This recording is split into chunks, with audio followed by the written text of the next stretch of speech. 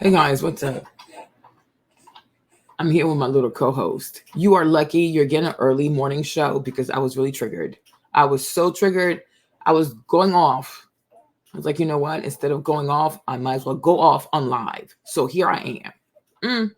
I'm still tired from last night though. So give y'all some time to get in here. Unbelievable. Hold on. Wait a minute. Yes, little baby, what's up? Anton has so many channels. I don't even know what it is. Like,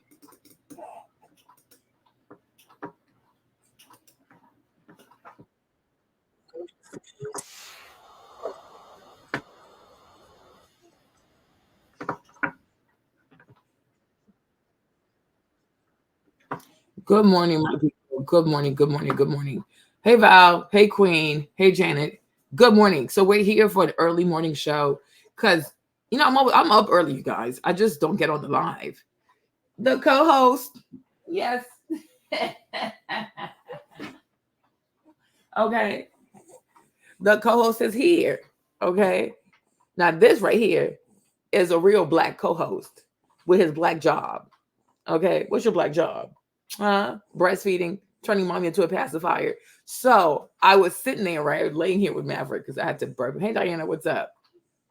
Diana, why you put a relaxer in your hair? You are insane. Hey, for me. What am I gonna say, right?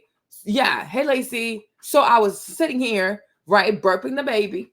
Okay, I was burping the baby, and I was watching Anton Daniels, right, because he's going over Kamala's speech, and I'm just like, you guys, I'm so triggered. She had me triggered last night, but I had other priorities with my other black job, which is to be a black mother. Okay, the black job of being a black mother. Okay, to her black baby. Okay, because he black. See, when he gets older, then I'm gonna have discussion about, oh my gosh, is Maverick black? Is he not black? What's his mom? What's his dad? No. See, he's smiling because he knows. There you go, Maverick. Let him know. I'm black. He's blackity black. Okay. Now he's a little light though, but don't judge him for that. You can't help how you come out the womb. Okay. All right. Hey, so I'm sitting here watching because I saw it last night. I saw like few snippets on Instagram of what Michelle Obama. Yeah, I have to. Here on YouTube, it's gonna be cut because one section had the copyright, so I have to trim that out. So you don't get the full version. But then on Patreon, you'll get the full version. Okay. I got it. So, oh no. I was so triggered, Val. I was so triggered, but I had to do other things like my hair. But then I woke up this morning and then I'm watching Anton, and Anton is covering what she said last night. And I said, Michelle Obama, Miss Michelle, you really want me to dislike you right now. You truly want me, as if she cares, right? But it doesn't matter. Okay. But I'm like, you truly want to hurt my feelings today? Are you kidding me? You see, I get it. You don't have to like Trump. You can't tell somebody, oh, you have to like this man. Okay, that's fine. Don't like Trump. But to truly sit here as an African American, because I know me, I'm West African, right? You are truly African American, right? We grew up being told that your dad, he's African American too. He had a work-related exposure to asbestos, right? And so he passed away when she was very, very young, right? And then your mom had to raise you and your brother. You know what I'm saying? Like, dang, like, wow, the real struggle. Like, I mean, a real. First of all, she's indeed FBA. She's indeed ADOS, right? And then you truly had what we call a Black experience. Like they swear, like not even just genetically, right? When we talk about, okay, are you Black? Kamala Harris is not Black. She's Hindu, West Indian. Okay, her mom is Hindu, her dad is Jamaican, so she's from the West Indies out there. Okay, with a whole lot of Indian. Right? When we talk about Black, it's not just like genetically, are you Black? It's not just when it comes to your phenotype, are you Black? Right? But we also talk about the Black psychology, the Black experience. Have you lived a Black American experience? You grew up in freaking Canada on top of everything. What part makes you Black? And I'm like, when the litmus test for being African American is, oh, did you go to an HBCU and did you pledge an AKA? Like the way I'm insulted, I am so insulted. And I'm not even African American, but I'm insulted. Well, technically, I am a naturalized West African American. Okay. But it's like I am insulted because words, they mean something. Like words mean something, right? culture. It means something. A cultural identity. It means something. You understand? Like, you can't just sit here and allow people to bastardize who you are. Because if you who you are can be anything and whatever to anybody whenever they see fit, then you are nothing. You are nothing. Like, everybody in the world, they fight so hard for their cultural identity, right? For their nationality, for their ethnicity, right? For their cultural heritage, like, because that's what holds you together. That's the thing that you pass on to your kids and your grandkids when you're no longer alive. And we are sitting here because Nancy Pelosi and Hillary Clinton decided to say, you know what? Well, hey, Kevin, let's redefine what's black. And that's why I cannot stand about liberals. Because liberals, especially white feminist liberals, I told you I cannot stand these heifers, right? They're the ones to feel as though, oh, well, you know, if you squint close enough, right? You're black, right? You understand? I said this to y'all before, that people who are constantly changing what it means to be black, what it means to be black in America, are always white, liberal, feminist women. Okay, they went from calling black people to calling people of color. Like, what does that even mean? Have you guys, of all the lives I've done for 12 hours at a time, have you ever seen me change color when I'm being silly, when I'm being hurt, when I'm crying? No, my hue is quite consistent. I don't change color, right? It went from black to people of color to what is it called? BIPOC? What is it? What's it called? Black people, indigenous. I'm like, what is going on, right? And now it's like, oh, and then they hit you with the, oh, I don't see color. Now they hit you with the, oh, you know, if you squint, you know, if you squint hard enough, she kind of looks black, right? So that's good enough. We have to stop. It is not up to white people, especially white liberal people. Hey, Gary, what's up? To redefine who we are. And the thing about, and that's the part, is like, you know, and this is where I will say this, I'm going to say it. This is where I respect Trump. I respect a lot of these, even what you call racist white people, because they know what black is. You don't. Okay? Because they don't even, for when Trump even says, right, oh, so now she's black. I'm like, yeah, I respect it. Because, like, girl, what are you? You can't switch. You can't just pick people's stuff. You cannot just pick an ethnic identity like it's a freaking costume. It is disrespectful. It is so disrespectful. It is so disrespectful to me. It's like being Ivorian. It means something, right? Being like my mom, like her people call way, right? It means something. Like they have their cloth. They have their, I'm telling you, like, when you say, oh, you're Ghanaian, there are many, you have different ethnicities in Ghana, right? When you say you are Ashanti, it means something. It's not some bastardized definition, right? If you go to Nigeria, if somebody says I'm Igbo, it means something. Even when they get married, they wear particular outfits. Like, they have particular fabric for those type of people, right? If you say that you're Yoruba, they dress also a certain way. All of that is their culture. That's what it means. You can't just change.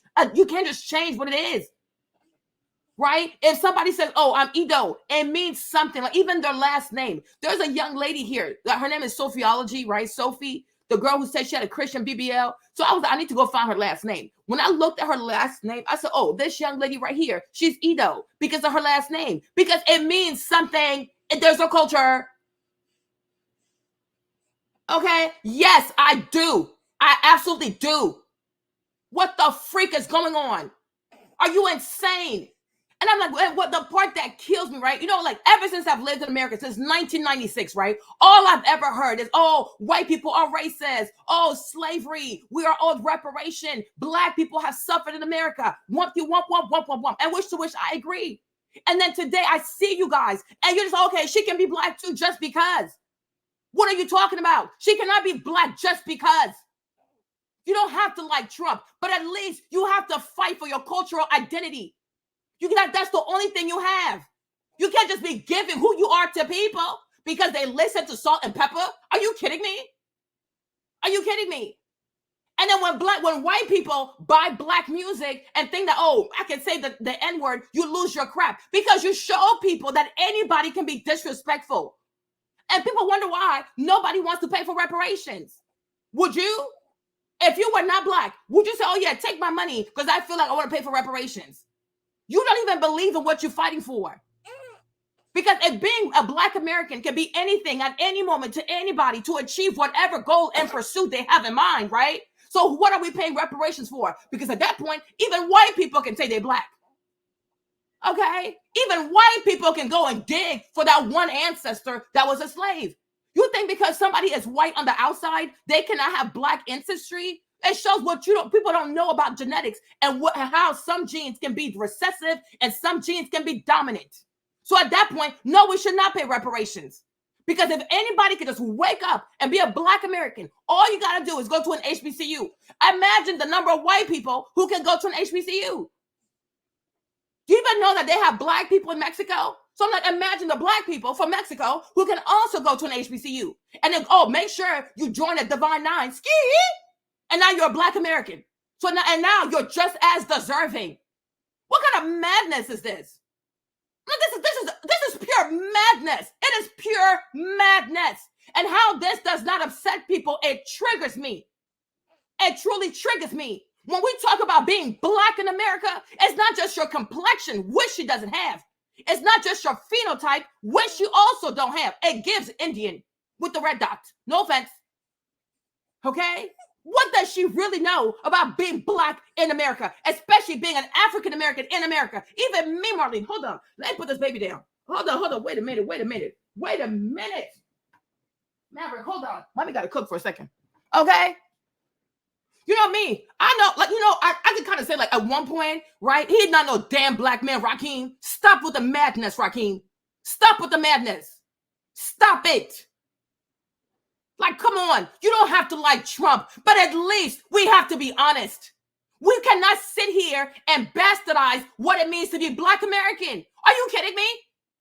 People who have there are people, to be black American, it means you got 20, 30, 40 generations on this land. Not, you just got here yesterday. You got here yesterday. You can ask all my people who watch my videos. I have never perpetrated to be, I'm African American. I am not. I don't need to be. You don't have to. I don't have to be it. Not in a negative way, right? But you don't have to always try to appropriate other people's movement. You can be supportive. Don't say, these are my cousins. Because I said, it's the same tree, different branches, right? But it means something to be somebody. It means something. When you raise your children, your last name has to mean something to your kids. Do not teach your kids, we are the Thompson. We are the this. We are the that. It has to mean something to people.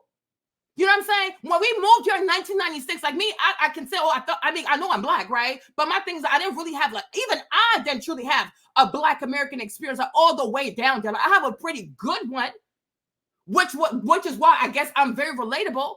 You know what I'm saying? I had a very good one. You know what I'm saying? I grew up in the Black American church. I have Black American friends. I was outside. I've always been outside, child. I've always been outside. You understand? But when I started dating James, for example, right, I did not even know the thing you call driving while black. I was like, what the heck is this? Because Jimmy would get pulled over nonstop. I'm like, what is going on? And I would always see how scared, because he's a big person, child, and these little tiny white police officers will always pull him over. I said, what is this?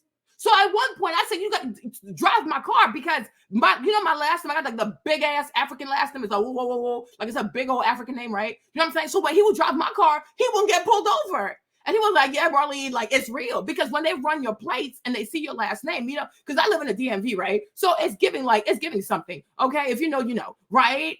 What the heck is this? Right? But it's you really realize, it's a real experience. It's not even just the stuff that I read, because, I read a whole lot. Because Black History Month falls during my birthday month, because I'm an Aquarius, right? Cool. But it's another thing to actually encounter and be around people who are indeed African Americans, right? When I met my in-laws, my mother-in-law, they her father, they had to leave Tennessee because he was one of the first Black person to have a master's degree. So the white people, no offense, Gary, but the white people didn't like him. Because he was not willing to clean. He didn't want to be a cleaning person. What am I going to clean the floors for? What the heck? I have a master's degree. So because of that, and because he wouldn't be a coward, they had to leave Tennessee and they had to settle to Hampton. But I'm imagine the toll it took on him because he passed away early. There are real things behind this, right? My father-in-law too, his father, he was in the Marines. He was in the Marines. He raised a bunch of Black boys. He had nothing but boys and one girl, right? In D.C. Made sure that none of his kids went to prison in the whole crack epidemic. It means something. My father-in-law, his mother, she's Creole. She's from Lafayette, Louisiana. I'm like, these things, it means something. It means something. It's not a bastard term. It's not when people say, oh, I'm FBA, I'm ADOS, it means something. Most people who say that, they've had one parent, they had one great-great-great-grandparent who fought in the Civil War. It is not a joke. It's not a joke. And I'm really getting triggered. You don't have to like Trump, but do not also lie about who this woman is, because she is not a Black American. She is not ADOS. She is not FBA. Do not do this. It's okay. Everybody can be their own self. Like it's giving trans woman. Why do you want to be a woman? Just be trans. Stay over there. People can support you without you lying about who you are. Because when you do stuff like that, you dilute and you diminish what it truly means to be ADOS, to be an FBA. You know, I'm an immigrant. I can be, oh yeah, it benefits me. Let's all be African American. No, we cannot do stuff like this. You know what I'm saying? Because like I always say, immigration is not a right, it is a privilege. You understand? You don't have to be a thing. Sometimes just be grateful for what you have. I have plenty of friends and family and cousins, I mean, you name it, right? Who are African Americans. I love them for who they are. That is theirs to claim. It is not mine to claim. Yes, that's exactly what she's claiming. When they say, oh, she black, what are they trying to say? What are they trying to say? She black where? What part of her is black? Her father is still alive. Mr. Harris is alive. Why don't anybody go knock at his door and ask him what actually he identifies as? Because you know dang well the man ain't black. Because, oh, he's Jamaican. Jamaican is a nationality. It is not an ethnicity. You have all kinds of people in Jamaica. And the man clearly said that he's Irish and he's Indian. And it shows. When you look at him, it shows. I wish I was at my house. I would show you my cousin. My cousin is also half Indian because his mom, she's Indian from Guadeloupe. Child, my uncle, child. Just like his dad. She does not have African lineage, Rakeem. She does not. I mean, like maybe like a slither, right? But what comes up the most is the Indian and it's the Irish. Why she can't claim them people? I mean, imagine, like I was a child living in, yeah, I'm an evil troll. Go sit down somewhere. I was a child when I was like, what was it, Burkina Faso maybe? I was still in West Africa. We would watch documentaries where you would see Black Americans be water holes. The people put the dogs on them, all kinds of stuff because they just want to be able to eat at a white restaurant. What her family got to do with that? What is her? And that's another reason why. That's another reason why me, Marlene, as it pertains to me, my black ass, my black behind, my black immigrant self, right? That's why I don't want to claim being African-American because it's not fair. Because what they had to go through out here, nobody in my family had to go through. We went through our own stuff in the Ivory Coast. So over there, oh, yes, I will claim it. I will fight for it. I will protect it. You can appreciate a struggle, a culture, a fight, a resilience of people who share your complexion without trying to hijack what they got going on. I don't appreciate that part. Because none of her people marched in Selma. None of her people were sharecroppers over here. None of her people had to suffer. No, you wait for these Black American people to do all the dying, all the fighting, all the incarceration, all the punishment, and then you come in and you want to swoop in on their backs and be the first president, the first female president. Yeah, right. Yeah, right. You goofy heifer.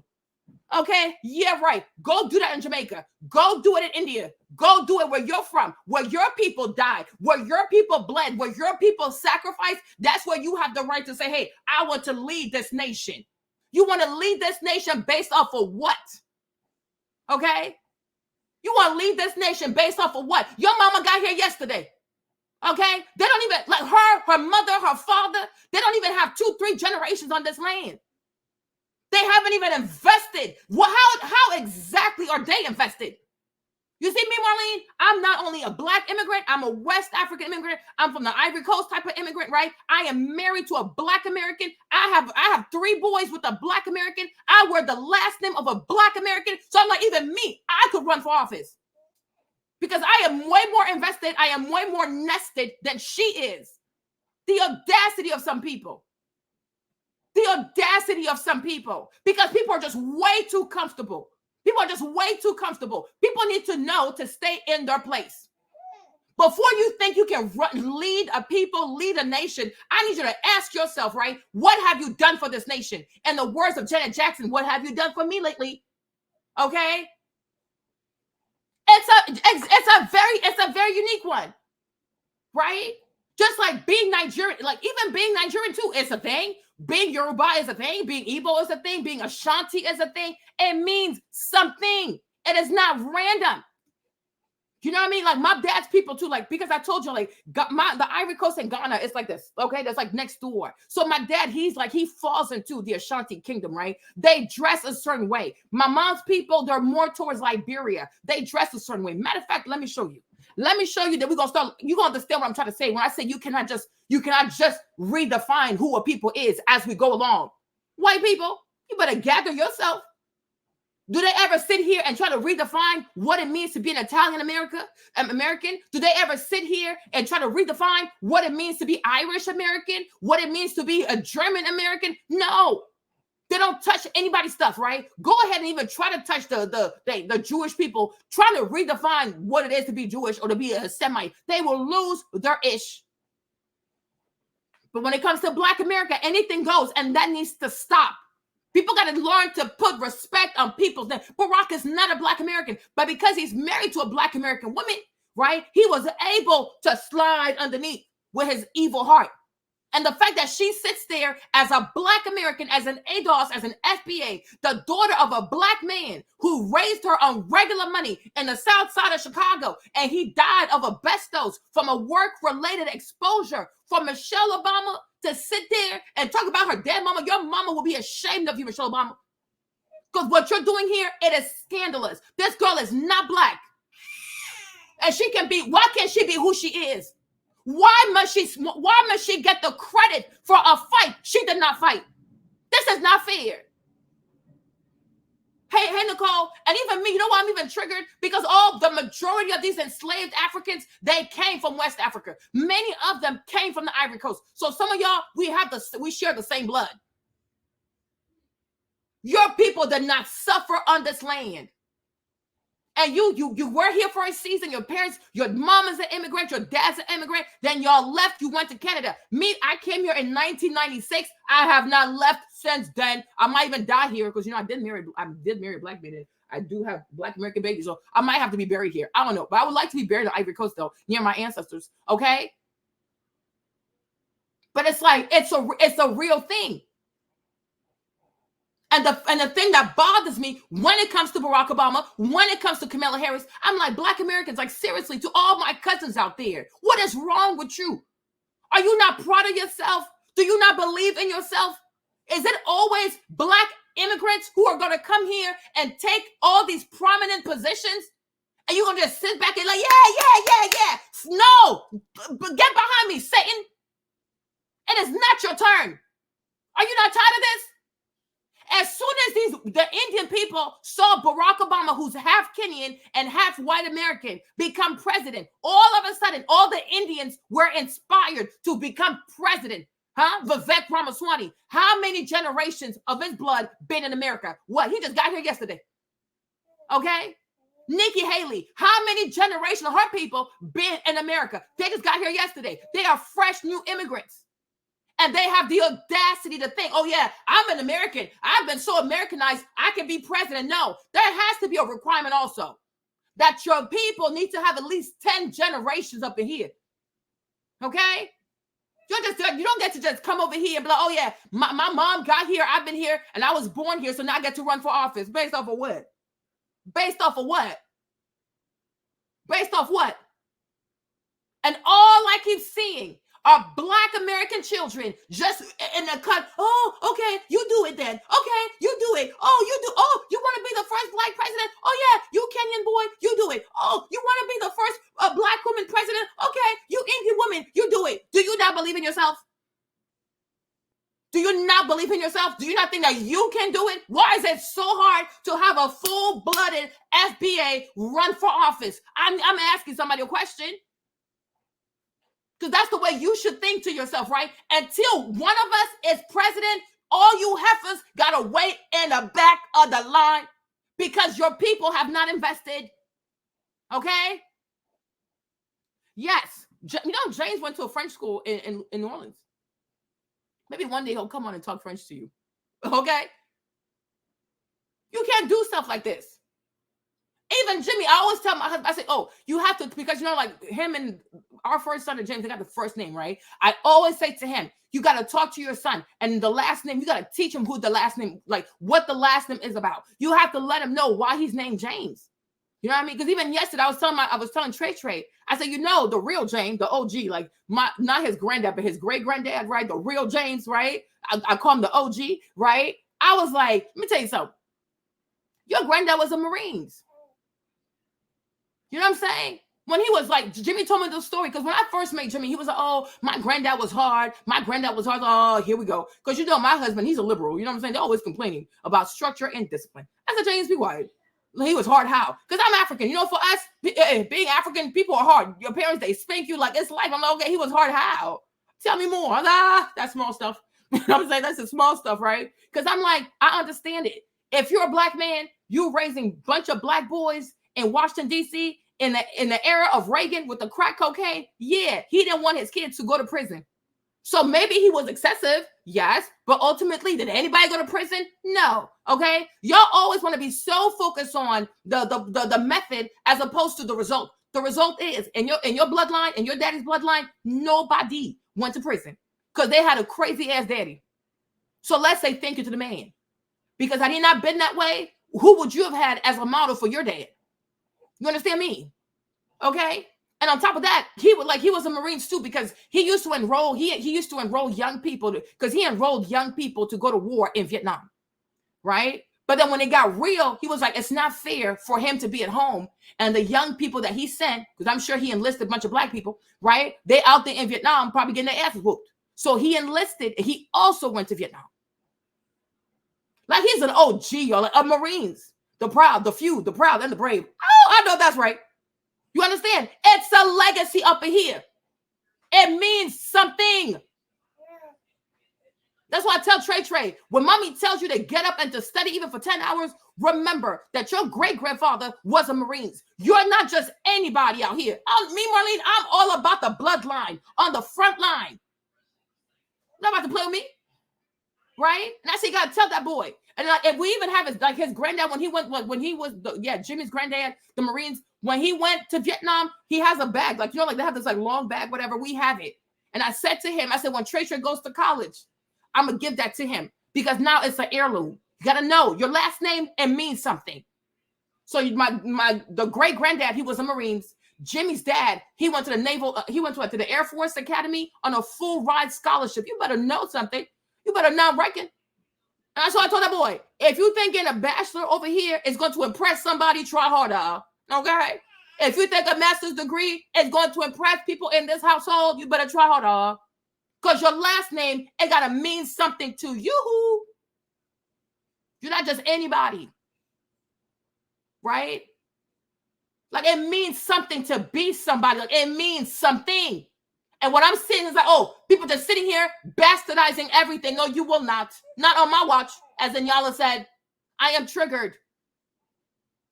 Because we got the same scenario happening in the Ivory Coast. They got this dude from Senegal who thinks he's Ivorian, and now he wants to run the Ivory Coast. I know you lying. And I told my mom, you better not. He needs to go back to Senegal. Even his last name is Senegalese. Go over there. Go with your people. This is the Ivory Coast. If someone is going to be president, it needs to be a full-blooded Ivorian. Get out of here with that mess. Because so you want to come over here, be the president, then you're going to take all of our money and send our money back to Senegal because that's the land of your mother. Hey, Nikki. Hey, Nicole. It means something to be somebody. You understand me? Like we used to go see her. I will show you her because Jimmy's, yes, I'm going to show you his face, Kevin. Okay?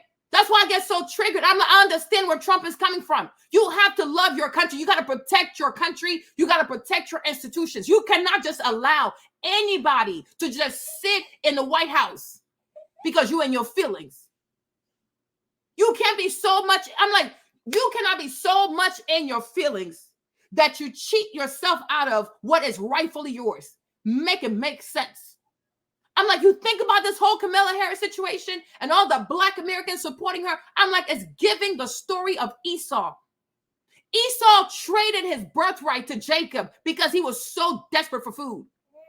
Being so short-sighted. Oh, we hate Trump. We hate Trump so much. Let's trade our birthright. It is your birthright. The White House is your birthright. But for an Indian person, before a Kenyan person, before a God knows what type of person. Because the way it should go out here, if white people get to be president, the next people up in line should be FBA people. Then after the FBA people, I don't know, it's whoever people. But when I talk about white people, I mean the ones who started this whole mess, right? I'm talking like French, like Anglo-Saxons and the French people, right? Like they started this, right? So after them should be, okay, who comes next? It's Black America. It's African Americans. It's the ADOS. It is a very, very singular Black experience that is found, right, in the West America. It's over here only. We are all Black. All around the diaspora, we know we all Black, right? But to be ADOS, to be an FBA, it means something specific. It is a very unique experience to this location right here of people whose ancestors were enslaved. Your people were not enslaved. So even if she never claimed to be Black, she does not deserve it. Not yet. Move the F out the way. Okay? And it really hurts my feelings because I know I am very well convinced, okay, that there are plenty of Black Americans, I'm like African American, FBA, ADOS, right, who have the resume, who have the competency, who have the bandwidth, right, to run for office. Why don't we pick an indigenous Black American person, Black American woman? So, okay, since you have the resume, let's do it. That's the problem with DEI. Is that on the surface of DEI, it seems to want to correct the injustices, whatever. But yet when they pick a Black person, they always make sure to pick a person who does not have the blood of an African American. You see, it always starts off with a nice promise. But by the time you get to the end results, right, you realize that once again, Black Americans have been cheated. It is disgusting. And if people had enough integrity, if a lot of Black immigrants had enough integrity to be like, yo, if this was happening in my country, I would let this stuff fly. Because you got to have love for people. What you would not want to see in your nation, you can't wish that for somebody else. Like what I'm seeing here in America, I would never want that in Ivory Coast, even though they're trying to do it. Let me show you what I mean. I'm coming. Hold on. What's his name again? I don't even know his first name. Oh, Tidiane. There you go. Okay. So this dude, hold on. Let me show you. I'm going to show you everything. Hold on. Let me share my screen real quick. That's ridiculous. Okay. So here's this guy, right? And for the most part, he's never even lived. I don't know if you're not familiar, right? That's why I say like phenotype, it means something. When you look at this man, if you are very familiar with Senegalese people, he has a very Senegalese phenotype. Like he looks like a Senegalese. Like you cannot, like the lips, the nose. But if you're not familiar, you would know. But if you're West African, like you would know. Especially if you're like Ivorian, if you're from Gambia, if you're from Senegal, you know what I'm saying? He looks like his people. I'm like, okay, so what's the problem? Why are you coming over here? Because the Ivory Coast is one, because like it's 12 of us, I think. We make up like this whole federation of like people who are colonized, like I think it's 6 or 9, I don't know. But it's like, hold on, let me see. Let me not lie to y'all. Hold on.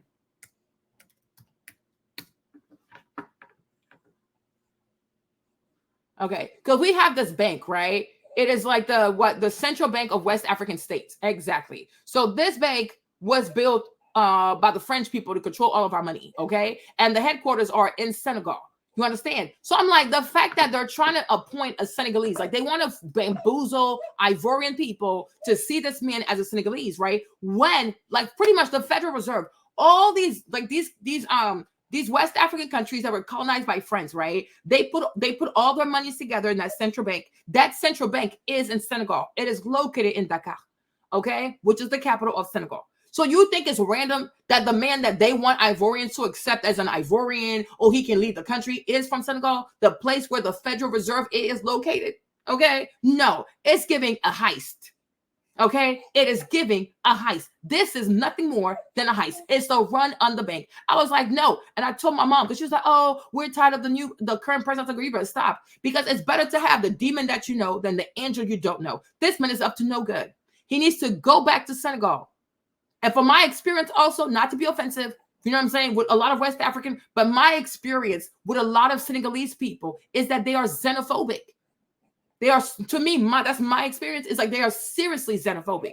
So why would I let you be a leader in my nation when you would never allow a child who's half Ivorian, half Senegalese to ever run for office in Senegal? You got to match energy. You got to match energy. People are just way too nice out here. It's okay to be an asshole. Just like that, right? So that's what he's trying to do. Now, let me address the other conversation, right? When I say it means something like your cultural heritage, your cultural identity, it means something. For example, Maverick. Okay. You see, if somebody tells you I'm Ashanti, right? This is what it means, right? You already expect like their outfit, like, you know, the kente really is, the kente is the Ashanti cloth, right? Now, when you're in the Ivory Coast, it gets darker. Like, we tend to be like more like the black colors, the orange colors, right? Because these are, when they moved over, there's this Queen Poku, who left Ghana, and she left Ghana to move into what is now called the Ivory Coast, right? So Ivorian Ashanti people, their kente cloth is usually darker. We do like the black, we do the orange, whatever. When you go to Ghana, their kente is like very light. Like, they go for neon green, neon orange, like the yellow. Their stuff is a lot brighter. So even off of that, like if you're Ivorian, you recognize your kente. If you are Ashanti from Ghana, you also recognize your kente, because we go for different colors. It's the same people, but they evolve differently.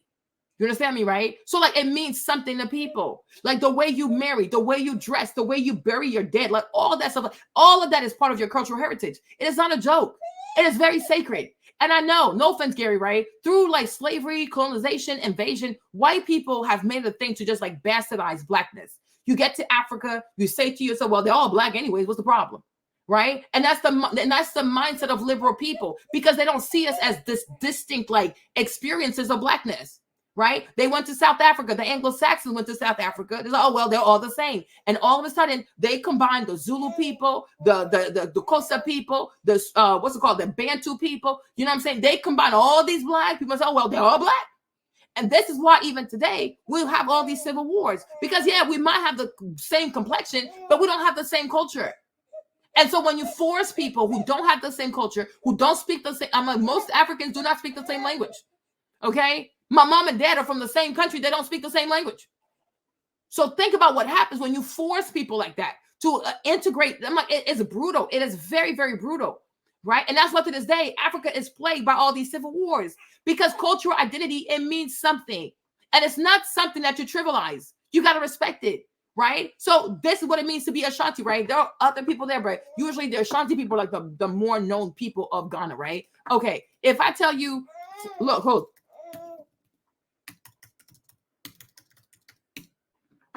Right? This is like, if somebody says to you, oh, a person is Yoruba, whatever, right? This is what it means. Okay? This is how they dress. I think it's this is what they dress. Like, they have the gile and stuff like that. They have the fan, right? That's what it means to be Yoruba. Like, I mean, part of it too, right? It's the wedding, it's the culture, it's how you dress, it's the food, it's the language. Like all the Oshun, Yemoja, all them people, right? These are Yoruba deities. They're not Igbo deities. Right? I'm like, all of that is your cultural identity. You can't just like make people Yoruba out of the blue. Like, what are you doing? What are you doing? What are you doing? What are you doing? Hold on, little baby. Hold on. Right? You see? Hold on. Let me see if I can show y'all something. So hold on. Right? If you talk about an Igbo wedding, this is how they dress too. Like, everybody dresses differently because it's their culture. It's their cultural identity. And if you take that away from them, you take who they are. Like who are they after that? Right? That's the way you marry, when you have your kids, how you behave, when people die, how you behave, you know, like all of that. It's your culture. It is your culture. There's one that's really, really pretty. Let me show you. Okay. These are the Efik women, right? Like, that's another part of Nigeria, right? So it's like, see, when they get married, they dress like little princesses. Like, they have a whole scepter. They have like a crown on their head. Come over here, little baby. Come here. You're making too much noise. These pictures are so blurry. I don't like that. Oh, it wasn't moving. Sorry, baby. Sorry. I apologize. Okay. You know what I mean? And I'm like, all of this is what makes a person's culture. It makes their identity. It makes their everything. You take that away from them. Who are they? Who are they? You know what I'm saying? When you say, let me go over here real quick. Hold on, wait a minute. Okay? Let me see if I can find some pictures. Child, good luck with this.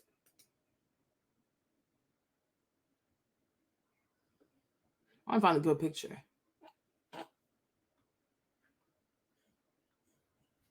Oh, this is a bit, it's getting a little too much activism. Okay. Hold on. Oh, yes. I know exactly what's, okay, good.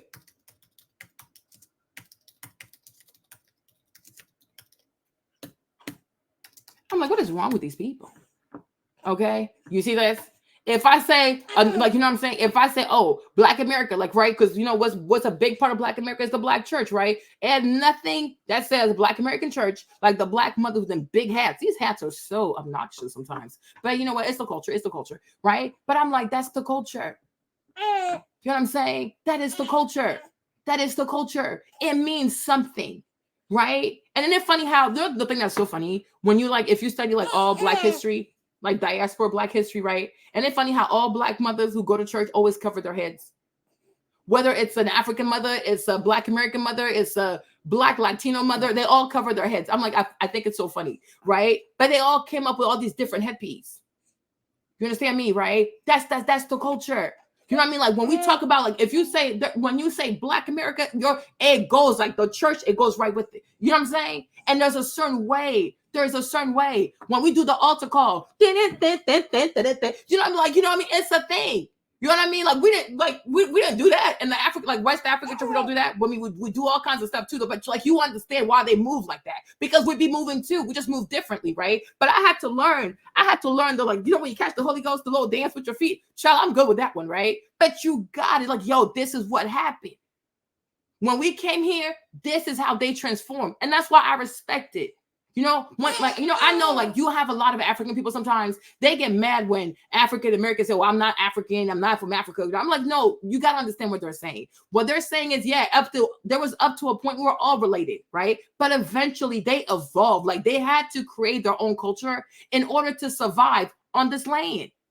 So they're not like rejecting you, right? But they're saying like we transform. And of course, the way Black Americans do Black church, right? You do see the African influence in it. You know what I'm saying? All the drums and passing out and stuff, right? But it's like there's a little thing to it. You want to sometimes say that, like, that part right there, that's the Black experience. You understand? You know what I'm saying? Or like when you sing like the Negro hymns, like I don't know how God is gonna do it. Yeah. I only know. You know, like them things like, oh yeah, you know, that part right there, you know exactly where you worshiping. You get it. You understand? You don't have like it, you know what it is. You understand what I'm trying to say? Like, I mean, it's real. And you know, another thing also that's part of culture too is how people cook. You can, like, you know, one thing why I love New Orleans, like New Orleans truly, Louisiana really reminded me of the Ivory Coast. You understand? But it's like, cause like you see, it's the same ingredients. Like you have okra, right? We use okra too. You have the root. Ivorians, we use the root. I was like, yo, my people were here. You know what I'm saying? When I went to the Whitley Plantation, you guys, I was like, oh my gosh. Like you see that, oh yeah, how many Ivorians came over here? I'm like, you see it. Like, you know, just eating. I'm like, I'm in America and I'm eating gumbo. I'm eating okra. Like in America, like, because Louisiana is so different. Like, I'm like, you feel like you're right there in the West Africa, China. And they got the bad roads just like West Africa. They got potholes everywhere. Okay. But you recognize that your people were here. But at a certain point, they had to transform themselves because they had to survive. You know, so they forgot about Africa. Now, you cannot really blame them, right? But in the food, you see it. In the way they worship, you see it. In the way they attach to family, you see it. And that's why me, Marlene, for example, I'm going to tell you, do not be offended, but it's your choice though, right? That's why for me personally, I prefer to deal with Southern African Americans. Because they still have that African mindset. They love to cook. They're about family. They're about marriage. They're about order. There's a hierarchy. You respect your elders. These Northerners over here, I don't know them people. Okay? They are very bizarre. They are seriously weird. Okay. But like when you go down south, like in the deep south, I told you when I was in Columbus, Georgia, right? My pastor mom, she was Black American. Rolesta Ellis, we were like this because she was my mom. And she'd be like, daughter, like I was like that lady had me in her house. She had me, and that's what I'm saying. You cannot be doing stuff like this.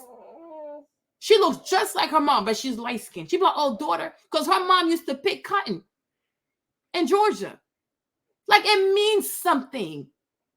It really does mean something. And there comes a point, I'm like, you gotta have limitations on your BS, right? She'd be like, well, because she used to pick the cotton. So her mom, because she's light skinned, her mom, they look just alike. Her mom had my complexion, and then she probably got the same complexion as Maverick. So her mom didn't want her to get darker. So her mom would like put like sticks, like 4 sticks, and then she'll put a cover over it, and she'd have her sit right there. And then she would pick cotton.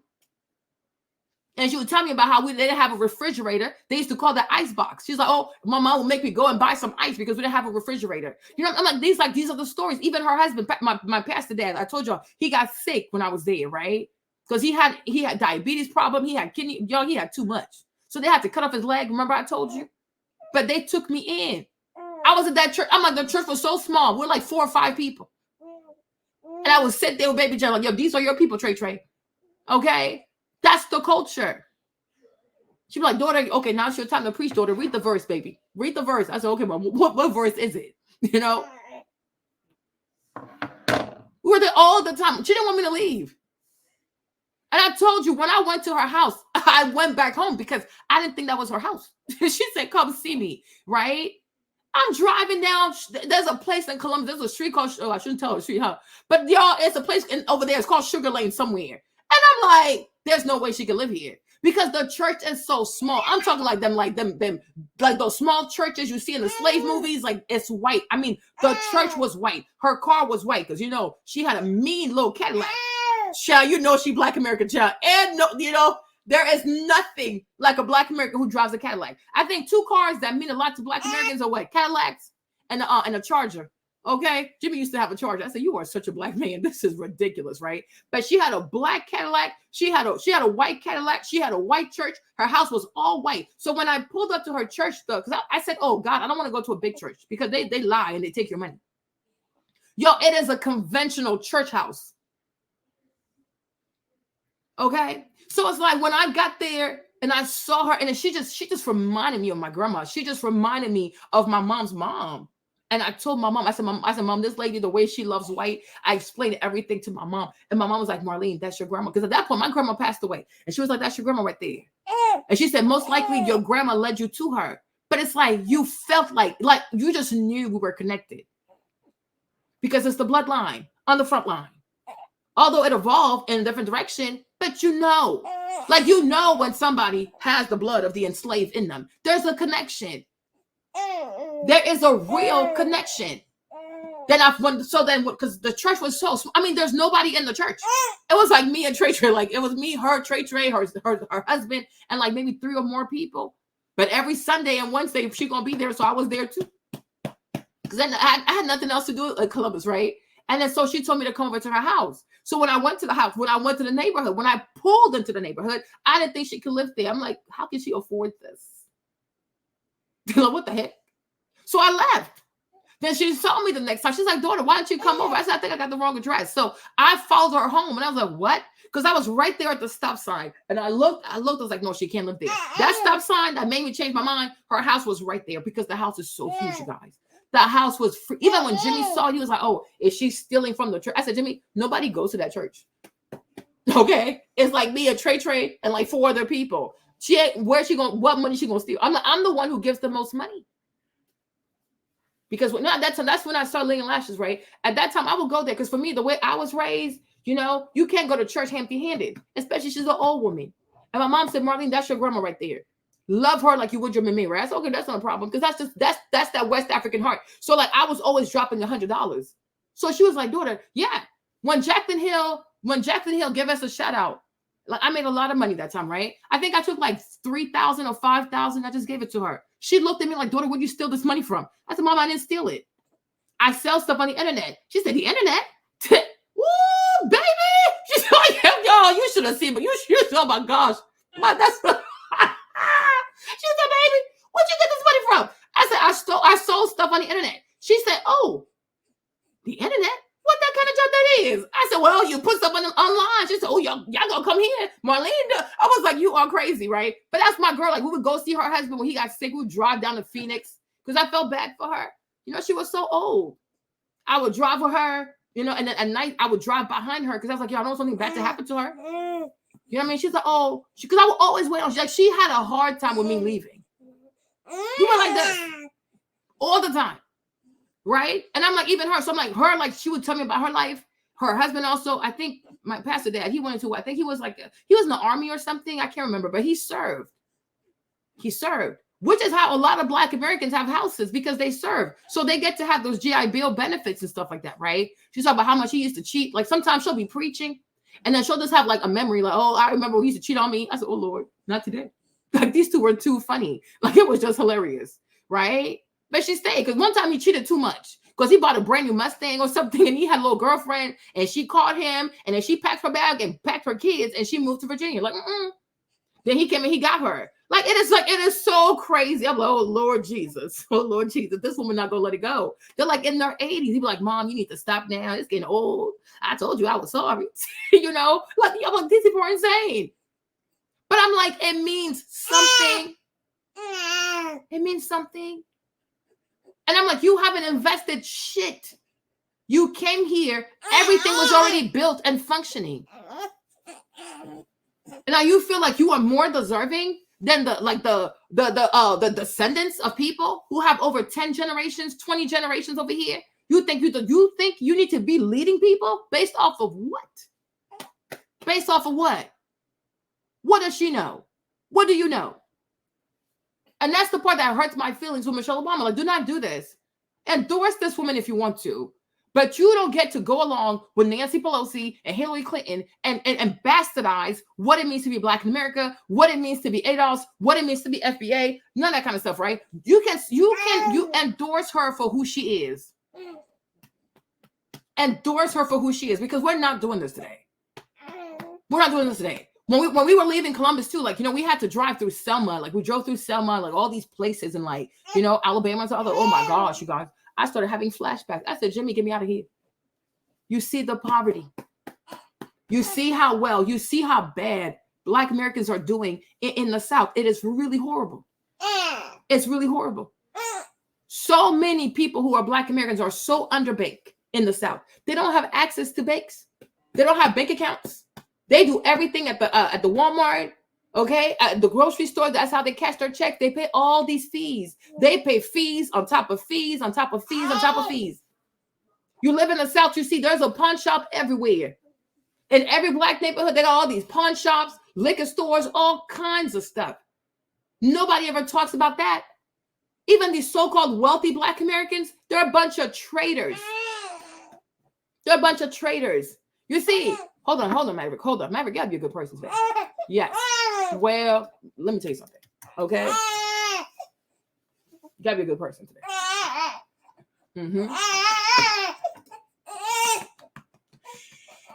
This little man, you got, sorry, hold on a second, right? It's like when you think about Thurgood Marshall too. You know he's West African. Sorry. Oh my gosh. You know he's African American. You know he's an FBA. Because when this man got his law degree, he could have gone about his business. Like, hey, I made it. Like so many of them do today. Yes, Maverick. It's sad. It's unfortunate. I know it's sad. It ain't right. It's not right, Maverick. Do not. Yeah, I know that's right. Don't forget about your people. Don't forget where you came from. I know, Maverick. You better preach. You're gonna be a prophet. I know.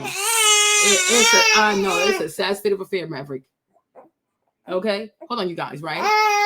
He could have been like, you know what? I made it. I got my law degree. I'm good. But you know, it's the blood. It's the blood. When you bleed, when you share the same blood as an oppressed people, just like Moses, right? Just like Moses. When you share the blood of an oppressed people, no matter what, you can't turn your back on them. So Thurgood Marshall takes it upon himself to travel throughout the South to be like, hold up, how's education out here? He didn't have to do it. I don't think a lot of times when we talk about Thurgood Marshall, people understand that this was a personal initiative. It was a personal initiative. He used his own money to travel throughout the South to say, I got to make a difference. And to me also, that's what it means to be African American, to be ADOS, to be Foundation of Black American. I'm gonna even go for Foundation of Black American, right? Because it's like, no matter how much you make it, you got to remember to pull your people up. When I was like, look, think about everybody. You go back. You think about George Washington Carver. He was raised a slave. And if you ever hear his voice, he sounds like Mickey Mouse because they cut off his testicles. He was castrated. And I'm like, a lot of times too, when you hear the narrative about, the house Negro versus the outside Negro, the house Negro had it so much easier. I'm like, you do realize that house Negroes were not just women, right? And even the woman, because you're closer to no offense, Gary, but because you're close to the white man, you might get raped. But you think those white people at that time were going to let a black man all up in their house like that with full functioning privates? The majority of black dudes who had to get close to the house, they had to get their privates cut off. So that's why he never had kids. If you ever, my hands are stuck, right? If you ever listen to George Washington Carver, he sounds just like Mickey Mouse because he does not have testosterone. They cut off his testicles. But after everything he'd been through, he still gave back to black people. Because when people got freed from the plantations, all they knew is you get free from the plantation, then you go into sharecropping, right? Because remember, Emancipation Proclamation, you sound black like Camille. I know that's right. Because remember, Emancipation Proclamation, it just sets you free, right? But it's not enough to be free. You also want to have liberty, which means the federal government ensures that you're free, okay? Within your constitutional rights. Because there's freedom and there's liberty. It's not the same thing. Right? Now, Paul Revere did not say, give me freedom or give me death. He said, give me liberty or give me death, right? Citizens have liberty. Human beings have freedom. Very different. Okay? So, the sharecropping thing. Many of them only knew how to grow cotton. Cotton is very drying. Like, it just sucks up the nutrients out the land. And at this rate, you're going to go broke. And you're going to go right back into slavery. So George Washington Carver, he started showing Black American people how to grow beans, like beans, that kind of stuff, right? And this is why in the diet, in the soul food diet, right, you have all those black eyed peas, all them things, those kinds of things, those type of crops, it comes from George Washington Carver because growing beans is not as depleting to the soil. And you can keep growing it back and back and back and back. When you do cotton, at some point, you're going to have to stop because if you don't, your whole place is going to turn into the Sahara Desert. Right. And then later on, he's going to link up with what's your boy's name? Booker T. Washington. Right. Booker T. Washington, too. Born a slave, most likely a product of grape because they don't make them like that in Africa. The man got green eyes. OK, so when he creates the Tuskegee Institute, right, George Washington Carver is going to be a professor there. Right. He helps so many people. Why? Because it's in your bloodline. Because one thing about being oppressed, growing up enslaved is that you know what it is.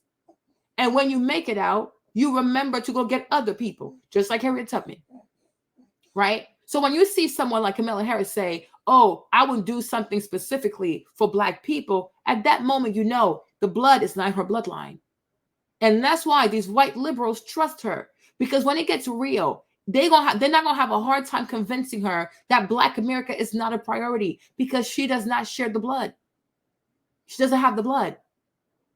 I'm like even questioning that she even grew up in Jamaica because I'm like, imagine a Jamaican locking people up for smoking the ganja. Okay. Bob Marley is rolling in his grave, but you don't have the blood because when you have that blood will make you sacrifice for your people.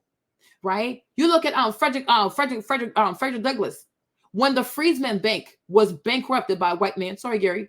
Okay. Like, what's his name? Frederick Douglass took his own money because these were his people. Because when they come out the war with Abraham Lincoln, right, the things he promised he didn't do. And on top of that, he was murdered. So they recognized that they had to take care of themselves. They didn't sit there and cry like those people do today. Oh, I'm Black. Oh, I don't have a daddy. Shut up. Okay. They got their asses up and they started working. If you knew how to cut hair, go cut hair. If you knew how to shine shoes, go shine shoes. If you know how to wash some clothes, you better. If you want to be a maid, go do it.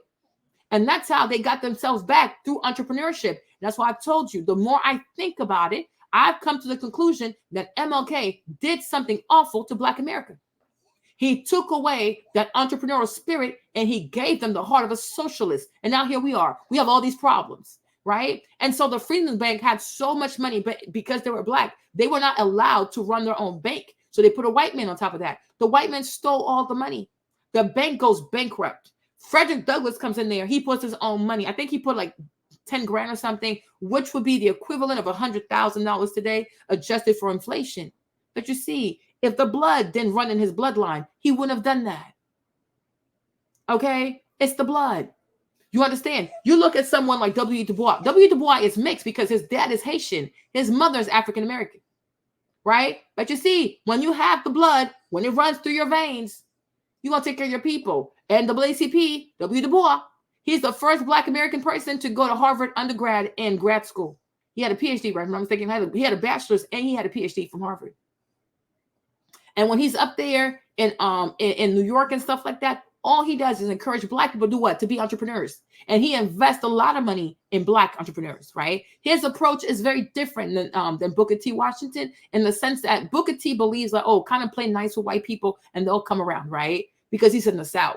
W. Du Bois being up there, because if you went to school at Harvard, you went to school in Massachusetts, right? So he's up in the North, so it's a bit different. He's like, F these white people, okay? What you need is money. And once you have money, you're going to get respect. It was given the locks. Money, power, respect, you will see the light, okay? That's how he went about it. But the thing about W. Du Bois, even though he's mixed, he's half Haitian and he's half African-American through his mother, right? He still has it in his blood. So he remembers his people. So they create the NAACP, to which you have Ida B. Wells. Ida B. Wells also is full-blown African-American, right? She joins them up there. And because she fled because the KKK, they were Democrat Party, child, the KKK, once again, lynching all kinds of people, right?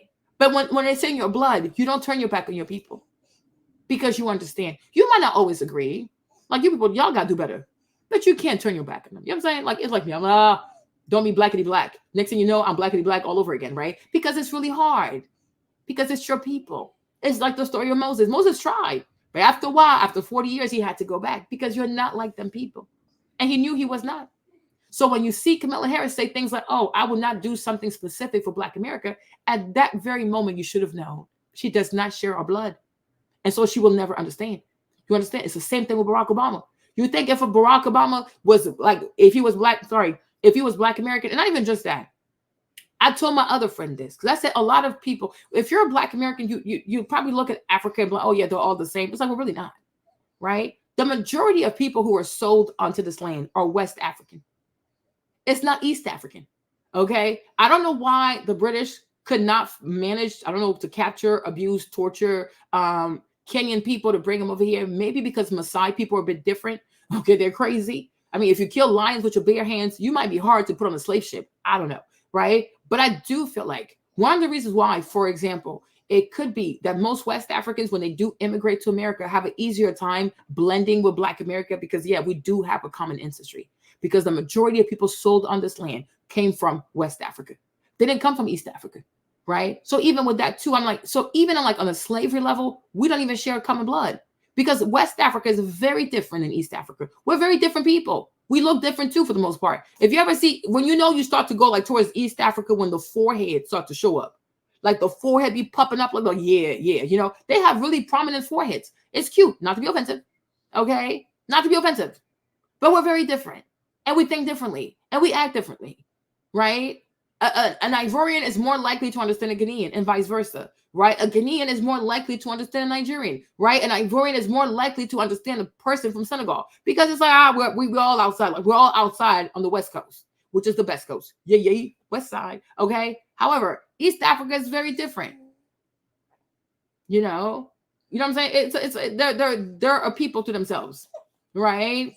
So I was trying to tell her, I was like, what you don't understand is when you look at him, you'll say to yourself, oh, his dad is Black, his dad is from Africa, African slaves were sold on this land. But I'm like, but one detail you cannot forget is that it's mostly West African people who were sold on this land. And some also from Congo, right? The whole Congo, which also you have to also add Angola to it, but that's also not East Africa.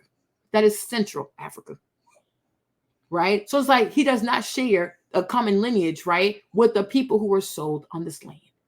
So I understand why he can be president and not even try to legalize marijuana You know, like all the goofy stuff that has hindered Black people in this nation, right? Because I'm like, he doesn't know that experience, right? Everything about him is manufactured. Because even me, Marlene, for as long as I've lived in America, for my experiences, like I guess like a pseudo Black American too, right? Me, that's one thing I would legitimize so quickly. Now, I don't smoke. I don't think you should smoke, but whatever. It's a cultural thing, right? It's a cultural thing, right? People have the right to smoke if they want to. I would hope that you don't, but hey, right? But it's like the marijuana charge, right? Even for personal consumption, it has ruined so many young people. Because when you have a marijuana charge, right, you can't apply for financial aid. You know, there's a lot of things you cannot do. There are a lot of things that you cannot do. So for Kamala Harris also to be DA in San Francisco, all these big white corporations, sorry, Gary, right? Who do all make all this money, Google's out there, Facebook is out there. I mean, there are so many huge tech companies out there, right? You didn't catch them people in a crime. No. But what you want to do is go after these poor Black Americans who are smoking weed. Who would do such a thing? Right? Because if you grew up with your cousins, I mean, because it's a cultural thing. You cannot deny this, right? If you're a Black American, smoking weed is not seen as a bad thing because it's a cultural experience. Like it's a thing. It's a real thing, right? So if that's your culture, are you going to go into office and then start to sanction people for doing the things that creates a cultural bond? No, you're not. But you went after that because that's the easy way to show that you're tough on crime. Because you know, you weaponize something that is a cultural experience. You weaponize. And even the thing about this whole smoking weed thing, which if you care to learn, eventually you will learn, right? Is that one reason why many Black Americans do smoke weed is that it goes back to slavery. Right? Because they didn't have access to Motrin. They didn't have access to Tylenol. Like, you know what I mean? It's it's what's it called? It's acetylene. How you call it? The stuff that's in the Motrin stuff that's in Tylenol, right? Because it helps with your muscle pains. Right. So when you consider how tedious, laborious, and arduous the work of Black Americans, especially enslaved Black people, was on this land, yeah, they had to smoke some. OK, they had to smoke because it helps with your joints. That's why cancer people. Yeah, that's why cancer people got to smoke the weed. So I guess that's how it just stayed. It became a thing. Right. But it helps with muscle pain and chronic pain. When you got to arch your back like this and pick cotton like this, it is hard. It's hard. It's hard work. Slavery is hard work. Sharecropping is hard work. Laying all these train tracks throughout this nation, it is hard work. The people, their body is hurting. So you're not going to give them medication because they're Black. They got to find something. And it could be that they got that from Native Americans too, because Native Americans, you know, they are really connected to nature. So maybe that's where they got it from. I don't know. Right? Maybe not. But I'm like, that's how it comes into play, I guess. And then it evolves into like it becomes a cultural thing. Now, in the Ivory Coast, you're not going to see people smoking the ganja like that because it's like, what? They didn't have to do that kind of stuff, right? You know, a lot of things like it makes sense though, the more you think about it. So you become DA and you're proud because you identify as South Asian, and now you weaponize a cultural experience. You weaponize an experience that is particular to Black Americans, and you use that to build your resume and to act like you're tough on crime. Why can't you go after these mergers and acquisitions in San Francisco in a tech company? You mean to tell me Google was not out here, Alphabet was not out here breaking laws, Facebook was not out here breaking laws? A lot of these huge corporations are not making shady deals. No, she does not touch the billionaires. She doesn't touch the 100 millionaires, right? She goes for the smallest class and for something so silly as smoking weed. And when I see people like D.L. Hughley, who is so quick to call white people racist, oh, you're a racist, oh, you're a racist, his entire page is about rage baiting, making Black people angry. Oh, look at the racists, look at the racists. And for this man to sit here and to bastardize what it means to have a conviction, whether it's a misdemeanor or it's a felony, it affects your record. For young people, it affects how they apply for college. It affects if they can get financial aid or not. Because if you have a weed conviction, you can get FAFSA for a whole year. So you might have to go work. And while you're working, life might get with you, and you might forget that you need to go back to school. So you might never come back and re-enroll, right? If you want to apply for an apartment, you have a record. You have a record. Like they act like a misdemeanor is like it's small stuff, right? No, it's not. She could have gone after serious crimes, and she chose not to. She specifically targeted Black Americans. For the one thing I know the thing that is so easy also when it comes to weed is that you know that it's a cultural thing. So if you make it illegal, you're always going to catch at least a few Black Americans because it's a cultural thing. right? If you weaponize somebody's culture, yeah, they're more likely to become criminals according to your standards. Right? It's like if you criminalize bleaching your hair, right? Do you know how many white women will get arrested? Because the majority of these white heifers are not real blondes. The majority of them are brunettes, right? So if I know that most white women are not real blondes and I start criminalizing, getting all these foils, the low lights, the highlights, whatever, yeah, I'm going to have a lot of white women be criminals. And you'll see their roots come out. Like, ooh, look at that. Okay? So that's the thing. It's very, very intentional because in the people that she, like, when you look at who she incarcerated, it's not giving, okay, it's mixed. Okay, she went after the Chinese for doing money laundering. Okay, she went after the Asian for doing money laundering. There's a lot of these Asian people, they don't pay the taxes. The nail people don't pay taxes. The Korean beauty supply store don't pay taxes. The Chinese man with his 5 chicken wings for $1, he don't pay taxes. That's why many of them, they prefer to have cash. They want to have cash. And that's why many of them do business in the hood because most black people don't use credit cards. They use cash or they use their EBT card. Right? So I'm like, everybody has their thing. Every culture has their Achilles heel. Why don't you go after them Asian people for not paying taxes and always collecting money in cash? Okay? Why don't you go after the white people of the San Francisco for all these tech companies? I'm sure some of those deals were quite shady.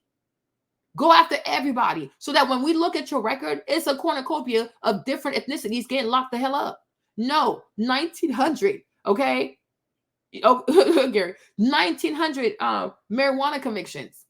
And the majority of those convictions were misdemeanors and felonies. And then you have someone like D.L. Hughley who's always screaming blackity black, trying to sit here and bastardize the consequences of that. Like, are you insane? Are you insane? Do you really not know what it means to have a misdemeanor? Do you really not know what it means to have a felony? Because once you're in the system, you're most likely going to go back. Okay? For what? For smoking weed? Give these people a fine. Give them people community service. Okay? It's not that deep. It is not that deep. And now marijuana is all legal. And y'all ruin people's lives for something foolish. But it's like in this nation, I've really noticed that whether it's Republicans, it's Democrats, right? It's always when it comes to being tough on crime, it means be tough on black people. Why? Be tough on everybody. And that's the issue I have with Joe Biden and his crime bill, right? 5 grams of crack, which is a drug that most likely black people are going to use, it gives you 5 years in prison. But if you do 500 grams, 500, so 100 times crack. If you do 100 times the volume of crack, if you have 100 times more cocaine, then you get 5 years in prison. So the drugs that you people like, you are very lenient on the punishment. But because you're not going to do crack because you're white and it's beneath you, because you got money for cocaine, because cocaine is very expensive. Crack is cheap. Crack is very cheap. It has a little bit of coke and a whole lot of other stuff in it. Okay? But crack is cheap. So crack is usually for black people. Right? But cocaine is expensive. Cocaine is for wealthy people. It's for Wall Street. It's for supermodels. Like, it's for the rich and famous. It's like $100, like what? Like an ounce or something like that? Who got that kind of money but a rich person? Okay? You're not going to see a rich person do crack. Okay? You better lay low. Right?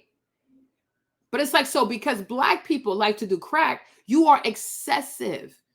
5 years for 5 grams. Y'all go measure what 5 grams looks like. It's like a teaspoon of sugar. So for a teaspoon, you give somebody 5 years.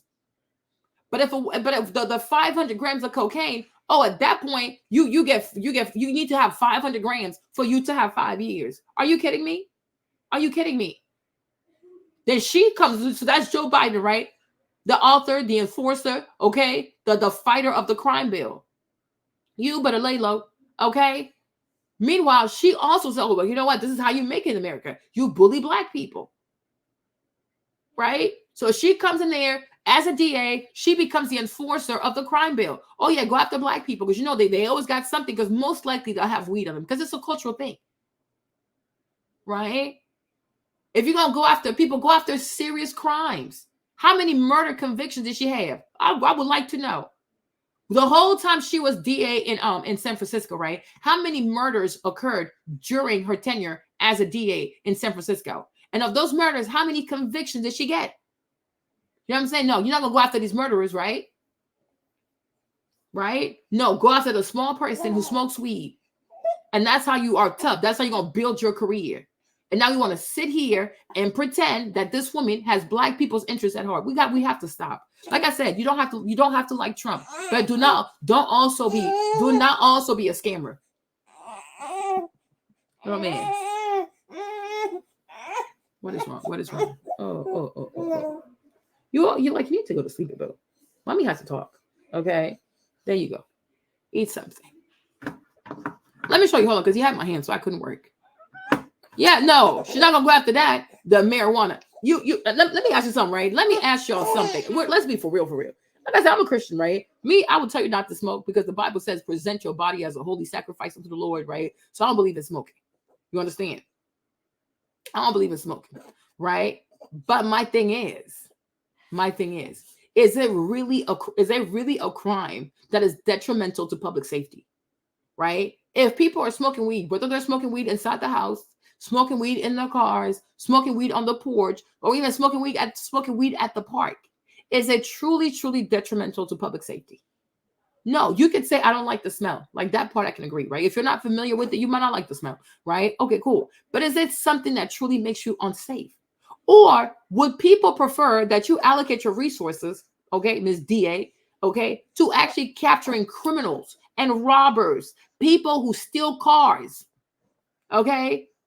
If you ask citizens, okay, what kind of criminals would you like for us to go after? People who smoke weed, people who kill, people who steal, rob. They'll tell you go after the killer, the robber, okay, and those who steal from people, because those crimes truly make people feel unsafe in the community. But smoking weed is like, I might not like the smell, so maybe they can smoke somewhere else, right? But I don't feel unsafe because I see somebody smoke weed. I don't have to like the smell of it, but I don't feel unsafe. Right? But if I turn on the 5 o'clock news and I know that there's a murderer on the loose who has killed a mother and her children, now that part, I need you to find that man expeditiously, lock him up, don't let him out. Okay? Like there's a hierarchy of crimes that really do matter. And I feel like on the pyramid of crimes that do matter, smoking weed is the most irrelevant, okay? It's an upside down pyramid. It is completely irrelevant. It is inconsequential. And honestly, it creates too much paperwork. It's a waste of time for police officers. Police officers should be out here solving real crimes that are going to make the community feel safer, that are going to make the people feel as though, you know what, I am glad I am paying taxes, okay? I feel as though my tax dollars are being used properly because they're actually solving crime. Exactly. And the rapist, okay? The evil people who come on the 5 o'clock news, we want those people locked up. That's what we pay taxes for. I don't pay my taxes for you to chase behind some 18-year-old getting high behind, behind the mall somewhere. I don't care. Tell him it's bad for him, but ultimately it's his life, right? I mean, like, seriously. Like, we have real crimes in California. They have real crimes in San Francisco, especially financial crimes. Okay? You don't go after those people. You bully Black people with your office and your staff and your police department. You are a bully. So 1,900 people, you ruined their lives, right? And what did that do? Did that make the standard of living? Did that raise the standard of living in San Francisco? Absolutely not. Just a bunch of stupid ass paperwork. And a lot of them probably didn't even show up because they didn't have transportation. So because they didn't show up, they had got a judgment against them. Okay? Like, that's some weak shit. Like, it's so weak to me. It is so weak.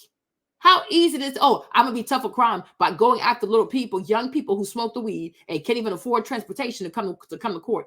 Go somewhere with that. Go solve real crimes. Now I even want to know. Hold on.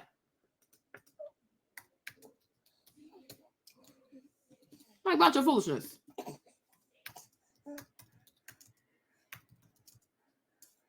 Let me show y'all. Okay. Look at this. We're going to go through this. Okay.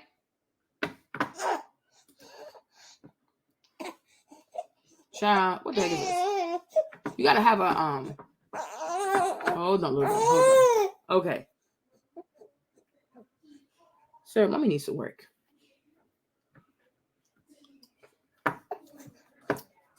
Let me find. Because this one, I had this one. Oh my God. I don't know why they're making people pay for that now. Because now they want to make money off of it. But this one, this article right here, it says 1900. I don't know if you can see it. Mavi, hold on, baby. Hold on. Hold on. Why are you being so upset like this? You need to sleep, boo. Go to bed. Go to sleep. You're okay. You're safe. You're doing just fine. But it's this article right here. If I click on it quickly, you can kind of see it. Let me click on it again. Oh, yeah, my co-host. It's a bit challenging. Hold on, co-host. Hold on. Okay. If I click on it quickly, look at it right here. It says 1900. Okay. So she did 1900 convictions. Okay. And amongst those 1900 convictions, you had you had misdemeanors. Okay. You had misdemeanors and you had felony convictions. Right. Now, for me, where I would probably do a felony, I have to be honest, right? Where I would have done a felony for marijuana is intent to distribute or distributing. And if you had made over $100,000 from your sale of marijuana and you didn't pay taxes, that would be my issue, right? My issue is that you didn't pay taxes. Does that make sense, you guys? If you're smoking for your own pleasure, if you're smoking for your own good, I don't have time for this. It is too much paperwork. I'm not wasting tax dollars on my police officers to run behind some 18-year-olds, 20-year-olds smoking weed. Okay. Like, listen, your parents should have raised you better, but do what you want to do. Okay. However, if you are a seller of the ganja, okay, if you're out here selling the reefer and you have made over 6 figures, okay, in the current fiscal year and you didn't pay taxes, now for that part, now that's a felony. I need my money, boo-boo. Okay. I need my money. Okay. Yes. I need my money. Because now, because right now, because you are infringing on the state trade laws, you need to pay taxes on that money. You're making 6 figures. You have a small business. Okay. So for that, yeah, I'm gonna get your ass. Where my money at? Okay. Hey, dirty. Baby, better have my money. Don't you hurry. Okay. You better have my money. Okay. So that's where I would do a felony conviction. Intent to distribute, and you've made money off of it. Over 6 figures. Okay, so if I catch you with the weed and you got a bunch of money, nah. Okay, and it's giving like dollar bills, and we count the money, and it's over $100,000 a year. I need my money. Okay, okay, exactly. Okay, yeah, users are okay. Okay, exactly. You can use it for your personal. I don't have a problem, right? Use it. I might find you. I might put your community service. I'm not gonna give you a record though. But I'm okay, give me some community service. I need to clean the streets. Are you gonna do something for me? Go talk to the kids, okay? Go to the high school and tell these little people why they should not be smoking the ganja, okay? You know what I'm saying? It's personal use though. You're not being harmful. You're not being destructive. Now, if you are selling or you have sold and the business has made over 6 figures and you have not declared that on your taxes, that part, yeah, I'm coming for your ass. Okay, because now you're breaking state trade laws. You have to pay your taxes. You got to pay county taxes, state taxes. I need my money because that's how I pay my police officers. So yeah, and that's how I get paid too. So yeah, my money, please. Okay, but it's like, yeah. Now, if you have guns, also there's like the money and guns. Okay, for the guns, I do have to get your ass, right? But if you are a peaceful, right? If you are a peaceful weed seller, you know what I'm saying? You just sell your weed. You don't have weapons. You know what I'm saying? You don't hurt people. Just make a whole lot of money, but you did not pay the taxes. I need my money, please. Okay. I need my money. All right. So that's what I would have done. Okay. But it's like this lady, no, she was intentional. She was absolutely intentional. And I'm like, I can see why your daddy denounced her because they're saying that her father like denounced her. Right. But I'm like, yeah, I get it. Because imagine a Jamaican or half Jamaican persecuting people for doing something cultural. Okay. It's the culture. Well, so I'm like, you would lock up Bob Marley if he smoked the weed? Are you serious right now? You are insane. She is insane. Like, and for me, honestly, not only do I think she's Indian, I think she's Indian, and I also think that she hates men. I think she hates her dad. And because she hates her dad, she probably hates her Jamaican side. She probably hates everything that has to do with Jamaica, okay, including, the reefer. Okay. But I'm like, girl, what runs in your veins though?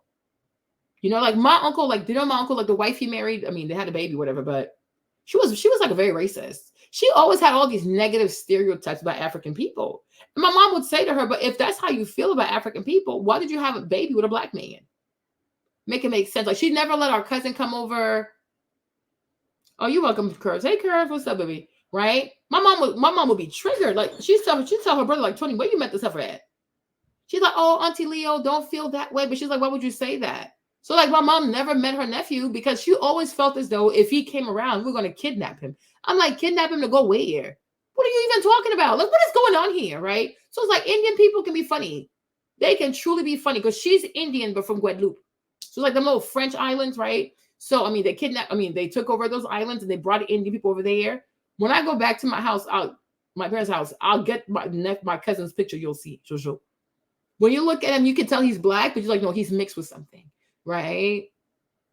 You understand? But Jojo, he is half black and he's half Guadeloupean, like he's half Indian from Guadeloupe. Okay. That's the culture though, right? But I'm like, you can see the way she moves. Like her mom was a hateful person. I'm trying to be funny, but I don't think her mom liked Jamaicans. Because just because you have a baby with somebody, don't mean you like the people. Especially if y'all didn't break up in good terms, right? But I'm like, because why isn't her dad outside? Like, why isn't her father congratulating her? You know, she's not on good terms with her dad. So most likely she hates men. Okay. She hates men from her own culture. Because that don't make no sense. That truly makes no sense, right? So I'm like, Joe Biden wrote the crime bill. And you were the enforcer of the crime bill. Speaking of the crime bill, I need you guys to see this. Hold on. So if I put you down, you start crying. Okay, come back up. It's fine. Mommy has to work. Hold on. Let me show you the crime bill. Hold on. Crime bill.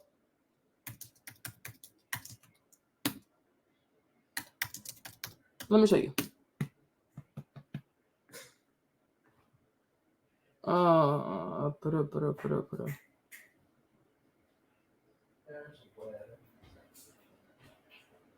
You see, even that right there, you see why are we making a distinction, right? Read this right here. Read this right here, right? Congress also distinguished crack cocaine from both powder cocaine and other controlled substances. But why? You need cocaine to make crack. Why are you making a difference? Right? Because one is for black people and one is for white people. Right? But when you have crack, I've never cooked crack, but you know, I'm very nosy like that. But when you cook crack, when you make crack, right, the base is cocaine. Then you add other stuff so you can stretch it because cocaine is very expensive, right? Cocaine is very expensive. So you stretch it out. So the base is cocaine. So crack is a cheaper derivative of cocaine. Why are you making a difference? You want to be tough for crime. If cocaine births all these different drugs, right? Then they should all be punished the same. Right? But we know why. Because one is for black people and one is for white people. So you come over here, you say, oh yeah, we're going to be tough on crimes, which is coded language for we're going to find another reason to lock these people up, to lock black people up. Right? Because we know we still do drugs. And that's the double entendre. I think that this is what you call double entendre, right? When it comes to Democratic Party. They say things, but they don't really mean what they're saying. Right? Oh, we're gonna be tough on drugs, right? Look at all these criminals. Look at all, because people are stealing, they're robbing, because they're high, they're on drugs, right? Let's be tough on crime. We'll say, yeah. You know, that's always how it goes. That's why I say, me, Marlene, now where I am in my life, I am not cheering for DEI. Val, I'm outside. And I think like people don't understand me sometimes. Like I have real love in me, like for real. Like I am black. I'm blackity black, right? I'm West African black. If you ever got to meet my parents, when I tell you my peoples are like pro Pan-African, like I was always raised that you love black people because black people are oppressed everywhere.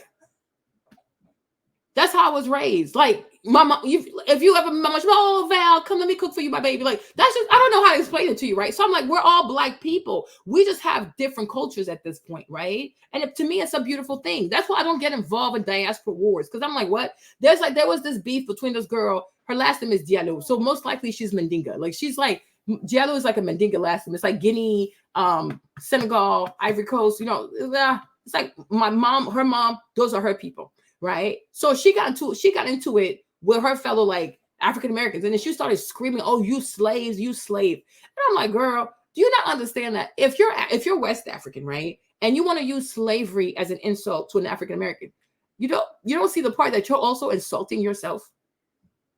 Like those slaves, they came from where? I'm like, what are people doing? Like, I was like, what the heck? When I saw the video and I was like, you know what? I just shook my head and kept it pushing. Right? Because I'm like, your ancestor blood is in their blood too, because you also a slave. I'm like, go to Louisiana, you'll see your last name is on a mausoleum somewhere. Okay? Girl, make it make sense. Like, you sound hella stupid. Okay? Like, we're all related. We are all related. And that's why I say about the blood, like when you share common blood with people, no matter how many centuries have gone by, I keep telling you, I say Black people are the same everywhere. I've come to recognize, like, no matter how many centuries have gone by, that blood work, that DNA stuff, it don't lie. Because I'm like, the same foolishness I see in Black America, I'll see the same thing in Ivory Coast. I'll see the same thing in Cameroon. I'm like, you see these people? I'll see the same thing in Nigeria. I'm like, you see this? It's the bloodline. It does not lie. Okay, Black men can't be faithful in Africa and they can't be faithful here. I'm like, you can't make this stuff up. Because originally, I'm like, these people were always meant to be polygamous, but whatever. Right? Baby, can you do this for me? I love you. Yeah? Okay. Right? It's like your blood. It's your bloodline. So when you find your bloodline, and that's why I speak a lot of languages too. I'm like, oh, I need to bond with my people, right? But I'm sure if we went to Mexico, those Black people in Mexico too, we would have something like we can relate. You know what I'm saying? If you were to go to Brazil also, if we were all to pick our asses up and go to Brazil and go in those, like, you know, get to know like Black Brazilian, that place they have like called what, Salvador in Salvador in Brazil, we would be like, oh my gosh, like this is so relatable. You see them eat fried plantains, they'll have beans, they'll eat oxtails. Like, it's just certain things we do. You know what I'm saying? It's like, it's the blood. And that is something like, it's something you cannot erase. And that's how you know also when somebody really is Black. Like, do you eat oxtails? Do you eat fried plantains? Okay. Do you eat beans? Tell me something. Okay. So anyways, right? So what was I going to say? Okay, cool. So they make a distinction. So it's like, it's always a double entendre. That's why you cannot, when you hear Democrats say something, you can't just jump on it because it sounds good. Be like, hold up, what do you really mean though, right? They say diversity, equity, and inclusion. It sounds very good. You would be an asshole to not be, yeah, I support this. Or, oh yeah, we need more diversity. We need more equity. We need more inclusion. It sounds really good. You know what I mean? Because we should be more diverse. We should be more welcoming. We should have more equity. However, it's not about that. It's about something else. They're going to use and leverage the struggle and the hysterias and the paranoia of Black America, right, to usher in a bunch of trans women in a movement. I'm telling you, I'm like, this right here, I already see what this is about. They always use Black people as a Trojan horse because DEI, if you let this thing slide, before you know it, it's going to be a bunch of white men in dresses talking about they're a woman becoming your boss, your supervisor. Next thing you know, at your workplace, instead of actually doing your work, you're going to be called into sensibility meetings to learn about pronouns and this pronoun and that pronoun. You don't have time for that. You do not have time for this. You have to look ahead. When you're dealing with these white liberals, don't just think of today. You got to think about long term. If I sign on to this program, what does that look like in 5 years? It's giving trans. Okay? And then you start off as the initial minority. They're gonna turn you into a minority to another minority. What does that mean? When you sign up to this stuff, you say, okay, they're gonna do this because I'm Black, and they're gonna use that to level me up.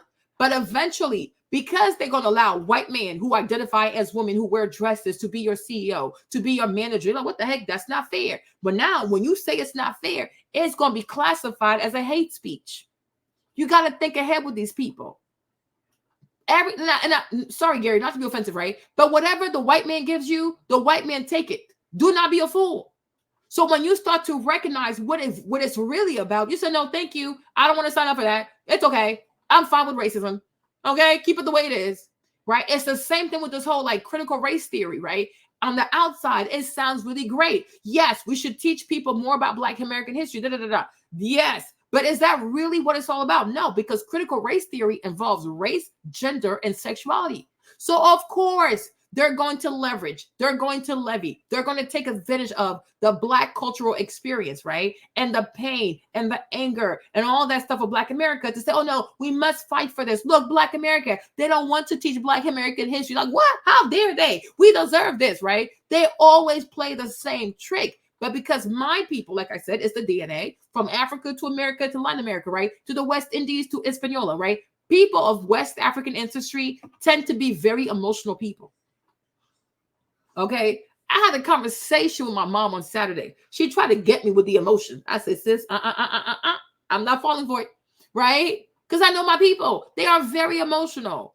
Yesterday, I had a conversation with a friend. We talking about something really silly. Next thing you know, she gets triggered. I said, friend, you're starting to get triggered. We got to stop. Like, you and I are talking. Why are you assuming that I'm attacking you? We're having a conversation. Stop doing this kind of stuff, right? You understand me, right? It's like there's something else behind it. Because critical race theory is not just about race. They call it critical race theory, but when you read the mission statement, it involves race, sexuality, and gender. So first, they're going to probably start with the whole Black history stuff, right? But then it's going to evolve into gender theory, right? Sex theory. What does it really mean to be a woman? What does it really mean to be a man? Well, they can't tell you that up front, because if they do, you'll say no. So they have to act as if, oh, no, we care about Black people and we want to teach Black history. No, they don't. No, they don't. Okay? You can easily add more Black history to the curriculum without giving it a particular name. It's not that hard. And even that, if you really care about teaching Black American history, right, more of it to everybody, we could simply call it, like, Black American contribution to American history. That's it. That's that. Why got to be a whole critical race theory stuff? No. If we want to talk about Black American contribution, let's say we're going to start adding more Black American contribution to the history books. Boom, boom, boom, boom, boom, boom. We're done. Okay? But then you recognize that what happens every time? Black people do the fight, and then white people, liberals, come behind it. Think about the civil rights movement, right? Black people did all the fighting. Got the dogs eat their booties. They got water sprayed, got locked up. White people stay by the side. The white liberals stay to the side, right? White liberals are always on the side instigating stuff, right? While the conservative white man, like what you call the traditional racist white man, right, versus the traditional Black person, they go at it. The white liberal is always on the side because he knows one thing about these Black people, one thing about these descendants of the enslaved, one thing about these Black Americans, they are very resilient. They're going to find a way, right? And once they find a way, we'll take over their movement. Sons, please be quiet, okay? We'll take over their movement. So once you get the Civil Rights Act of 1964, 1969, you get the thing, you get the first gay parade, the Stonewall thingy, right? That is the first gay parade. And now you fast forward 1964, 2024, in 50 years, right? Today, the new civil rights movement is the LGBTQ movement, right? And Black people who want to share in that movement have to identify as LBGTQT plus AIA, whoa, ZZZ, whatever, right? You understand? Right? But the movement has been hijacked. The White House will gladly put a flag of the trans people, the gay people on the White House, right? Let me show you.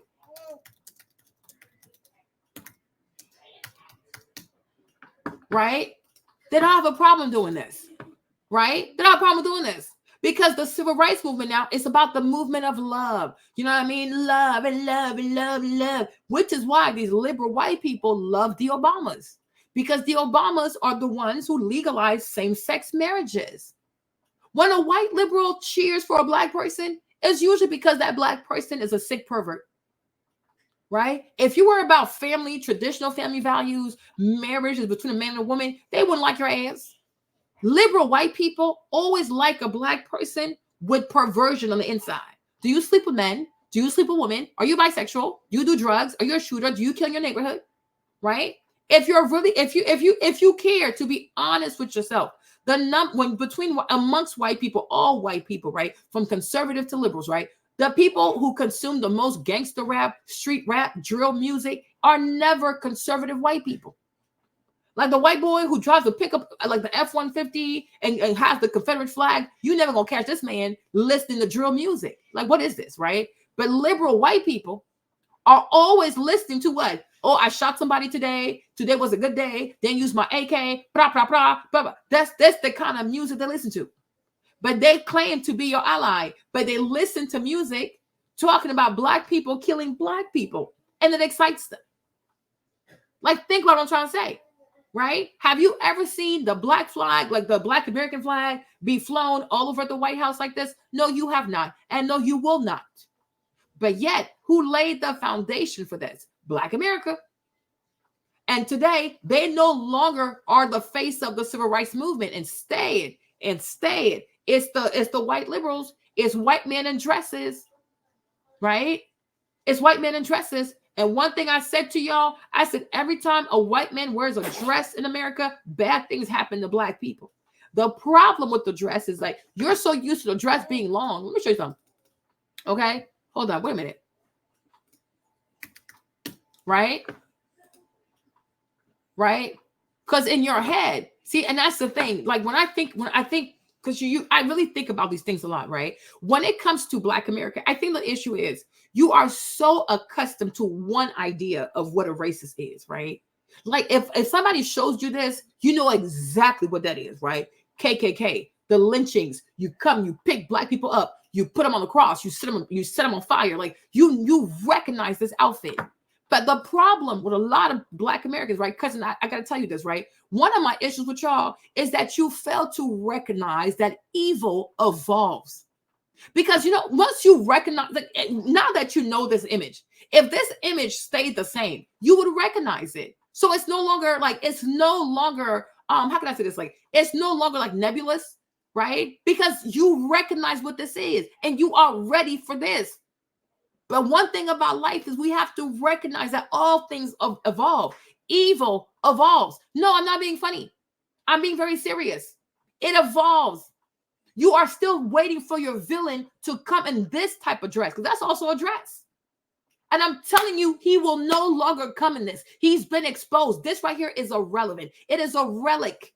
And they keep using this image to trigger your psychosis. Like, because you have psychosis. You know what I'm saying? Because sometimes I do get mad at you. I ain't gonna lie.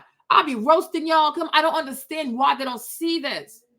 But then thank God for Jesus. He's like, no, Marlene, they really don't see the way you see it. So maybe I got to calm myself down and like break it down to you slowly. Because in your head, this is your image of evil. What I'm trying to tell you is at one point it was. But like anything else, it has evolved. Because the point is for you to never be free.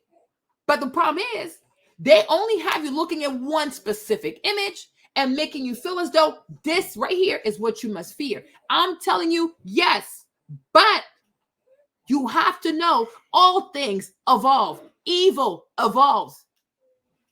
Because if evil had not evolved and evil was just this and it was still this, evil would have been conquered. So now when you start being more discerning, when you start having more understanding, like, okay, evil evolves. So what does it evolve to? Bam, bam, bam, bam, bam, bam, bam, bam, bam. Now you're asking the right question. What has this evil evolved into?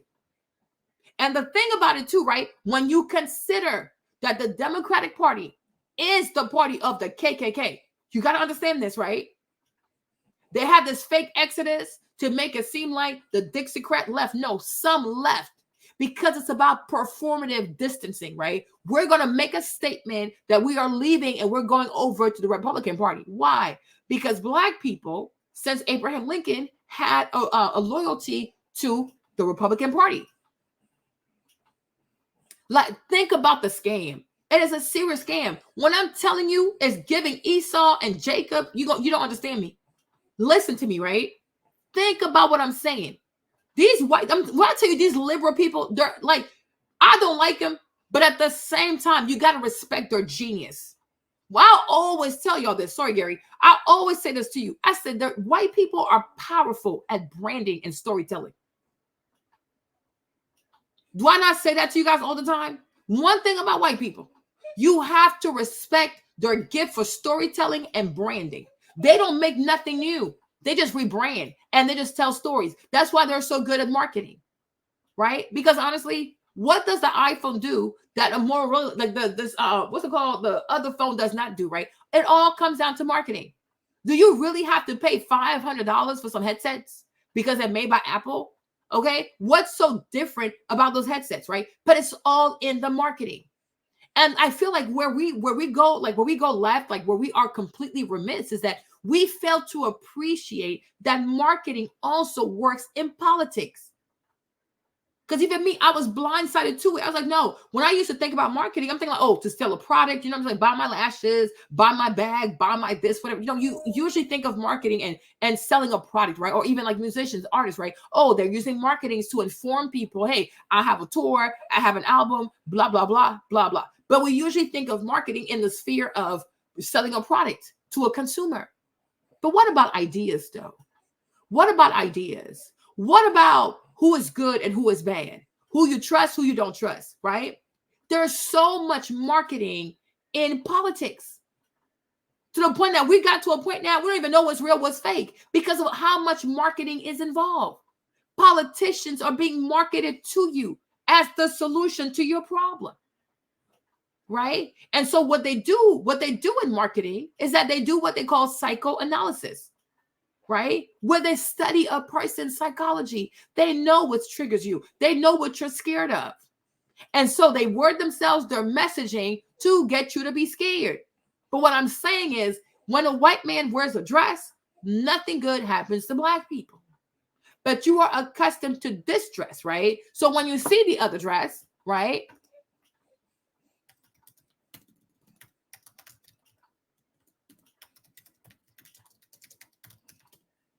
Okay.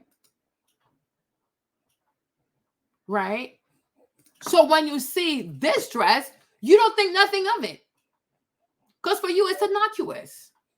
Oh, let him be. Let them be who they are. When you see a white man in a dress, oh, it's okay. It's not a big deal. It's a trans woman. Is it really? And this is where, as Black people, we fail to understand psychology and the psyche.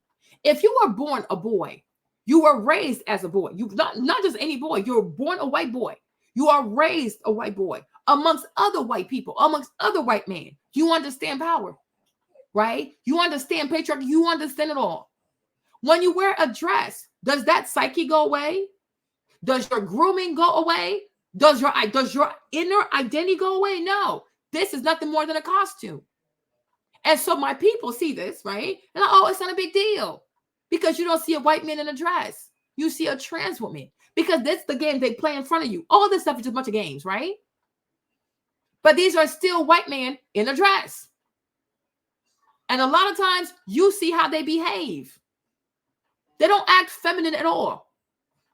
The majority of these white trans men, what they call trans women, the white trans women, there is nothing feminine at all. They force themselves onto women. They force themselves into women's spaces. They force themselves into MMA fightings, boxing matches, the swimming pool, the locker rooms. They impose themselves. Nothing about that psychology is feminine. It is a white man. Right? And in order to regain control, he has rebranded himself as a minority. Right? So we'll say, oh, if a white man presents as a white man, we say, oh, that's a white man. He has too much power. But if he wears a dress, we say, oh my gosh, he's a minority. Think about that. Why is he? Because he's wearing a dress. Right? Like, I'm trying to tell y'all, think about the scam. Because if you see a white man, the same white man right here, right? You see him in a suit. You'll be like, oh, white man, white supremacy, white patriarchy. It's going to go down. Right? You'll see him the same way you might see Gary. No difference, right? But as soon as he wears a dress, you're like, oh, I think he's oppressed. Why is he oppressed? Oh, now he's a minority. Oh, now we have to cater to his pronouns. For what? You know what I'm saying? For what? Yeah, and that's another part too, because they're always crying on TV. So you're not lying there, Gary. They're always crying, right? Think about what I'm trying to say. But their ways are not feminine. It's full of bullying. It's full of violence. And if you don't do what they want, you don't use the pronouns that they want, you don't do what they want you to do, they call it hate speech. They call you a transphobe, blah, blah, blah, blah, blah, blah, blah, blah, blah. Right? No, I'm being serious. Let me see if I can find the video Hold on TikTok. Let me show you.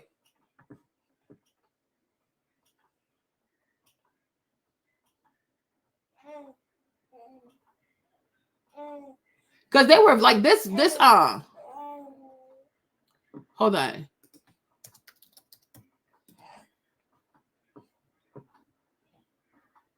They were arguing. It kind of went viral.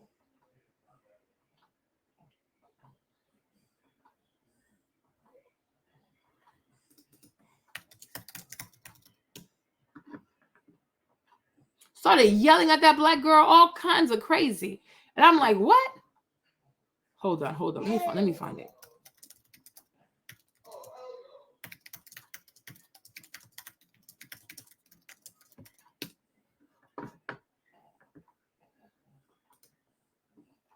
Okay, there you go. Let me show you.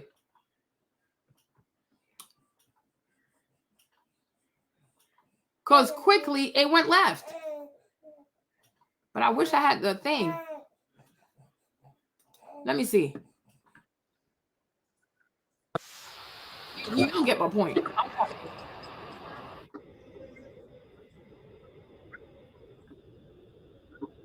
Or they biological dude in a wig goes up against a black woman. Okay. Well, this actually happens. There's a moment in this video that you're about to watch that is utterly hilarious. Okay. Ran into me because you're a transphobe and you're having a bad life. I have trans. You see? So now you as a black woman, right? Because before you're the black woman, you're the minority, right?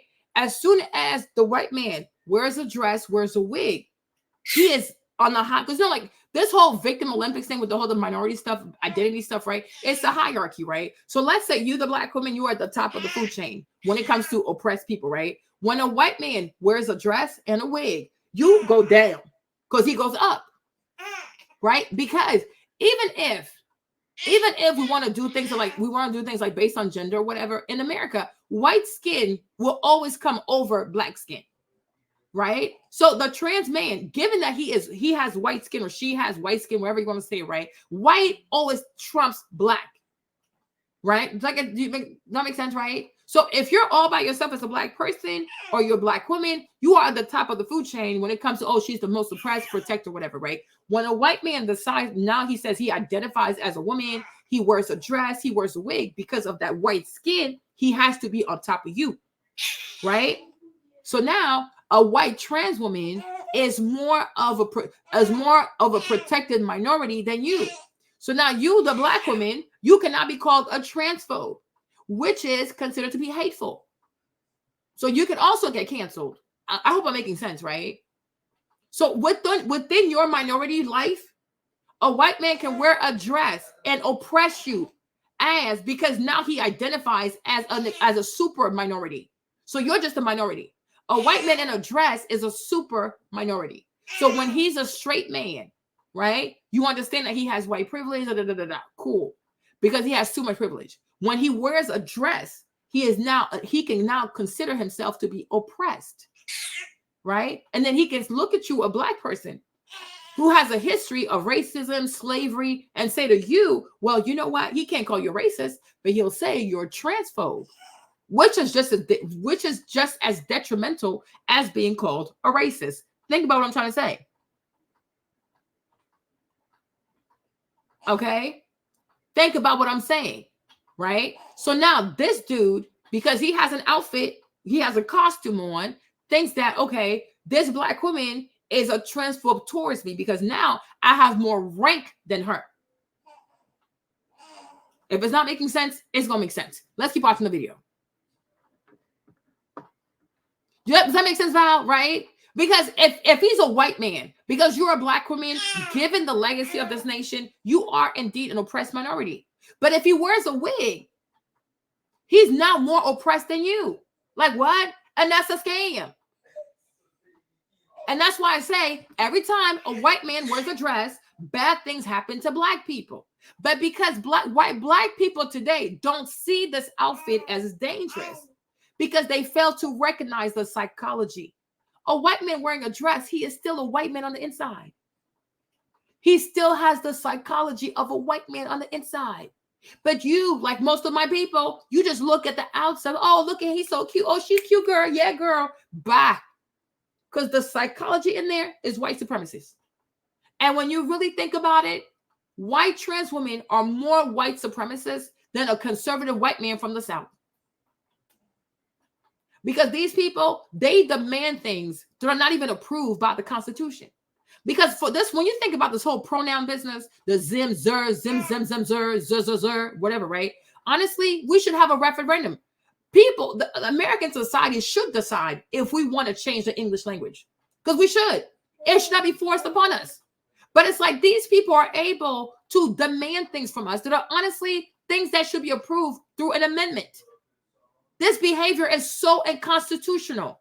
But because they are sold to you, they are marketed to you as oppressed, they're super oppressed. Growing up, they used to watch Cinderella and they couldn't wear dresses. Look at this goofy shit. I'm like, we're talking about slavery. You are oppressed because you can wear a dress, but you are still white. You are still white. And they want to convince you, oh no, I don't get to reap the benefit of my whiteness because I couldn't wear a dress. Oh, be quiet. Okay? This dude could wear an outfit, a suit tomorrow, and he could go about his white life. Either way, he's white, he's going to be okay. You can't do that. That chameleon business, you cannot do this. Right? But these people are demanding things from us that honestly should be ratified into the Constitution. These should be amendments. We should have a referendum to decide if we really want to use these pronouns, zim, zim, zuzers, whatever, right? Like, what is this? Because you are changing the English language to satisfy a small minority. It's like 2% of the population identified as trans. And look at how everybody bends over backwards for them, right? You got the White House, the Democratic White House, declaring transgender day. Why? Because ultimately these are white people. So you have white people, a small section of white people who go and wear dresses and find a way to retrieve that white power. But you don't see it like that. Because for you, it's called being a trans woman. I said trans woman, whatever, is nothing more than white supremacy. It's so full of white supremacy. These people are so entitled. And when I tell you they're about to turn all them zim-zer pronoun into a hate speech, you can get arrested. Like a lot of effery is coming down the pipeline. But because they got people so focused on Trump, people are not even seeing all this evil that's coming before us because it's right there. Right? But when you allow DEI, this is who's going to be your manager. I know probably the first time, the second time, the third time I said, I don't support DEI. You're like, Maria's crazy. She hates Black America. Yeah, right. I love you. That's why I said don't sign up for that stuff, right?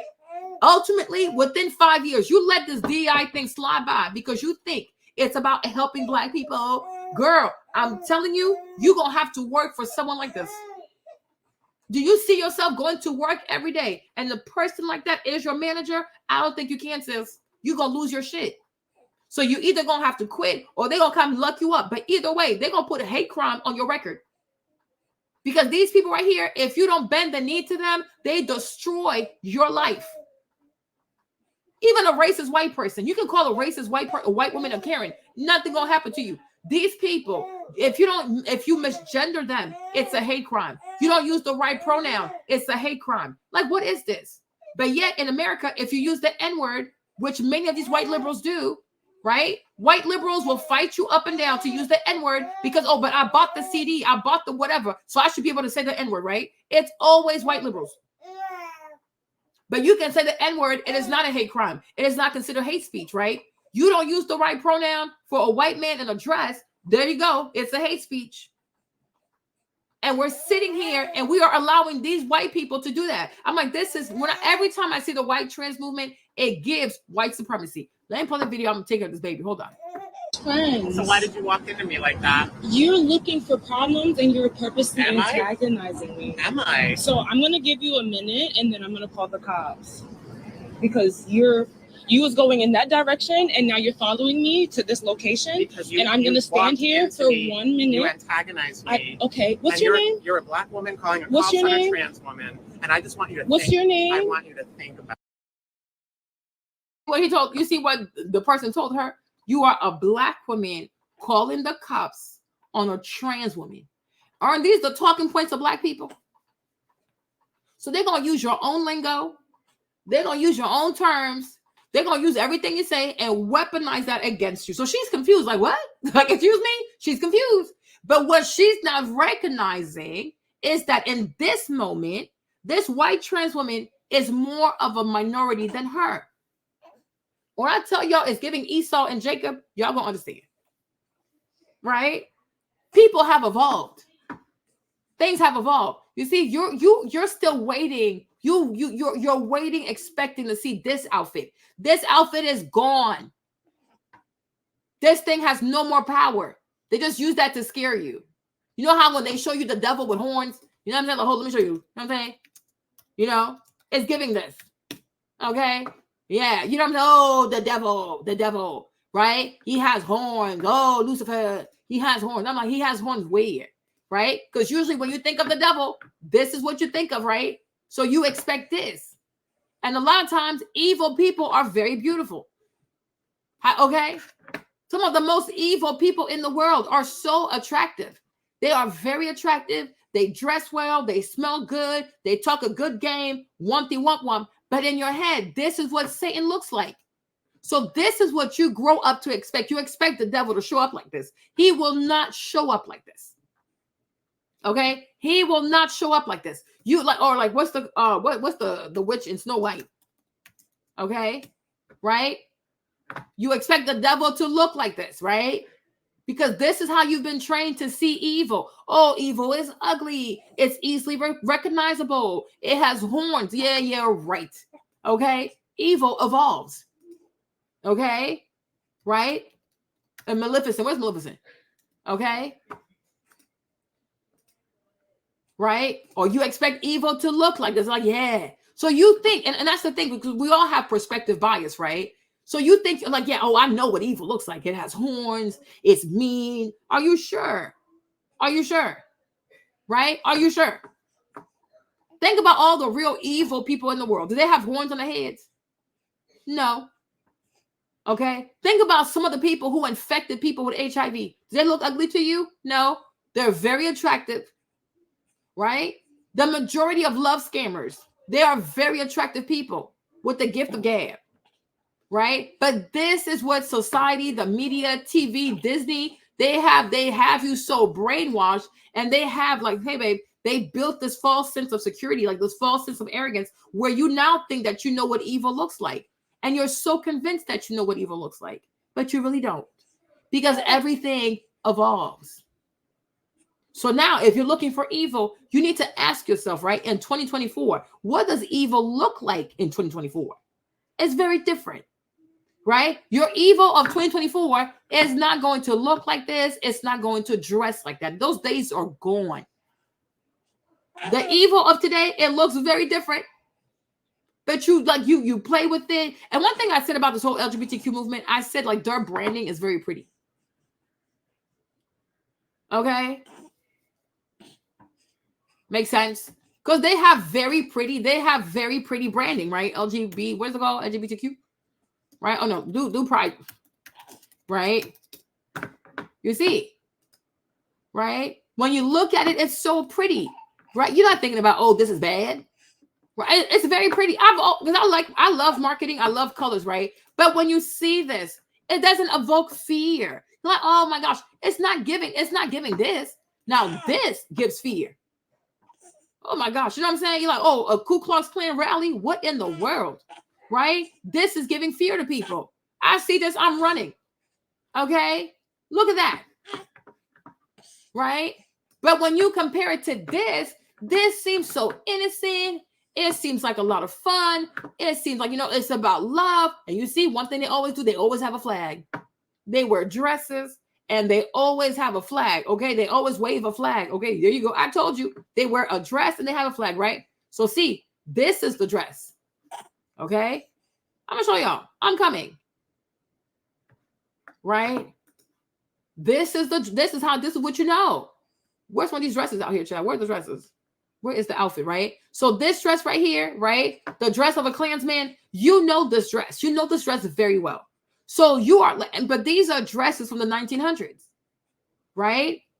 But here you are in 2024, and you really think that an evil white man gonna come at you dressed like this? Make it make sense, sis. It don't add up. Evil evolves. And my conjecture is that the new evil is this type of white man in a dress. Okay? That's my conjecture. Is that the way he has evolved is into wearing this. So we go from this dress, hold on, boo-boo. We go from this dress, 2024, we are now seeing ourselves, people are wearing these dresses. What do you have? A white man in a white dress. But you say to yourself, this is beautiful. This is beautiful. But yes, because what do you know about the devil? He is all in the details, right? Y'all heard this before. They say, oh, the devil is in what? In the details, right? If you read your Bible, they tell you the devil's about seduction. Oh, Jessica, you have to see this. Just me, Marlene, I sit here and I think about these things hard. You're not about to scam me. Nobody scams me. Think about what I'm saying. But this right here, they recognize you're not going to have an issue with this because it's cute, it's friendly, it's feminine. Matter of fact, you might even like this dress. But it's still a white man in a dress, demanding that you obey him no matter what. But instead of saying, oh, I want to control you, I want to control you, I want to have power over you, they say, oh no, use the correct pronouns for me. Knowing that it's a trigger. Because why must I change the way I speak English? Why must I accommodate you? Explain that to me. Because you're asking for something you don't deserve. Because the whole thing with the pronouns, right? Pronouns should be at my discretion. If I want to use the pronoun, it's up on me. You can't force your pronouns on me. Because the English language works a certain way, right? That's it. It's been that way for like centuries, right? Who are you to say we need to change the way we speak English? Are you Shakespeare? No, you're not. So what's the problem? Right?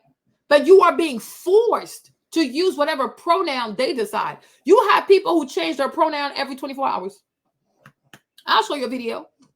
And if you don't tend to their whims every day, you don't use the right pronoun every day. There are people who change their pronouns every other day, you guys. I'm not playing it.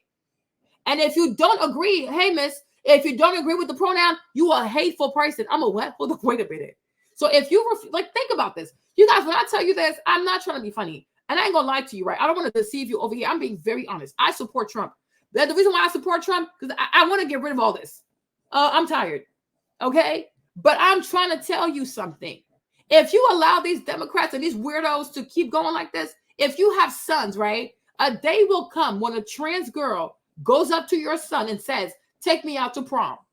And if your son says no, not only will he be called a transphobe, right? They might put that on his transcript and he might not be able to get into a college because he will be labeled as a hateful person.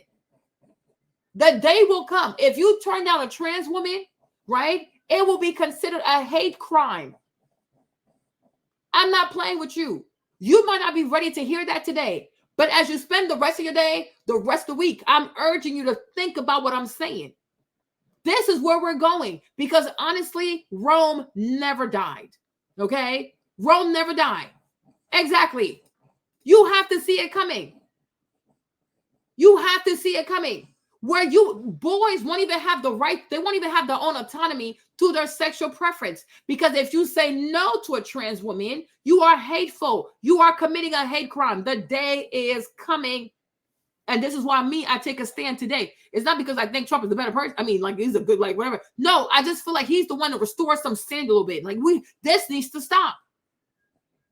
Today, if a trans woman shows up at any woman pageant, automatically the trans person is going to win. Even if they're unattractive, even if they're fat, it don't matter. Because people are so afraid of being called transphobic. So if a trans girl shows up to a traditional woman pageant, they're going to give it to the trans person because they fear being called hateful, a hate crime, or a transphobe, because you can lose your whole livelihood behind it. It is coming. And that's the new Ku Klux Klan. I keep telling y'all this. Because the consequences for not bending the knee to these people are extreme. They are extreme. Cancel culture is a lynching. Think about it. They grab you, they destroy your life, expose your life. You lose everything. You're chastised. You're told that you're a bad person because you said no to someone. I have the right to say no to someone. Make it make sense. But the day is coming. And if you really, oh no, we don't want to be women. We just want to be trans women. Yeah, right. Who goes this far just to be a woman? So you mean to tell me you went through all these surgeries, you cut off your penis, you went on and got some Facebook, fake boob, you take hormones every single day, right? You shave your Adam's apple, you have forehead surgery, you wear makeup all the time, you got your butt done just so you could be seen as a trans woman? No, eventually they're going to want to be equal to biological women. And that's why we're sitting here and they're changing the term, right? You can't even call yourself a pregnant woman. You have to call yourself a birther. And we're allowing this to happen. Women are just sitting by, allowing this to happen. We are being redefined, reassigned. And we're just sitting here like, we're just accepting it like it's normal. Because we're still women fighting a male psychology in a dress. Why the trans man don't do the same thing over there in the man community, right? Because they get their asses whooped. Because men don't submit. Men don't do well with subjugation. But women do submit. Women do give to subjugation because we're not that strong. So they wear dresses to infiltrate you. But they have not surrendered the white male psychology. These are still white men. They want to replace women. And they're going to force these heterosexual men to sleep with them because, oh, but I'm a woman. You can't call me a trans woman. It's like they push you into the stuff slowly, right? But eventually you're going to get to a point where they drop the trans and they're going to be just women. And that's why right now they don't want to give a steady definition for women because they have a plan. They have a plan. Even when you think about all these abortions all the time, think about all these abortions. Because what is one thing a trans woman cannot do? Give birth. She don't have a womb. The person don't have a womb, okay? When you're a trans woman, you don't have a womb. You cannot have children, right? And what do they always say? Well, you don't need to have kids to be a woman. You don't need to have a uterus to be a woman, blah, blah, blah, right? So when a woman who can have kids goes and have all these abortions and then she becomes barren, what is the difference between her and a trans woman? Right? Because let me tell you something, right? You might not think about it now, but you're going to think about it later. When you have a baby, right? When you hold the baby, when you can say this right here, these are my children, right? Nobody can argue that you are a woman. Right? Nobody can. Because, oh yeah, this is her baby. That's my baby, right? Okay. Who's capable of having a child? A woman. So when a woman is pregnant, when a woman has a child, when a woman has children, nobody can argue back and forth with her that she's a woman. Why? Because this is the evidence of my womanhood. Because they want to deny they want to deny science, whatever, but you cannot deny that it takes a woman to create this, right? I am a woman. And here is the testament of my womanhood. You can't challenge me on that.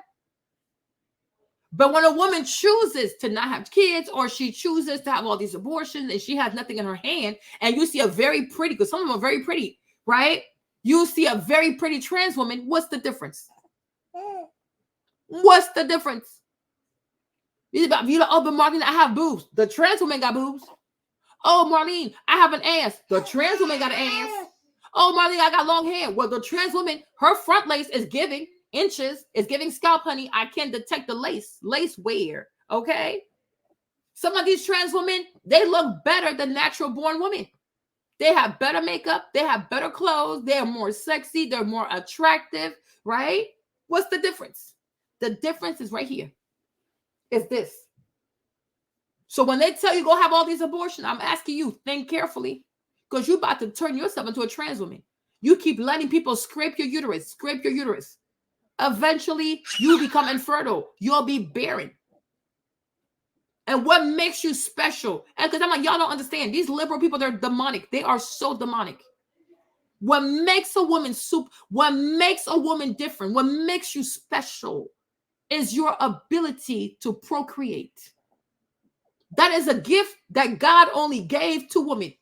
Now, some of our sisters can't have kids, right? Because things do happen. But for the majority of the woman population, right? Procreation, that's our ish. That's my lane. I'm in this lane. I own this lane because God, he gave it to me. He didn't give it to you. You can buy dresses. You can buy the makeup. You can go shave your Adam's apple, right? But the womb, God gave that to me. And no doctor out here can give you a womb. Right?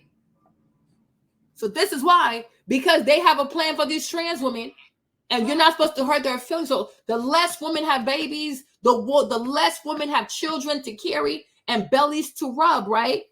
They can go along with their delusion. But when you're a trans woman and you do all these surgeries, you take all these hormones, you cut off your penis, all that kind of stuff, right? Every time you see a woman with her pellet, you see a natural biological woman with her child, with her baby, with her belly, right? You are reminded of the one thing science, yes, hold on, Maverick. You are reminded of the one thing science can never give you. Okay? Science can't give you this. You might go get a surrogate, though. That's fine. But you yourself, you cannot do this. All right? So I'm saying you might not think about it now, but you'll think about it later. Okay? Because you will. Let's go back. Okay. You're a black woman calling the cops Go ahead. on a trans Go, woman. continue to And I walk. want you to think about that. We're at 37 And I'm going seconds. to pray for you. I'm going to hang. Because I I'm going to pray- stop recording at 1 minute, and I'm going to call the cops if you're still in my I area. pray- I haven't offended You you in any hit way, me on the and sidewalk you're with your following body. me. You hit me. You see the psychology? You see the psychology? You hit me. Nobody touched this person. You hit me. Nobody touched this person. Okay? Right? Nobody touched you. But that's the thing, is that when you're white, right, with your white psychology, you know that even if you identify as a trans woman, I'm still a white person. So you can pick and choose when you're white, when you're a minority, when you are a super minority, right? But one thing you do know about being white in America, if you accuse a black person of an act of violence, you're going to be believed off the rip. Because psychology is something you can never let go of. Your psyche is something you can never let go of, especially if you transition in adulthood. Okay? You can't let go of that. Like if you're black, you're black. You might go around white people. You might code switch, but ultimately, you'll go back to yourself. Okay? Because that's who you are. Your true nature. Because this is nothing more than a costume of oppression. Right? You hit me. Nobody touched this person. And that's what she did this one, right? She said that Emmett Till looked at her, whatever, right? Next thing you know, Emmett Till was dead. Right? Okay? That's how it goes. Honey. It's not honey anymore, bitch. It's not honey. Okay. It's not honey. You see? We're just going to patiently wait for the... And this is also how you see that it's not even just a white psychology, right? But this is a male psychology. When have you ever seen any woman, okay, even if she wears a wig, a white woman, a black woman, a Latino woman, when have you ever seen a woman when she gets upset, she just takes off her wig, right? Because he knows he's dressing up. I've never seen a white woman about to fight, take off her wig. I have never seen a black woman about to fight, take off her wig. Now you might fight and the wig comes off, right? But to just take off your wig like that, that is bizarre, right? Because that's a man. That's a man. So I'm like, you see, you dress like a woman, but you're still masculine because your psyche is that of a male. You are a man, okay? You are. Yes, we are.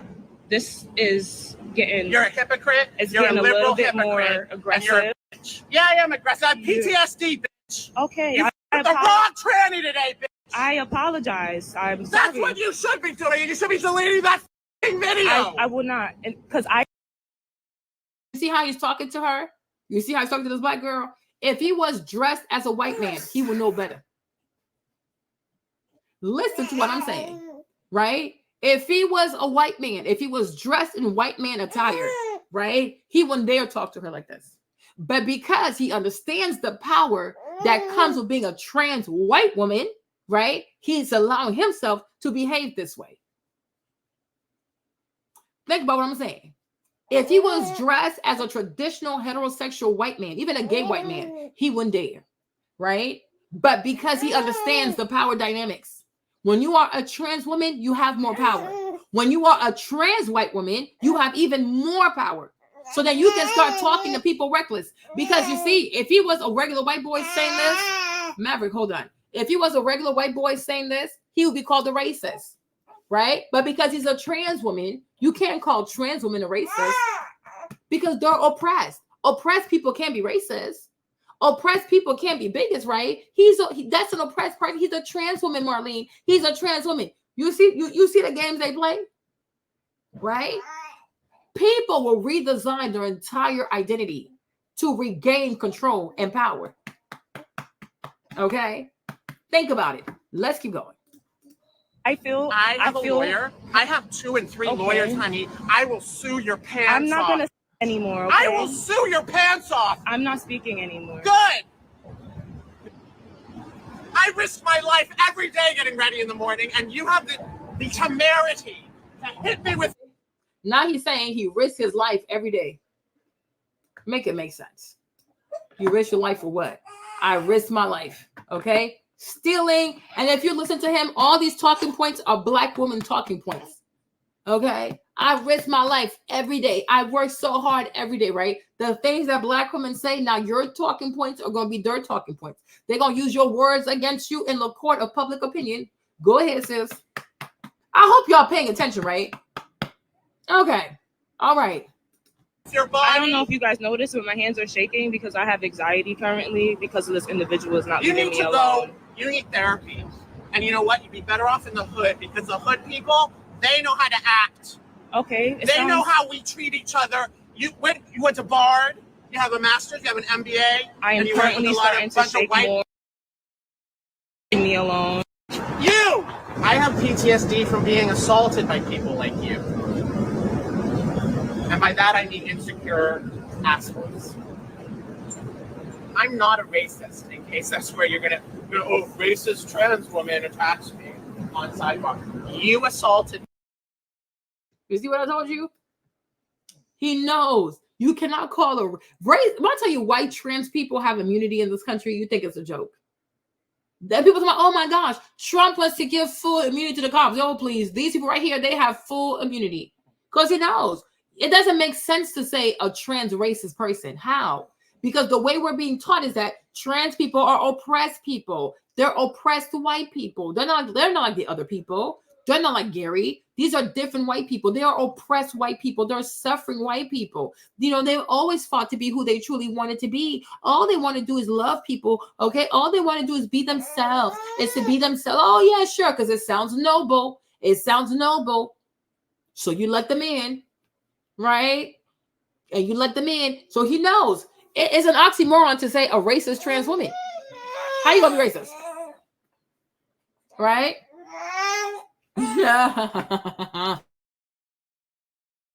Me on the sidewalk, and then you call the cops. I think I on see me. lights coming down. Good. It's taking so long. I looked better than you, and you couldn't handle it because you have internalized misogyny, internalized femphobia, internalized homophobia. You're an angry young lady. You're an angry young woman, and I really wish we could be friends. But that does not give you the right to hit me on the sidewalk, which is what you did. You assaulted me, ma'am. Yeah, please.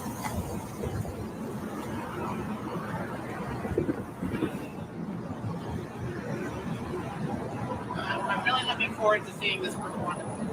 Masterclass.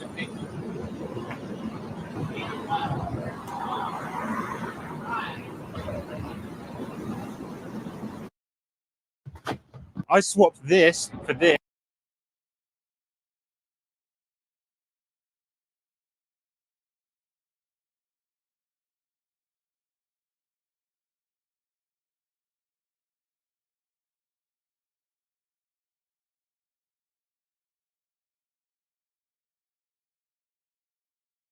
My thing is right. So I hope y'all see it. And trust and believe, you're gonna start to see it more and more. If you didn't get my point, if you didn't understand what I'm saying, it's gonna come to you. You'll be like, oh, this is what Marlene was talking about. Look at Bruce Jenner. Ever since Bruce Jenner became Caitlyn Jenner, the things that come out of Caitlyn Jenner's mouth are the things that Bruce Jenner would have said, right? Because Bruce Jenner is still in there. He's still a white man. He's a very rich, very privileged white man. Okay. So he's always going to talk like that. A dress can't change that. A manicure, a pedicure can't change that. Right. But as soon as a white man wears a dress, everybody says, oh my gosh, we have to welcome her. She's oppressed. She's oppressed. She's oppressed. Oppressed how? Oppressed how? How does like surviving slavery compare to not being able to wear a dress and wear some heels? Right? And think about in the short amount of time that this LGBTQ movement has been around, right? They've achieved more than Black people. Okay? They have received more respect, more tolerance, more money, more exposure than Black people. Right? Off the back of what you did. Okay? Think about this, right? They just waited. They waited for Black people to do everything, get incarcerated, get locked up, get beat up, right? Right? You see, you had to go through this, and you still don't get your flag hanging from the White House. And you don't see this. I mean, like that part just kills me, right? How you go through all of this and you don't get this, right? You don't get this. Right? But these other people, hold on, let me show you something. Hold on.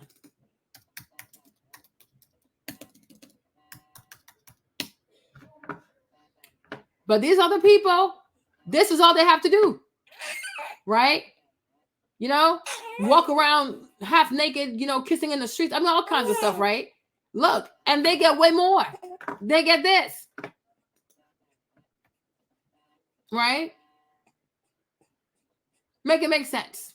And so, me, when I started to realize that, I said, no, this DI stuff is a Trojan horse because it's not about Black people. It's about trans white people. But because you can't come off the rip and let people know that you want to give special privileges to white men who wear dresses, you make it seem like it's about Black people. No, it's not. You're going to use Black people per usual. Right? Every time it's the dirty work, get arrested, being loud, marching, all the suffering. You always want Black people to do the heavy lifting, right? Then when it comes part for the luxury part, the fancy part, the bougie part, going to the White House part, at that part, we're excluded. No, I ain't doing it. No, I am not. You go do it. Right? You go do it. I'm not doing it. I ain't doing it. I'm not doing it. Okay? I'm not doing it.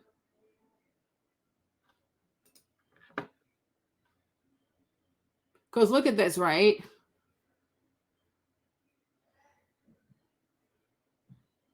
Hold on. Let me see something, right?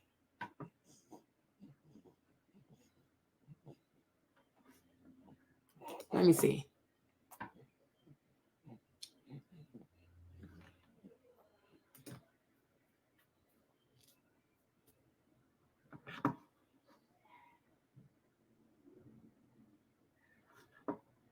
I'm trying to, hold on. I'm sorry, you guys. I'm drawing blank a little bit. Sorry. I was right there, no?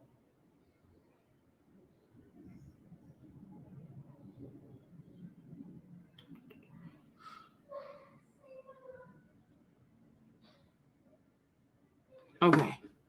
So right here, right? Okay, this part. Sorry, you guys. I'm sorry. My mind's going to sleep a bit, right? So critical race theory, intellectual and social movement and framework of legal analysis based on the premise that race is a social construct, right? Okay, cool. So once you go with that, then everything else is a social construct, right?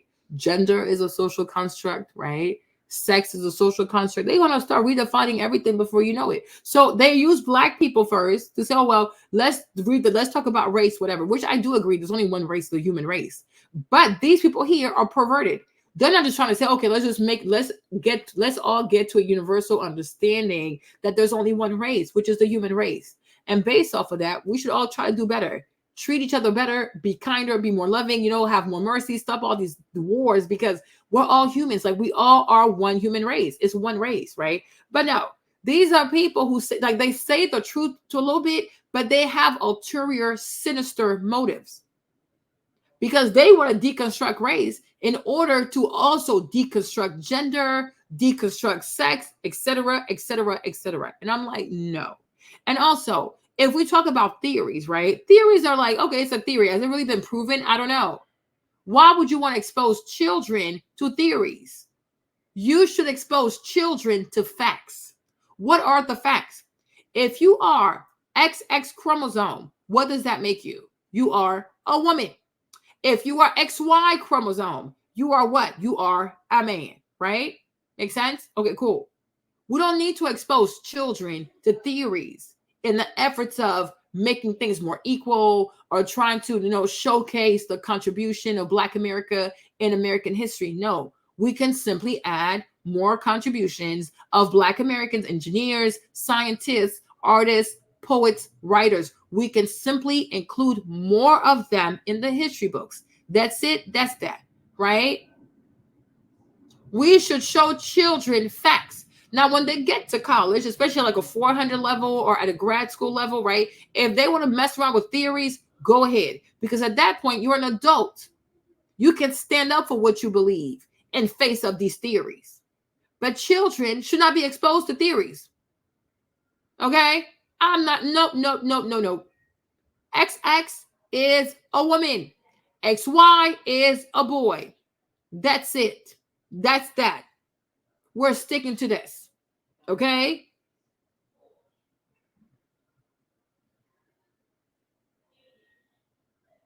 You are crazy.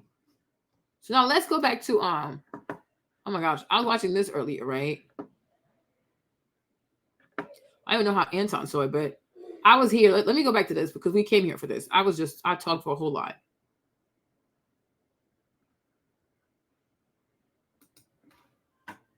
So I was laying here watching this, right? And I decided to come on live and we can watch this together because Michelle Obama is triggering me. Okay? She had me triggered. So here I am. Okay? So let me see what Anton's saying. What is it about Michelle Obama that you guys absolutely love so much? Anyways, let's go ahead and get into the speech. I love you. I appreciate y'all. Again, hit a like for the YouTube algorithm. Subscribe to the channel. We got a lot of people in here, but I don't see people hitting the like for the algorithm. Let's get into it, y'all.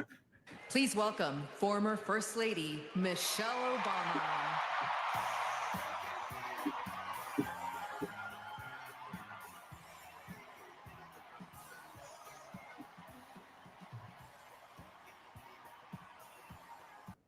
And the thing also, hold on, am I here with you guys? Okay.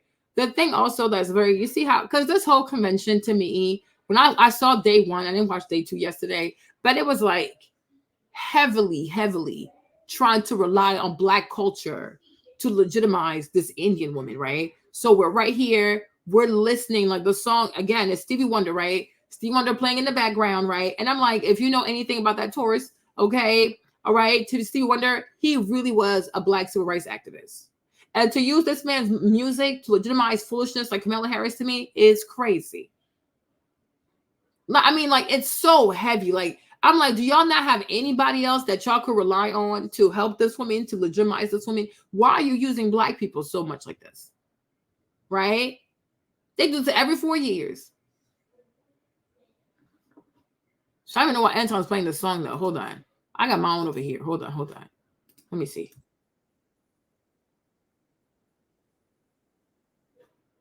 Let me play over here. Let me play on my screen, right? Full screen. Because they're playing music. So she made sure to have her braids. Like, look at all the performative stuff, right? She is like going hard, okay? She's going to lay on these people heavy. She got her braids. She does all these like movements of like, humbleness. Like, oh, I'm here to serve. I'm here to serve, right? It's all performative. It is all performative. Make it make sense. Let me make her bigger. Hold on. Let's go. Okay. A Black girl and her braids. A Black girl and her braids, right? All of that, the way she's holding her hand. All of this is fake humility. But look at this big old diamond. Okay. I'm gonna let this one play. I'm gonna go back to Anton's video. Hold on. Let's start over here. No, they're still playing music. Hold on. Oh my goodness. Are y'all ready for this? Thank you, guys. You see? Putting her hand on her chest. Y'all need to peep this. Because all of this is training. They have PR people, they have publicist people, they have body language people, right? These people are trained actors and actresses. This is why they make movies for Netflix. Okay? Study this. I'm like, people study the art of manipulation. Let's keep going.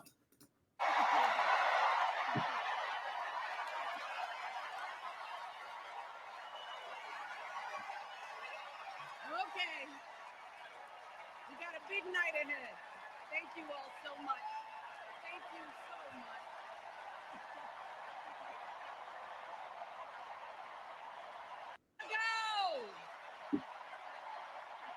Go! Okay. I guess you were screaming in Chicago. Hold on, let me go back a little bit.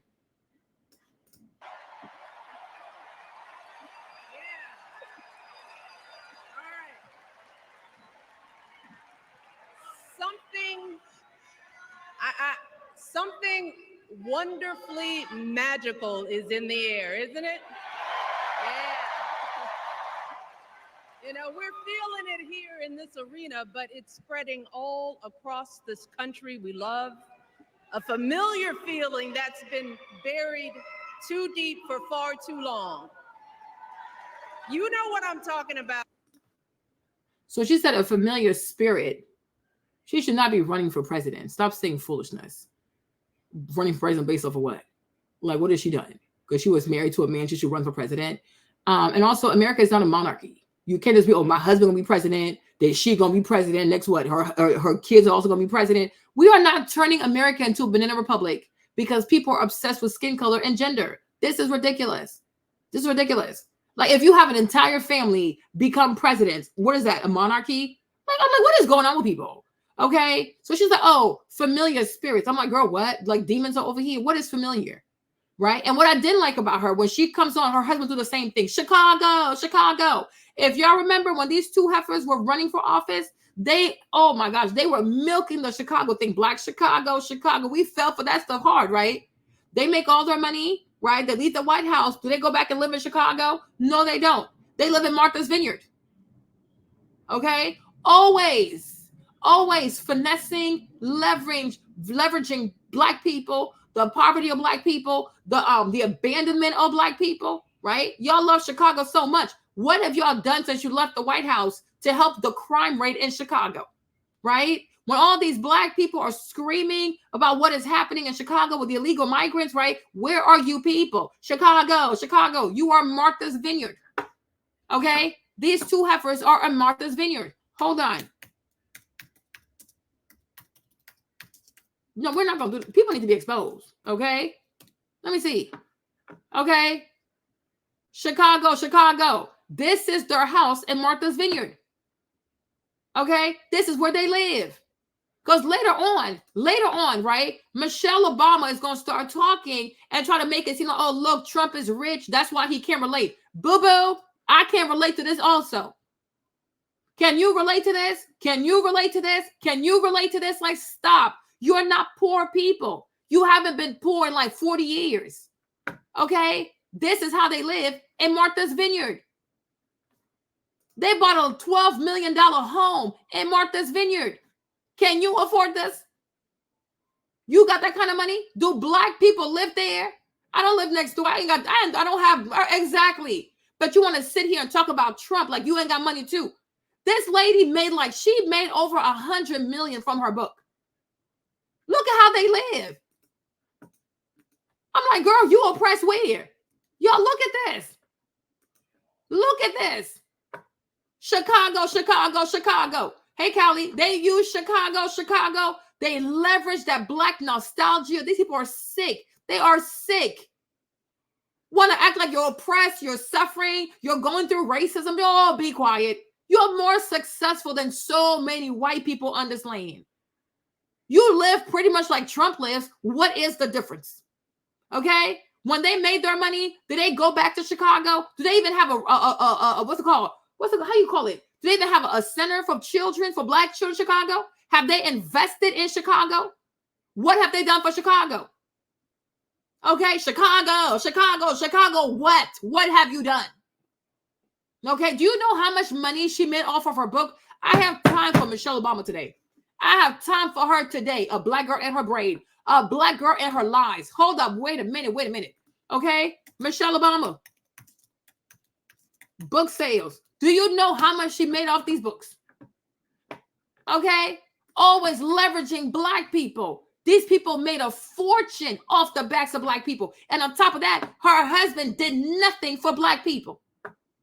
She sold 10 million books. How much you want to bet the majority of those books were sold to Black women? Talk about becoming. Chicago. I had a Black mother. How many Black women is she hiring? How many Black jobs that she created? She wants to stand up there and talk about Trump saying the Black jobs, right? You know how much this lady made? Do you have any idea how much she made? And then she went, when she saw how well her book did, right? She went and sold the workbook. So there was the book and there was a workbook. Hold on. Let me get the dollar amount, right? In 5 months, she sold 10 million copies, right? How much money did she make? She's the highest paid author. Like, do you see how much of an influencer she is, right? Look at this. Michelle Obama. Hold on. Make this big. Okay? Michelle Obama was topped by James Patterson, who came in number 2. So hold on. It was also revealed. Let's read this. Oh no, she's not getting away with this. It was also revealed in Forbes' annual ranking of the world's highest paid authors. And all that because her husband was a president. What book she wrote? Before then, what book she wrote? Okay? Before that, did she ever write a book? What does she even know about writing a book? It goes to show you how these people went in there and turned into influencers. No, David, don't do that, David. Don't call her that, David. Don't do that. I can get her without doing all that. Don't worry about it. I got it. She's a woman. Let's not even go there. Okay, most likely, maybe I think she said she had IVF, but she's a woman, David. Let's not go there. We're going to talk about some real stuff to shut it down. Because if you say that, then people are going to tune you off, and it's not going to work. We need to expose these people exactly for who they are. So we have to go for facts and not ad hominem attacks. Let's not do that, right? We got this. I got this. Don't worry about it. Sit down. I got it. Right? What they say right here. It's also revealed in Forbes' annual ranking of the world's highest paid authors that Michelle Obama was the 3rd highest paid writer in the world last year. It's estimated that she raked in about 36 million, and after she and her husband reportedly got 65 million in joint advance for their memoirs with Barack Obama now next on deck, right? So that's the writing stuff. Let's talk about Netflix. Hold on, wait a minute. I got time. How much did the Obamas make with Netflix? Okay, I got time. This couple right here, they up to no good. Hold on. How much money? Because they signed a production deal, right?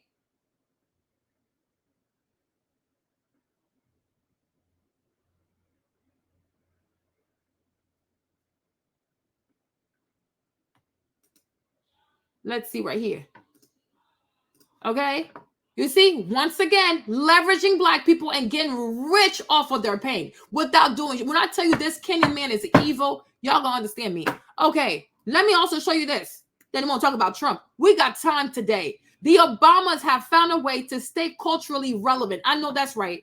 In 2018, Barack and Michelle Obama founded Higher Ground, okay, production. So now they make movies. For what? For what? Okay? And arranged a $65 million deal with Netflix. So they making $65 million over here, right? So with Netflix, it's $65 million, right? When it also comes to her writing books, right? With the writing books, she made $65 million. Okay? So no, 36, no, so 65 twice. So that's 130 plus another 36. So they made $166 million. My God. This is a man who did not give funding to HBCUs. He did not what's it called? How you call it? Like this what's the word? When you make he did not legalize marijuana. did not pass a single executive order or anything specific towards Black America. But yet he used Black America to get to where he is. His wife, she leveraged her FBA-ness to help this man. But do you see how when I tell you I cannot stand, but do you see how demonic it is? You act like you're somebody's friend. Oh, we're family. I relate to you. I understand your pain. We're fighting racism together. And at the end of it all, when the battle is fought, you're left with zero. It may be a negative because now you got to feed these illegal migrants. And these people walked away with $166 million. And then they want to tell you that Trump is evil. At some point, you got to wake up. Because this behavior, how do you call this behavior then? What has she done for Black people? Just besides being Black. Yeah, all of y'all unfollow because you reject the truth, right? Because you see, every time you tell the truth about these people, your numbers go down. I will keep speaking the truth. Because if Trump is racist, if Trump is evil, what do you call this behavior? They don't have a rec center in Chicago. They don't have an after-school program in Chicago. This woman is she was ranked the 3rd author in the world. Did she even give free books in the Chicago? Okay? They leverage the pain of Black people. It is evil. When you know that a people historically suffers from being abandoned, for having low income, low opportunities, right? They're looking for a savior. And that's the part where I also blame Black America, but I don't fully blame Black America because I'm like, being Christian, the Bible teaches you to wait for a savior. So it's not all the way your fault because African people, we do the same thing also, right? We wait for a savior. And we think the savior has to have our complexion instead of having our beliefs. You are so obsessed with complexion. And now you're obsessed with complexion and gender. As opposed to say, the person that can maybe save me is someone that needs to share my same core values. No, you only stop yourself at the exterior. And that's why I said, from the KKK to the white man in a dress, you've been fooled because you only look at the exterior. Because you should have seen, ultimately, it is still a white man in a dress, waving a flag, trying to garner rights they don't deserve because those rights are not constitutional rights. This terrorism, right? Now you fast forward, come over here. You have an entire couple who had 8 years in office, did nothing for Black America, did nothing for the middle class. They didn't even do anything for the Midwest. That's why so many white people in the Midwest can't stand these people. And they walked off with 160-something million. And nobody is triggered. Because I think in the Black community, people are so accustomed to worshiping celebrities. Because you don't believe it yourself. People have low self-esteem. Oh, no, they deserve it more than me. No, they don't. No, they don't. Michelle don't deserve nothing more than nobody else. She didn't go to school to study English literature. She's not a writer. She was just able to sell so many books based on the fact that she was married to that man, and she's the first Black woman, whatever, first lady. Things just given to these people. They have so much money. Look at that big diamond ring on her finger. They probably stole that from South Africa. It's probably a stolen diamond from South Africa. Chicago is still a mess. They have done nothing for Chicago. They did it the first time. They took advantage. Chicago. Oh, yeah, they black. Oh, I was a community organizer. Get the fuck out of here. And we believed all this foolishness. And when they left the White House, almost made $200 million, right? Didn't even open a recreation center, a work center, or whatever. Like, even give the free books, build a library, right? Nothing. There are so many non-for-profits. There are so many Black non-for-profits in Chicago. Since he's a community activist or a community organizer, he don't know none of the people. Did not even sign one check. No. But instead, right, what is he going to do, right? He's going to take all the Black dollars from his Black job, from his Black book, okay, to go buy himself a huge mansion amongst white people. So they come to black people and tell you how bad white people are. They're so evil. White people racist. White people this. White people that. White people this. Right? But as soon as they make money, where they go live at? Around a whole bunch of rich white people who know nothing about black people. At some point, we got to start maturing. At some point, we got to start being older. And at some point, we got to start seeing where the money is.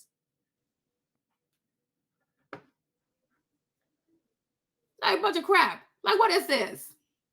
What is this? Make it make sense. I'm like, no, you're not doing this. She is a very wealthy woman.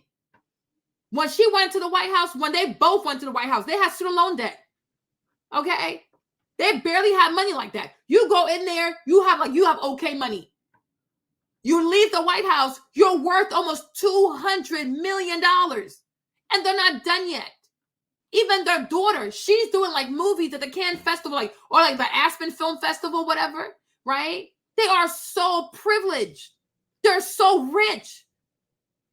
But they want to come over here and play and milk the whole narrative. Oh, we black, we oppressed, we broke. No, it does not apply to you anymore. It no longer applies to you. You're part of the 1%. So when you have goofy ass Kamala, what's her name, Harris, the Indian, talk about, oh, we're going to raise the tax on the rich. Is she going to raise the tax on Michelle Obama? Because this lady worth almost $90 million. Is she going to pay more taxes? I'm supposed to believe that Michelle Obama is going to volunteer her wealth for more taxes. Yeah, right. Yeah, right. Right?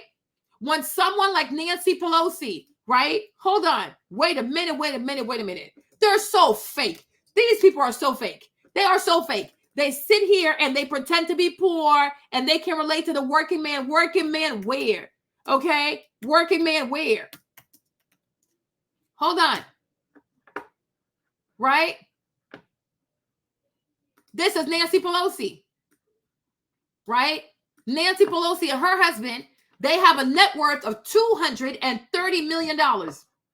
So are they also going to pay their fair share of taxes? It's like, you know, the scam, another scam with the Democratic Party, right?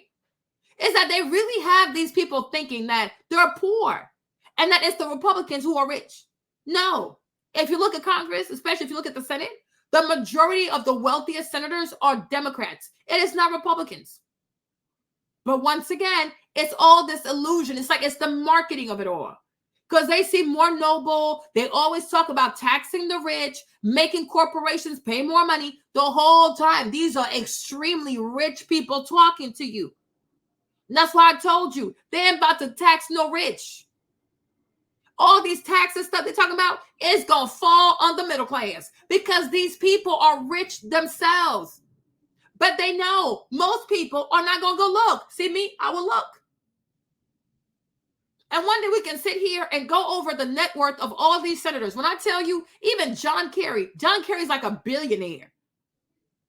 The majority of Democratic senators are like, they're like worth hundreds of million. Chuck Schumer is like, he's worth like 2 million. Bernie ain't got that much money. Okay. But the rest of them, oh yeah, they got a whole lot of money. You see, Nancy Pelosi by herself, she's worth like over 115. You see? This is Nancy Pelosi, right? So, oh, Gary always gave me money. Thank you, Gary, right? So Nancy got $46.5 million in real estate. Is she going to pay her fair share of taxes? I'm trying to know something, right? Then she has in electronics equipment, she has about 16 million. All this right here, insider trading. Apple Inc., 16 million. And you think it's a coincidence that Apple pretty much has a monopoly when it comes to phones in America? How you think she got all them Apple stocks? Okay? We gonna make people pay more taxes. Trump is a criminal. All these senators, they use insider trading because, you know, they all sit on these committees, right? They sit on these committees. They know things before things are about to happen, and they move stocks accordingly. They take care of their portfolio with insider information from Congress because they sit on these special committees. And you never see the SEC, right, or any district attorney out here pursuing charges against these people, right? So she has 16, almost like $14 million of Apple stocks, right? Then whatever this is, another 15 million. But on paper, her annual salary is only $200,000. She's been a senator for over 30 years. How you have all this money? Insider trading, lobbying money. But then they want to tell you Trump is a criminal. It's all of them is criminals. What politician you know is clean? They're all criminals. Because how does somebody who makes $200,000 on paper is worth $150 million? Compound interest don't do that. Okay? That is crazy. If she never spent any of her money from all the years of being paid as a senator, it still will not add up to $115 million. Like, make it make sense. Okay? Make it make sense. Nobody said that Trump was altruistic, but at least Trump is honest about how much he makes. Sorry, bro. Okay.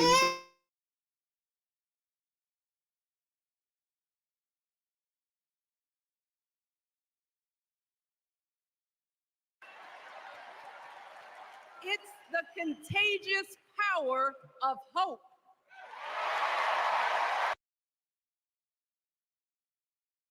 Far too long. You know what I'm talking about. Let me talk over here, right? Nobody said that Trump was altruistic. One thing I cannot stand is when we talk about people, you want to vote Trump. No, like stay on course, right? When it comes to Trump, Trump never pretended to be poor. Did Trump ever tell you he was poor? When you see Trump out here, does he try to be modest? There's nothing about Trump life that is modest. Trump has never said he was poor. He don't want to be poor. He don't want to be relatable to the poor. Okay? Trump has a private plane. It's given like what, a 777, right? Trump lives in Mar-a-Lago. When he became president, he said he does not want the salary of the president. It's nothing to him. $400,000. What do with that? Okay? They want to live at the White House. Did not want the salary. He lives in Mar-a-Lago. The man is wealthy. He never said he was poor. Okay, we see the Trump Tower, but he's not pretending. Like, actually, listen, he is not pretending. When you see people like Nancy Pelosi, you see people like Michelle Obama, right? They want you to think that they don't have money. They're just like you. They're struggling just like you. They understand. They can relate. And I'm saying, no, they cannot. No, they cannot. Because they're also rich AF. They're not poor people. I think I'm pretty clear when I speak, right? That's it. My thing is, do not pretend. Because when you say things like, oh, we're going to raise tax on the rich, we're going to raise tax on the rich, we're going to make the rich people pay their fair share. So my question is Michelle Obama going to pay her fair share, right? Is Nancy Pelosi going to pay her fair share? But when nobody ever sat here and said, oh, Trump is pretending to be poor, nothing about Trump's life is poor. Trump is, oh my goodness, Trump is very exuberant. He spends a lot of money. He doesn't hide it. He loves money. He's not fake about it. But for you to come over here and to say, oh, yeah, we're going to raise the tax on the rich. We need to make rich people pay their fair share. You have all these people thinking, oh, maybe she makes like $200,000. Maybe she makes $400,000, right? So the people thinking like, oh, yeah, we're the same. I mean, she makes a little bit more than me, but it's not that much different. How many people know? How many people know that Michelle Obama is worth almost $100 million? Right? A lot of people don't know that. They probably think, oh, the way she talks about Chicago all the time, you probably think she lives in the shop. No, she don't. She lives in Martha's Vineyard. Right? Like, I'm like, make it make sense. And that's my thing, right? Don't sit here and position the Democrats as a people who care about the poor, who want the poor to have more, because that's the case. They need to, why don't you give away your money? And they're not. Exactly. That's exactly my point. Be honest about the fact that now you're a very rich woman. Don't keep telling to Black people, oh, America is so divided. America is so racist. It's so hard for a Black woman. No, it's not true. Because you're extremely successful. None of her enslaved ancestors could have foreseen this for her. Michelle Obama is insanely wealthy.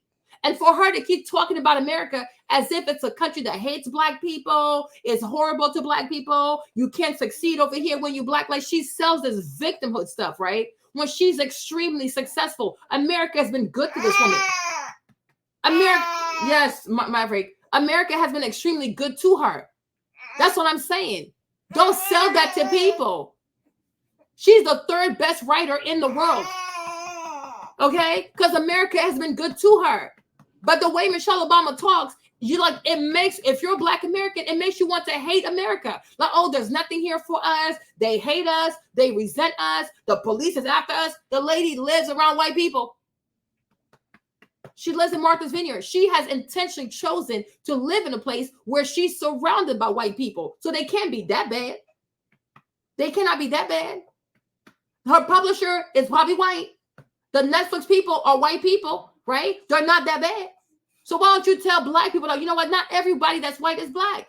It's bad. And also tell Black people that if just because a white person has a lot of money, don't make them bad.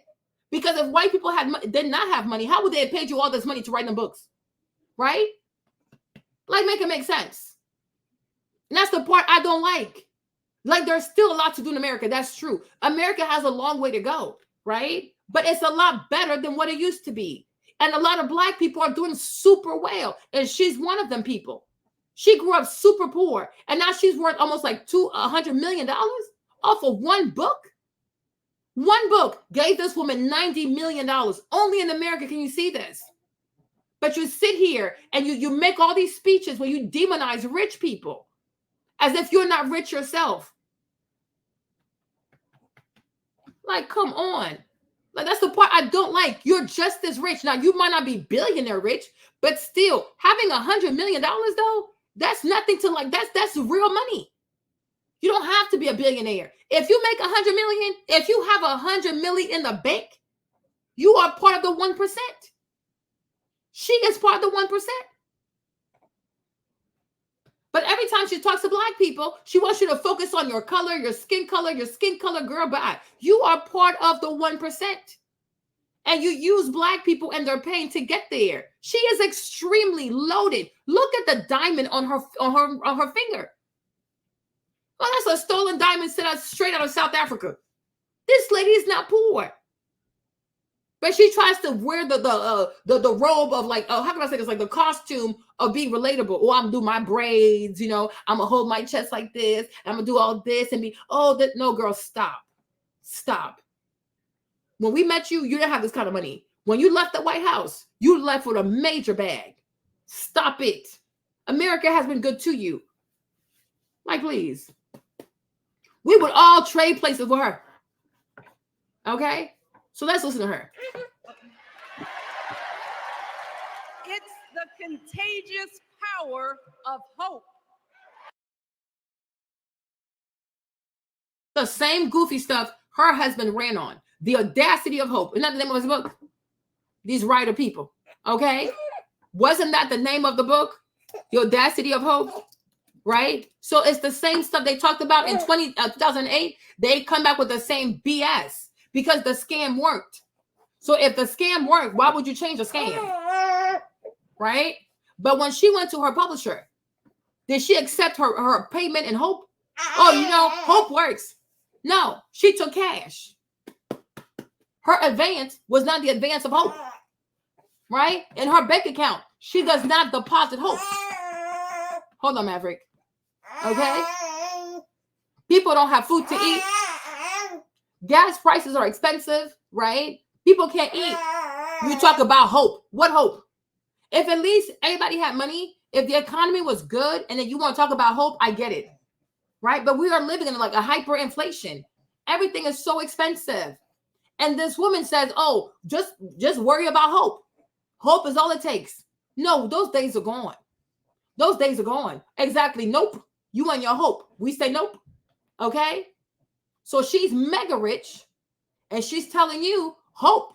Hope is all. Exactly. Exactly, Jessica. What am I going to do? Go buy my grocery? Go, I hope my card goes through. No, I want to know that my card's going to go through. And it's no different than these Black preachers. They tell you to live off of faith, but they make sure to collect all the offerings, right? Oh, you know, whatever you need, trust God, trust God. But then, Pastor, why don't you trust God? Why do I need to pay my tithes and offering? If God is so faithful, then we should not have to give you tithes and offerings, right? Exactly. So you want the people to put money in all your envelope. They got the tithes, they got the special offering, the love offerings, the giving offering, right? You give all types of money to the church. But when it comes to your life and your finances, the pastor says to you, oh, have faith. Faith is all you need. Faith is all you need. No, I need more than faith. Faith is a good start, but I need more than faith. I need money. I need connections. I need a business plan or a degree. We need more than faith. Faith is not enough. Faith is a beginning, but it's not enough, right? So for her to sit there and to say to people, oh, the currency of hope. I'm like, here we go. I've heard this before, right? I heard this before. Her husband was out here being a swindler of hope, selling hope to Black people. And as soon as he got in there, what did he do? Legalized same-sex marriage, bailed out the big banks, deported all kinds of people. He's like one of the main deporters of illegals in this country. He deported more people than even Trump, right? Sandra Bland died under Barack Obama. Trayvon Martin died under Barack Obama. Okay? Mike, what's that boy's name? Mike Jones? I forgot his name, right? But Trey Songz, oh my gosh. Trayvon Martin, Sandra Bland, Mike, I can see his face, huh? All these Black people died under Barack Obama. Mike Brown, Mike Brown, Sandra Bland, Trayvon Martin. He couldn't even utter the word racism. He did absolutely nothing. Eric Holder was Attorney General, another Black man. They did absolutely nothing. You think I forgot? But as soon as, not to say it's okay though, but as soon as George Floyd dies under Trump, they want to tear this whole country up. That's how I knew it was some BS. I'm like, who's behind this? George Soros, right? Sandra Bland was pulled over with Eric. Yeah, so even Philando Castile. Philando Castile also died of police brutality under Barack Obama. Let's talk about that part. Let's talk about that part. What did he do? He did nothing. What did Eric Holder do? Nothing. You're not going to let this Kenyan swindler play with me. I ain't got time for this man. And I'm not trying to be offensive and trying to be mean. Okay? But George Floyd was a criminal. Not trying to be offensive. George Floyd was a criminal. George Floyd did go there with fake money. He did. Okay? I'm not saying he deserved it, but I'm like, okay. But Trayvon, he was a child. He had so much to live for. He didn't ask to do all. He didn't go start trouble. But you went to the store with fake money. You went there to commit a crime at your big age. Okay? Sandra Bland, she was not a criminal. She had a job. She had a career. It was the man stopped her at the stop. I guess she ran the stop. I can't remember, but I can kind of see the picture, but I can't quite remember, right? But because she would not turn off her cigarette, because he couldn't stand her now, because she still had the cigarette. I was like, oh my gosh, Sandra, turn that thing off. She didn't want to, so he locked her up, and she died within 24 hours. But nobody marched and turned this beat upside down. But for George Floyd, you got a bunch of Black women who are all LGBTQ. How convenient. How convenient. The sisterhood of the LGBTQ. Somehow we're in charge of fighting for George Floyd, the Black man who does the drugs, right? Who does the pornography, who intentionally chose to use fake money to go to a business and defraud the business. He was trying to steal. All this happened because he was trying to commit a crime. Now, did he deserve a knee on his neck? No. But he did start it. He created this mess. George Floyd, no. No, sorry. Trayvon, no. Mike Brown, no. Philando Castile, no. The man asked him, do you have a gun? He said, yes. And I have a license to carry. As soon as he said that, the man started shooting at him. Pop, pop, pop, pop. I'm like, but you asked him. He said, yes. And he told you he also had a license to carry. Where was Tamika Mallory or her goofy self? Maybe she was dealing with her addiction. I don't know. Okay? Where was Ben Crump? You are complicit in effery. And that's why all these people, God gonna handle these people. So many Black people died under Barack Obama in the hands of all kinds of white vigilantes, right? And he did absolutely nada. And his wife said nothing. She kept pushing her little eat healthy at school, okay? More vegetable in the public school. That's all she did. The vegetables, going on the Ellen DeGeneres show and doing push-ups and pull-ups. That's all she did. And people put this woman on a pedestal like she was out here being a full-on was Cheryl Chisholm activist for Black people. No, she was not. No, she was not. Tamir Rice, another one. Thank you, Shell. Y'all really want us to go there? Under Trump, who do you have? Your biggest case is what? Is George Floyd, right? You want to talk about under Barack Obama? Do you want to talk about police brutality under Barack Obama and how he didn't punish nobody? How nobody went to jail? How nobody went to prison? Exactly. Tamir Rice was a kid. Trayvon was a kid. Nobody started marching for these black children. But as soon as George Floyd, the criminal, has a knee on his foot, oh, we got to start marching in Atlanta, marching in Minneapolis, marching over here, marching over there for what? You ought to have this energy because you stayed docile. You were very docile under Barack Obama. So that's why I don't believe that you really are afraid of police brutality. I don't really believe that. I don't believe that. Because if you really cared, you would have applied the same pressure under Barack Obama. Because I'm like, the people who were slaughtered under Barack Obama, there's another black girl too. I forgot her name, y'all. She went to knock at the white man's house and he had a shotgun and he pop her brain. I forgot her name. She was light-skinned like this. I remember I can see her face. I forgot her name. She was light-skinned, like not like as light as him, but close enough, right? And she, like, her picture, she had like a little wrap like that. Like she had a little wrap. It goes like this.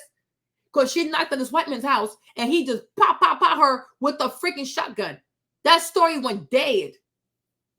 The man who killed Mike Brown, what happened to him? They didn't make a whole publicity out of his trial. Did he even go to jail? I don't even know. Okay? No, Breonna Taylor is under Trump. So Trump, you have Breonna Taylor and you have George Floyd. But I'm talking about under Barack Obama. Trayvon, Sandra Bland, Mike Brown, Philando Castillo, Tamir Rice. And then that girl too, I forgot her name. I can see her face. I forgot her name. She went to ask for help. And when the man saw her, he just like pop. But everybody stayed docile, right? There was no protest. There was no mention of police brutality. Nobody went crazy, right? Tamika Mallory was not outside, right? Ben Crump was not outside. But as soon as Trump comes in, oh my gosh, police brutality, black people are dying. Oh my gosh, it's Ahmaud Arbery. You see, it's so many people. No, Ahmaud, that's under Trump. Okay. So what's up? What's good? Okay. We got to stop being fake out here. And Obama did nothing. How many times have you ever heard Barack Obama use the word racism or racist? He could never say it. Me, this man, the first time he got me, second term, I was done. Like, you're fake. You are fake. Because all you care about is your legacy, how you going to leave this place and write as many books as possible. Let's talk about it. But for George Floyd, they almost tore this nation up. I'm like, y'all doing too much? Where was this energy for Trayvon? Even Trayvon's mom, she's involved in politics in Florida. Nobody goes to help her. Michelle don't go helping her. Tamika Mallory don't go helping her, right? She was running for office and she lost. I'm like, where are all these people who care so much about black lives and police brutality? Okay? Because that man, what's his name? I can see his name. I can see his face. I forgot his name. The guy who killed Trayvon, he's a freaking vigilante. But they want to make you feel like under Trump is when you have the most belligerent acts of police brutality. No, it's not. No, it's not. A lot of black people were slaughtered by white police officers under Barack Obama, and he did nothing about it. Eric Holder also, George Zimmerman, exactly. Okay? So I'm like, this is really fake. You're just out here just creating chaos. Because where was all this energy, right? Exactly. Because all they do, they're a bunch of grifters. They're a bunch of grifters. They only care about money. They're just here to create chaos. They're just chaotic. They think activism is about being chaotic. There's nothing strategic about these people. Then they enrich themselves and they get these Cadillac commercials where they make all the money. But no, her name is Sabrina. That's her name. Sabrina Martin. Trayvon's mom, her name is Sabrina, right? Miss Sabrina. She was running for office somewhere in Miami somewhere, right? Nobody, I'm saying nobody loves me. Nobody went there to help that lady. No one did. Fake AF. I got time today. Hope don't pay for groceries, sis. Those days are gone. We are no longer in 2008 where you're going to tell black people all you need is hope. All you need is faith. No, what I need is money. That money y'all giving to the migrants, I need my money, sis. I need my coins. Okay? Hope don't pay the bills.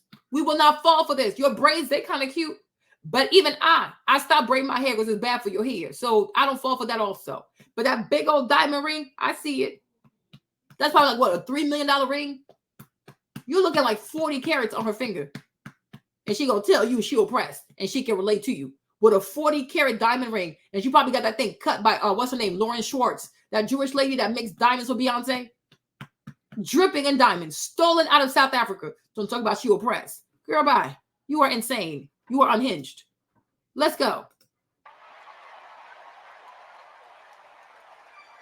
The anticipation, the energy, the exhilaration of once again being on the cusp of a brighter day. What brighter day? The chance.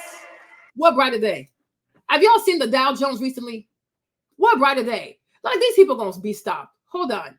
Hold on. Give me, hold on.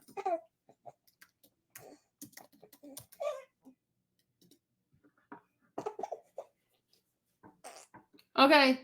Have you seen the Dow Jones recently? That thing went down by like 1,500 points. Hold on. Hold on. Hold on, little baby. Hold on.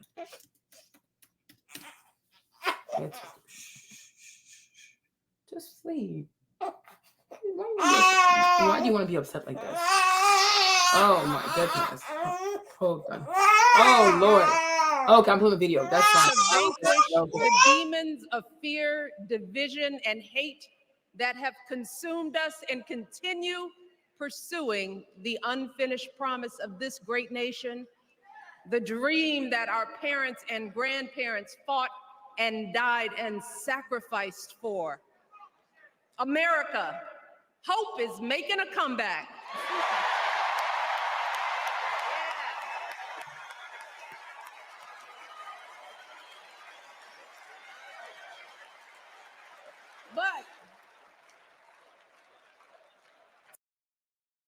But hold on. No, she triggered me. She was like, oh, you see, this is what they do again with the brainwashing, right? Oh, that people die for this. Who killed those people? Who killed those people? Who? KKK, right? KKK were part of what party, right? The Democratic Party. Michelle, we're not doing this today. I was like, when I was younger, you used to impress me. Today, you would no longer impress me today, right? Who killed the people who were trying to vote? First and foremost, who freed black people from slavery? The Republican Party, Abraham Lincoln, right? Who was responsible for the Reconstruction Amendments, like 13, 14, 15? The Republican Party? Okay. Right? Who even killed Abraham Lincoln? A Democrat? What was the party of the KKK? And it still is. I'm like, they're still there. Because Joe Biden, he won. Okay? The Democratic Party. So how can you sit here as a foundational Black American, align with the historical party of the KKK, and tell Black people, right, that, oh, people die? Yeah, the very party that you're fighting for, they the killers. You have aligned yourself with the ops. Make it make sense. Right? And then you say to Black people, oh, hope is coming, new hope. No, we want policies, good policies to be coming, right? We want jobs to be coming. No, I'm being serious. Like, I really cannot stand how people want to insult my intelligence, right? The KKK is the party, the Democratic Party is the party of the KKK. We all have to know this by now. We got to stop playing dumb, right? Historically, this is the party of the KKK. Now, they had a fake maneuver to pretend as if some of those KKK people, aka the Democrat, left the Democratic Party to go over to the Republican Party to make it seem like they're on the soil over there. But a lot of them still stayed, right? Storm, what's that man's name? Okay. Joe, come over here, Joe Biden. Jim Crow Joe.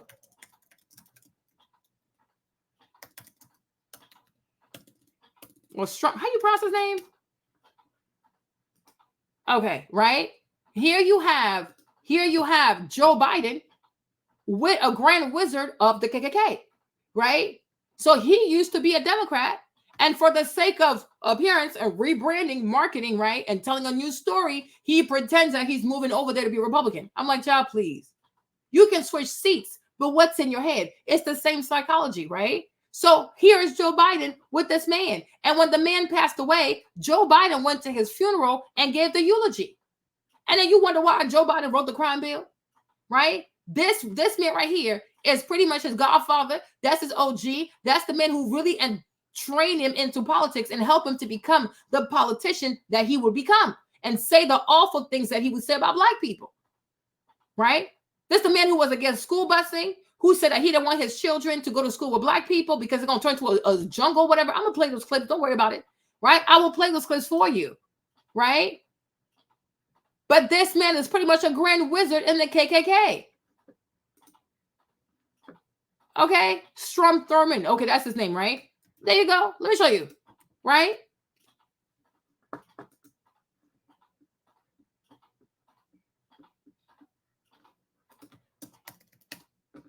Right? You see, he even had people dressed in their attire, okay, for his rallies. But imagine if they had a picture like that with Trump doing something. They would lose their crap. They lose their crap. I'm like, these are real pictures. This is not AI, right? But I'm like, so this is a man. Every time he preached, his security was KKK people. He's right here. This is him right here, right?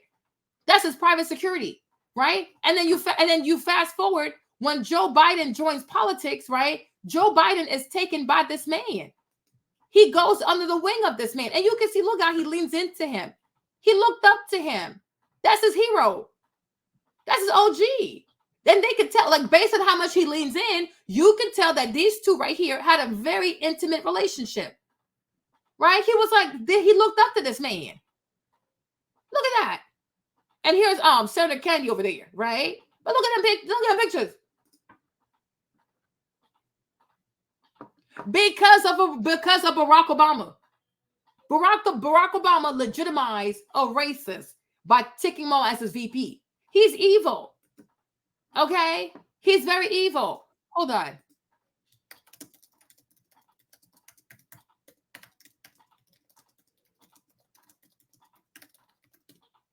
Let me see if I can find the videos.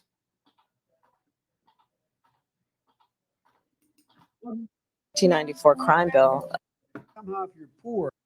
That 1994 crime bill, it did contribute. Somehow if you're poor. That 1994 crime bill. Somehow if you're poor. That 1994 crime bill, it did contribute to mass incarceration in our country. Bobby Rush, member of Congress, said the other day, "I'm ashamed that I voted for the 94 crime bill." You ashamed of that bill? Not at all. And he said he's not ashamed of it. Imagine if Trump, oh my goodness. Look, we're going to look at the numbers of this crime bill, right? Okay.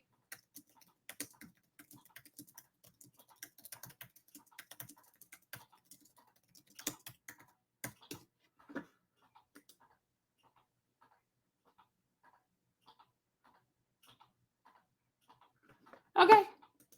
Here is the writing. Here's what they're saying. It contained powerful funding incentive that ensnare more Americans in the ever-widening net of the criminal justice system, right? I'm like, this thing was just out here locking people up. Okay? You see? His name, that's his bill. But like, no, and then you're going to ask these people, please tell me what legislation did Donald Trump, the racist, pass that oppresses black people, enslaves black people? That, if you elect Donald Trump, he's gonna take us back to the plantation. You're already on the plantation. Okay, brought to you by Joe Biden. What is a piece of legislation that Trump passed or Trump signed? Because he can't pass it. It has to come from Congress. All the bills, all the laws come from Congress. The president didn't pass no bills, to be honest, right? He can't do that. Like Joe Biden was able to do that because he was a senator. So as a senator, that was his thing.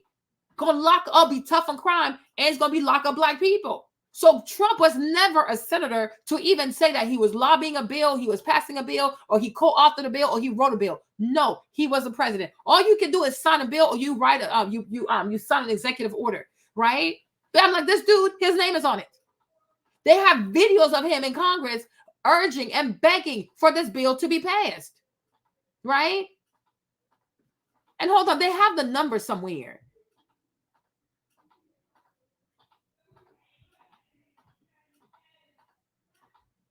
But I'm like, it is single-handedly the way this thing locked up people.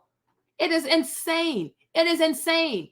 And when you ask people, okay, when you ask people, give me a thing, give me a legislation that Donald the racist or the Republican, even Republicans, this is a Democrat bill, right? Because Joe Biden wrote it. I guess I don't think he wrote. I think the jail people wrote it for him, and they gave it to him to push forward, right? But he was fighting for it. Bill Clinton is also a Democrat, and he signed it, right? Hillary Clinton was there. I'm sure she read it because she pretty much was doing everything for her husband. He's not that smart. He's like Fitz, okay, and Scandal. So you have 3 Democrats that you will see on the stage later at the DNC who were so for it. Then you got that black man, Clyburn from South Carolina, right? Who also told black people it was in their best interest to vote for this bill. I mean, it's crazy. And the same Clyburn is also going to show up at the DNC and tell black people, oh, Trump's so bad, Trump's so bad. Make it make sense. You don't have to like Trump, but you must be sober with the facts, right? Hold on. Drafted. I know that. That bill? Not at all. In fact, I drafted it. I know that. There are 2 basic steps here. One step is you must take back the streets. And you take back the streets by more cops, more prisons, more physical protection for the people. We must take back the streets. It doesn't matter whether... I don't like all the music stuff, right? Let me see. Somehow, if you're poor, you cannot do it. That 1990.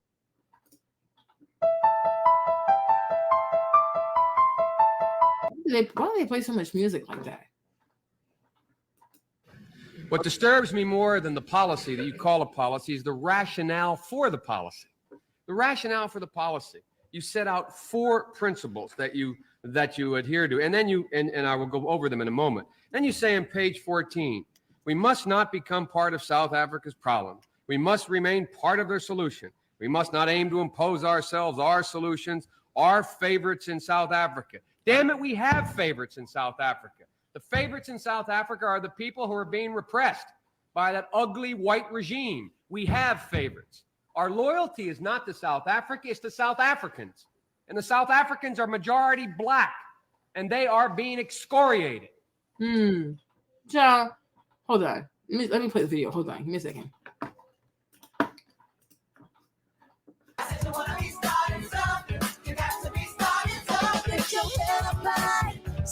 So 25 years after the 1994 crime bill was enacted, we are still having conversations about the import and significance of the bill. That 1994 crime bill, it did contribute to mass incarceration in our country. It's important that people remember the context of the political environment in the early 1990s. The other big piece of legislation on Capitol Hill tonight is the crime bill. Now, violent crime peaked in 1991, and the drafters of the bill didn't know that in 1993 and 1994 when they were drafting and signing it. Urban areas, urban cities across the country were ravaged by crack cocaine, and Americans were afraid of crime. The 1994 crime bill was signed by President Bill Clinton.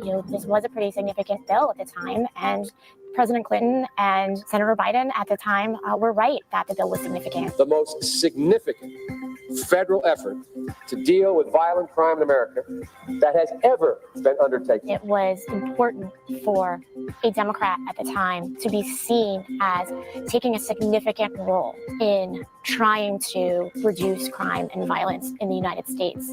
And my point is, so every time y'all need to be tough on crime, is black people. So what are you saying? So inherently, black people are the most violent people in America?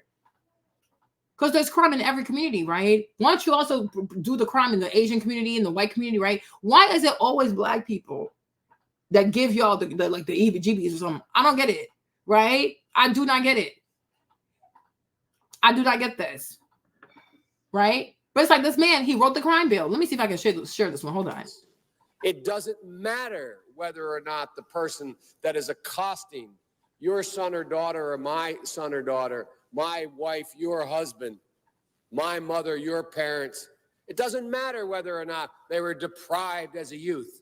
It doesn't matter or not whether or not they had no background that enabled them to become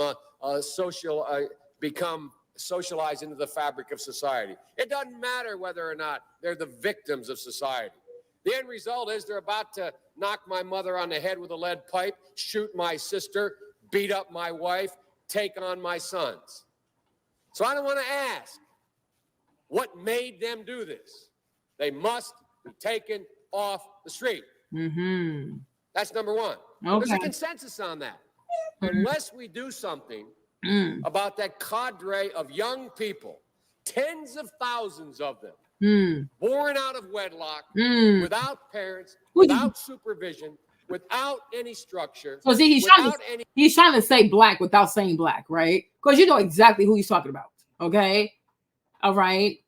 These descriptors, you know exactly who he's referring to, but he doesn't want to say black. Okay. Conscience developing because they literally, I yield myself 3 more minutes, because they literally have not been socialized. They literally have not had an opportunity. We should focus on them now. If we don't, they will, or a portion of them will, become the predators 15 years from now. And Madam President, what I mean because we created on our streets. They will, or a portion of them will, become the predators 15 years from now. Okay. Who else uses the term predators? Who else has called black people predators? Who else? Who else? Y'all know this. Who else has used the term predator? Okay. Let's go. I got time today. Y'all, this is going to be a long live. Y'all gonna get... Who else? The fourth challenge is to take back our streets from crime, gangs, and drugs. And we have actually been making progress on this count as a nation because of what local law enforcement officials are doing, because of what citizens and neighborhood patrols are doing. We're making some progress. Much of it is related to the initiative called community policing, because we have finally gotten more police officers on the street. That was one of the goals that the president had when he pushed the crime bill that was passed in 1994. He promised 100,000 police. We're moving in that direction, but we can see it already makes a difference. Because if we have more police interacting with people, having them on the streets, we can prevent crimes. We can prevent petty crimes from turning into something worse.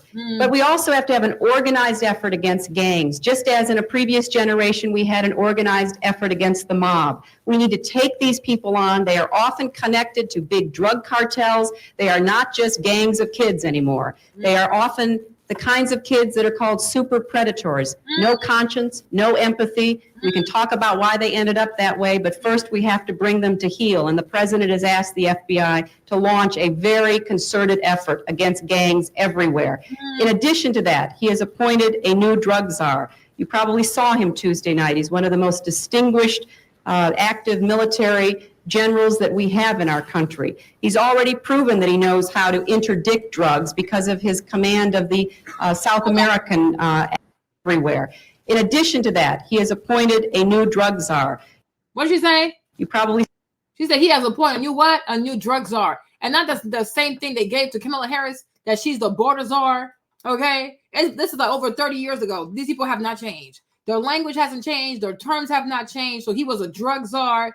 Kamala Harris was the border czar, right? But then when you say that this is the term the Democratic Party used, oh no, we didn't say that. Yes, you did. Yes, you did. Okay. But isn't it funny how she sounds just like Joe Biden? Okay. Okay. Let's keep going. We saw him Tuesday night. He's one of the most distinguished active military generals that we have in our country. He's already proven that he knows how to interdict drugs because of his command of the South American activity on behalf of the United States. But General McCaffrey will make a big difference. And I believe it is now time for all of us to know what we can do individually to be part of this anti-crime, anti-gangs, anti-drug effort. The fifth challenge is to protect the environment. AKA be anti-black. Okay, next, let's go. We should focus on them now. If we don't, they will, or a portion of them will, become the predators 15 years from now. And Madam President, we have predators on our streets that society has, in fact, in part because of its neglect, created. Again, it does not mean because we created them that we somehow forgive them or do not take them out of society to protect my family and yours from them. They are beyond the pale, many of those people. Oh. Beyond the pale. And it's a sad commentary on society. We have no choice but to take them out of society. And the truth is, we don't very well know how to rehabilitate them at that point. That's the sad truth. I'm the guy that said, rehabilitation, when it occurs, we don't understand it and notice it. And even when we notice it and we know it occurs, we don't know why. So you cannot make rehabilitation a condition for release. That's why in our system, there's the federal system, you serve 85% of your time. It's a shame, but we don't know how to rehabilitate. But there is a consensus, and I will cease. A, we must make the streets safer. I don't care why someone is a malfactor in society. I don't care why someone is antisocial. I don't care why they become a sociopath.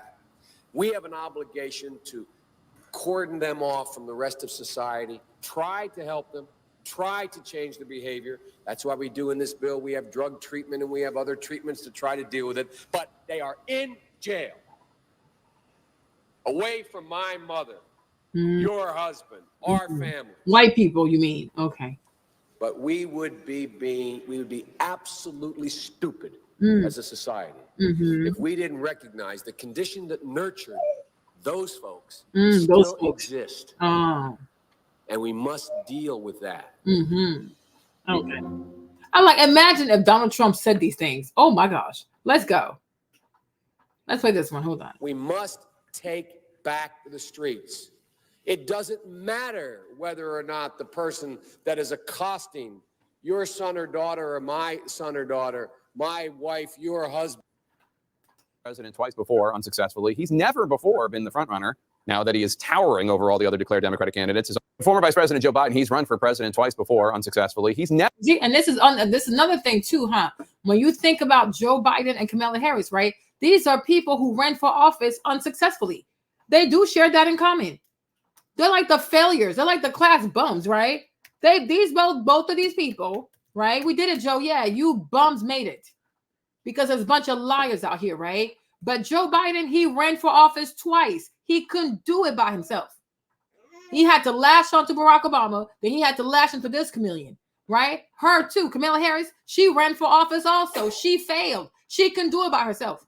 She had to become a vice president, wait for this man to be old, and for Nancy Pelosi to stage a coup against him for her to come, right? They're a bunch of bums. They are bums. No offense, Libra and Scorpio, but these two right here are bums.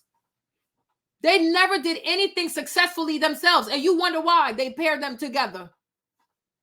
Okay? Think about it. Think about it. Right? And CNN, now they want to start being honest. But that was like 5 years ago too, right? You see, this is the same CNN, right? 5 years ago, when they didn't have Trump derangement syndrome, they were actually doing some type of news. But he said it. Joe Biden ran for office 2 times. He couldn't do it. His 3rd time, he was successful because it was during the pandemic. They cheated. I'm saying it. And then Kamala Harris, the other bum, she attached herself to him. And the whole time she was having private meetings with Hillary Clinton and Martha's Vineyard because they planned to oust this old man. You think it's random that they put all their eggs behind a man who's like 80 something? They knew he's going to be 80. And they knew what they were doing. So they're going to replace one dummy with another dummy. Ask yourself why they're so obsessed with mediocre people being president. Okay? People who tried to run for office on multiple occasions. They never ranked. They never made it far. But now we're supposed to believe that they can actually do the job. A job they never could even garner support. She couldn't even make it to the primaries, this Kamala Harris lady. Now they want you to believe that, oh my gosh, she's so amazing. Amazing how? Where was all this amazement when she was running for office in the 2019? It was nowhere to be found. So let's start over. And I want you to listen. And you CNN people, you're shameful. God's going to deal with you people as well. Let's go. Former Vice President Joe Biden, he's run for president twice before, unsuccessfully. He's never before been the front runner. now that he is towering over all the other declared Democratic candidates, his almost 5 decades in public life are getting some real scrutiny. And it took him 50 years, a global pandemic, people being locked up, and them scaring the media, these people right here, right? Scaring people about Trump. If Trump never came into the picture, he never would have been president. He owes Trump a whole lot because they cheated. And the people who voted for him, they never voted for Joe Biden because they had convictions that he could actually do it. Even the first time around, even Obama did not believe in him because he endorsed Hillary over Joe Biden. That tells you a lot. Obama's a liar. So is his wife. He's my friend. Now he's like, oh, he's my friend. He's my friend. He's your friend and you didn't endorse him? But you endorsed Hillary, the lady who would not shake your hands because you were black. The lady who would not invite you to her daughter's wedding, but she sure did have Trump at her daughter's wedding, right? That person, you endorse her over your friend. I don't want a friend like you, Barack Obama. If that's how you treat your friend, I wonder how you treat your enemies. Okay? Audacity of hope. Audacity of the integrity. Let's start there. Okay? So the second time around when Hillary lost, then he endorsed Joe Biden. The same thing he's doing now with Kamala Harris. He did not want to endorse her. But because he's so trifling, he endorsed her anyways. That's how he is. He stands for nothing with his big flippity floppy ears.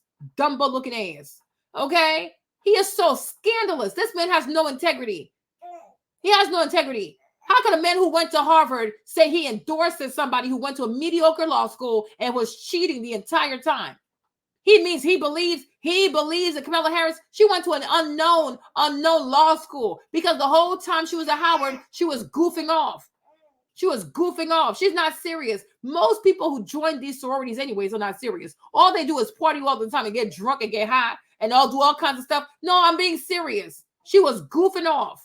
Because how her daddy went to Stanford and she could not get into Stanford Law School. She could not get into Howard Law School because she had a horrible GPA. This girl has always had horrible work ethics.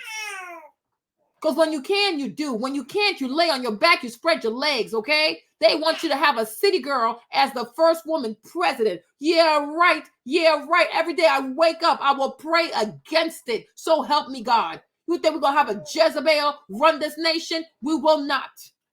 We will absolutely not.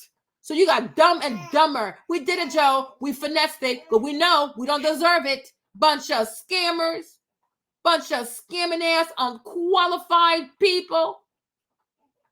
They don't have the pedigree to be president. Joe Biden never had the pedigree to be a president, especially not of this great country. Nor does Kamala Harris. She does not have the pedigree to be the first woman president. I'd rather take Hillary Clinton. Okay? Hillary, I don't like her, but I can't deny she's smart AF. She's just evil.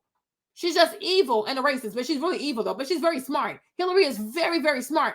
You can say a lot of things, but that woman is very smart. So what Hillary couldn't get, you're going to get it before Hillary Clinton? You are insane. Sit your mediocre butt down somewhere. Go call Mr. Willie. Okay, and see if he got a beep, beep, beamer. Who got the keys to the beamer? Okay, who am I? Okay, not Jamaica with the beanie man. Okay, go shout out to your cousin out there, all your yardies out there. You are insane. Beep, beep. Who gave this girl the keys to the beamer, thinking she's going to drive down Pennsylvania Avenue and be the first woman president? Who am I? Who is you? A bum? Get out of my face. Scandalous people like this.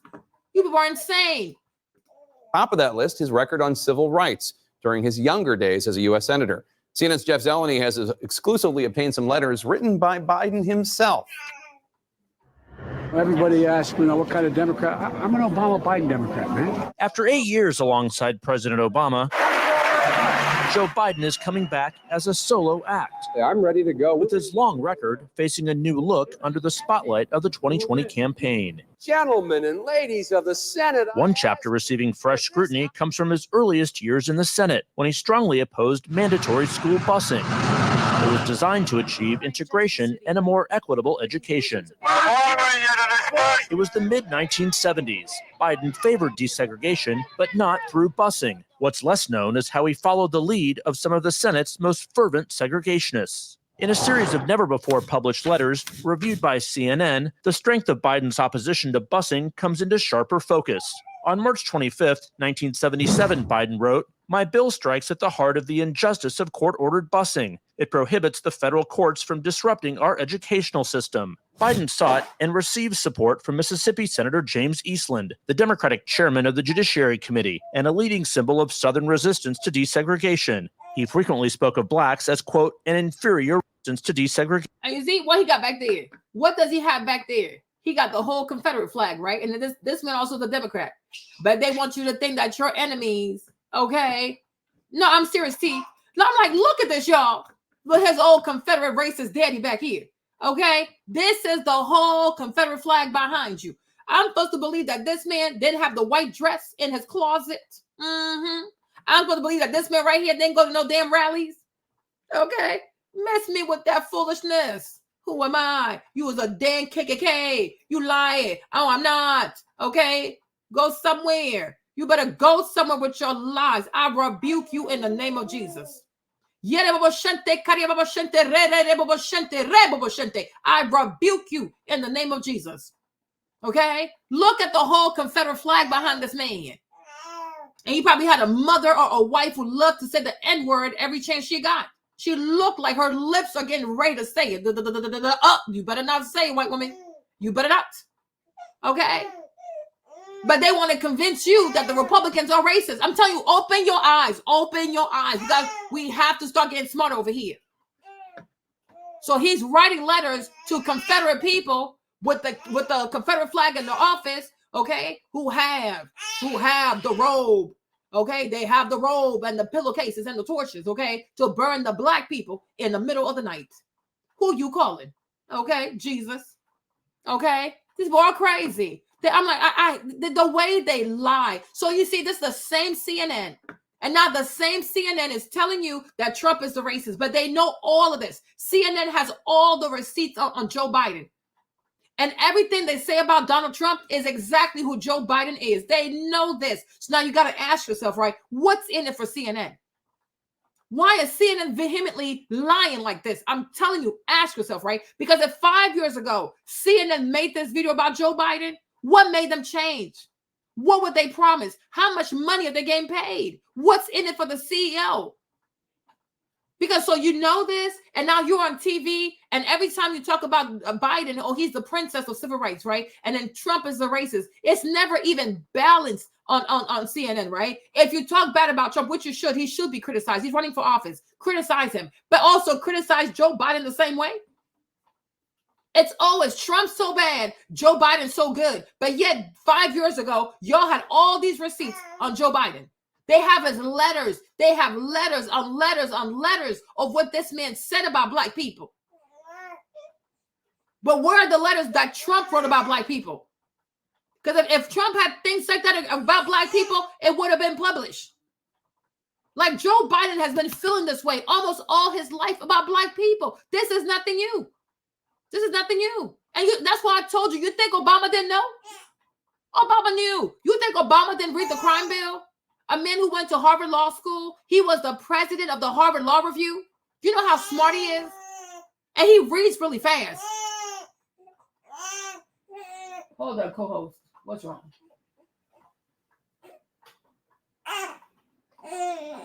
Co-host, you don't know how to be a good co-host today. Yeah, you're going through the gigs. What's up? Gotta be a good co-host, my baby. Yeah, you gotta be nice. Thank you. I love you. You want to sit down, right? Come here. All right? No, you gotta be a good co-host. Yes, you have to. I know. You gotta be a good co-host. He read that thing. He read it. So now, why did he agree? He read it, you guys. Michelle also read it. They know. These are too smart. They're way too smart. The way them people came into the White House with student loan debt, okay? And they left that place with $160 million. These are some smart black people. Don't you play with them people. So they read it. So then ask yourself, Barack, okay, you're half white, you're half Kenyan. What was the deal you made with Joe Biden? Because the deals were made. It was Joe Biden. It was Nancy Pelosi. Like, it's the people who run that party. What deals were made? That's what we have to investigate, right? Michelle Obama, you're African-American, Miss Lady. What did they offer you that was so enticing that you betrayed your own people? And these are the questions we need to ask ourselves. Because I've always told you, I refuse to believe that Barack Obama did not read the crime bill. He read the entire text. I would like to know. So maybe it was okay if you take Joe Biden, then because you need to have a white daddy so you can pass. Because if it's you with a black VP, you might not make it. But the thing is, still, why him? Is it also the case with like Ben Shapiro? You know Ben Shapiro, Rob Shapiro, right? The governor of Pennsylvania, because Pennsylvania is a swing state, right? So could it be? Because I think, one thing I've come to recognize with people, with black people in America, right? I think a lot of times when you say Pennsylvania, people think that Pennsylvania is Philly. They think all of Pennsylvania looks like Philadelphia. It's like, no, Philly is probably the most blackety black, city in all of Pennsylvania. The rest of Pennsylvania is for white people. Okay. I went to Penn State for a conference. I was like, yeah, I'm getting out of here. Okay. It's a little too white for me. Okay. Gots to go.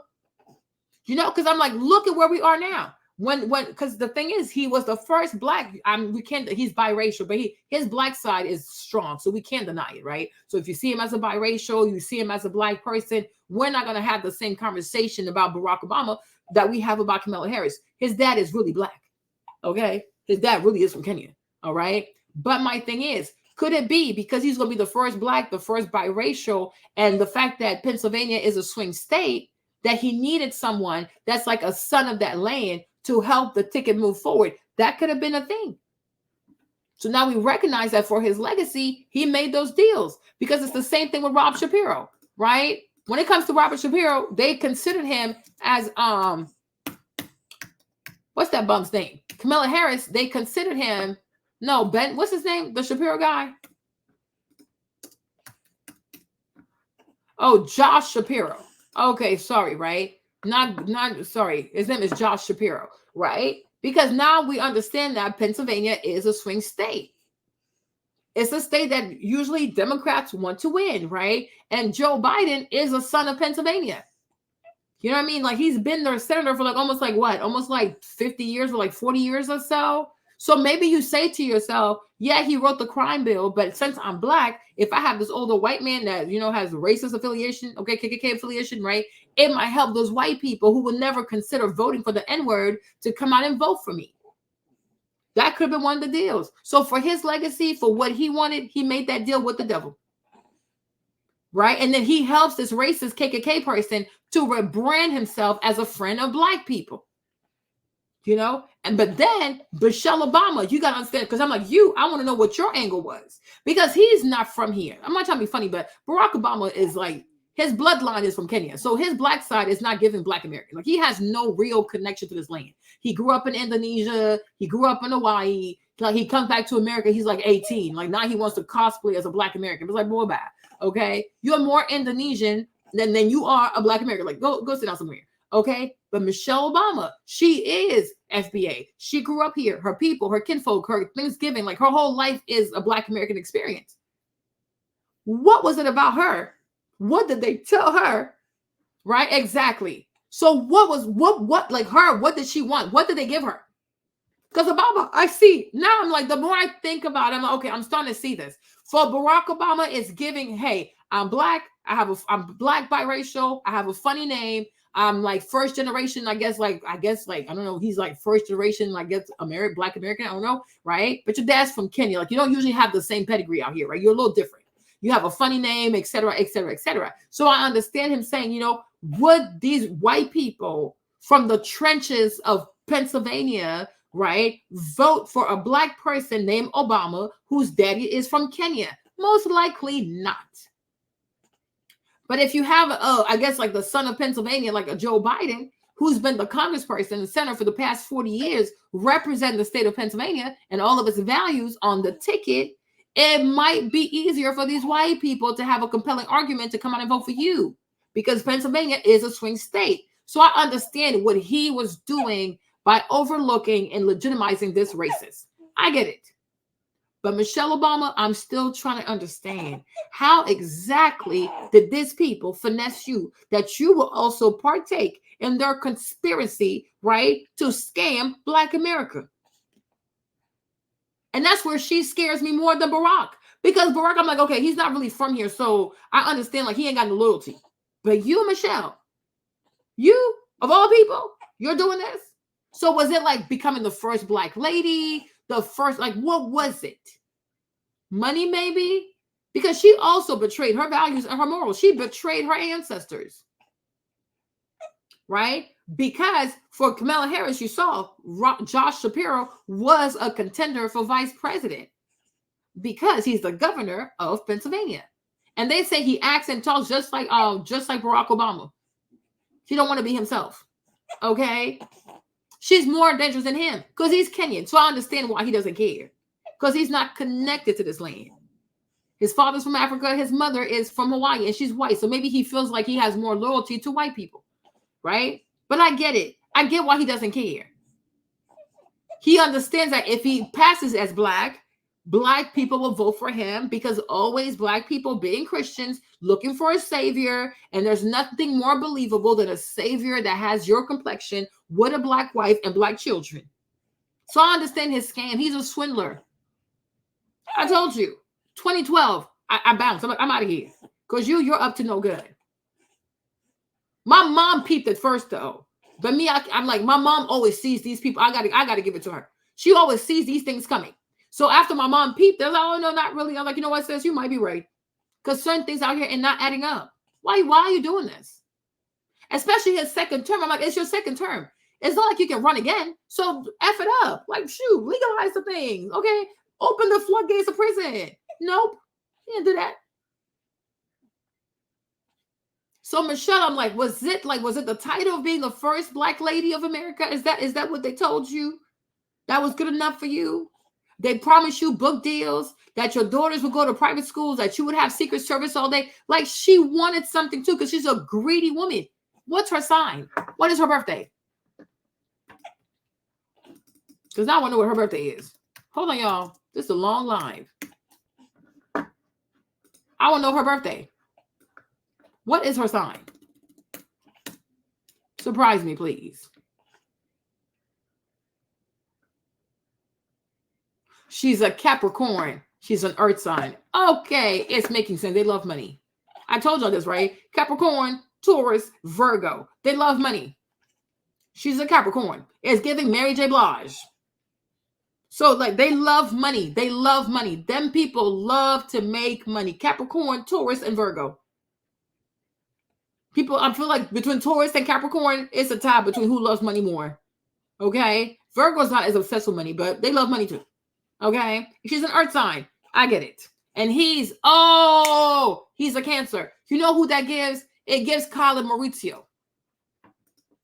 Not money who? Yes. This scamming ass little couple. Okay? Colin Maurizio from Real Housewives of Beverly Hills. Right? So Kyle's a Capricorn, Mauricio's a Cancer. Barack is a Cancer. And you see how they scam? Because she encouraged him, the Capricorn here, because you know her sister married the Hilton man, right? Kathy's married to the son, the heir of the Hilton family, right? So she encouraged Mauricio, the Cancer, to go work for the Hilton family in the real estate department. And when he left them, he took all their business. He took their sales agents, right? He took all their people. Yes. And you see how much money they made together with their like fraudulent marriage? The whole time she was hiding all the affairs, all the bad things Mauricio was doing, all these bad real estate deals, right? Mauricio's a bad egg. He does bad things. Hold on, y'all. Let me get a base some water. Oh, he's a Leo. Okay, so my bad. But close enough, though. August 4th. He's not too far. Okay? I thought he was a Cancer. August 4th. So he's a Leo. Oh, guess whose birthday he has? Val. Val. Who's born August 4th, Val? There's a guy. I watched the guy's TikTok, and he was like, oh, as a Leo, I'm born August 4th. I was like, well, you have the same birthday as her. Talking about her, but yet you got the same birthday as her. Val. Let me see if Val can tell you who was born August 4th. Okay. He's a, huh? No, not Barack. She's here. I said she. It's a she. It's a she. Y'all know her. Miss Blockety Block Block. Miss Blockety Block Block. This world is funny. Okay. Val, where you is? Okay. He was like, I don't know why she does this. I mean, I'm a Leo too, but my birthday is, yep, that's her birthday. That is her birthday. One time for the birthday girl. Yep, it's her birthday. So her and Barack Obama got the same birthday. Oh yeah, y'all in for trouble. You people are in for trouble. It's Leo season. It sure is. These people are insane. And they're almost like Virgo season though. That's her birthday. Okay. So Kyla Mauricio, y'all can go. I thought he was a Cancer. Okay. All right. So let's return back to my video. Let's go. To be honest. Oh, no. We're not watching her. Sorry. We were right here. Hold on. We're right here. Okay. He frequently spoke of blacks as, quote, an inferior race.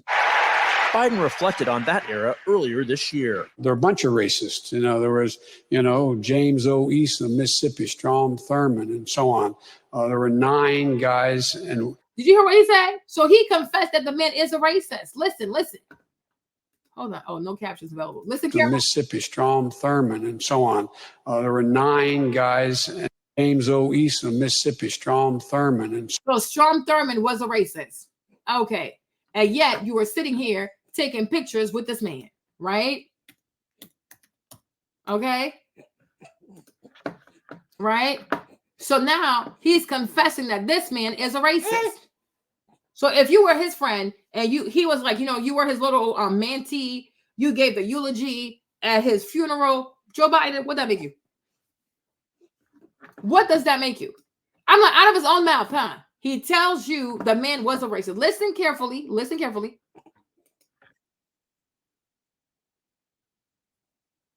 James O. East in Mississippi. Okay, who else?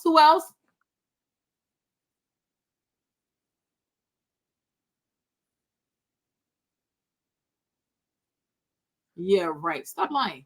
Okay, so here's the man. Here is the man.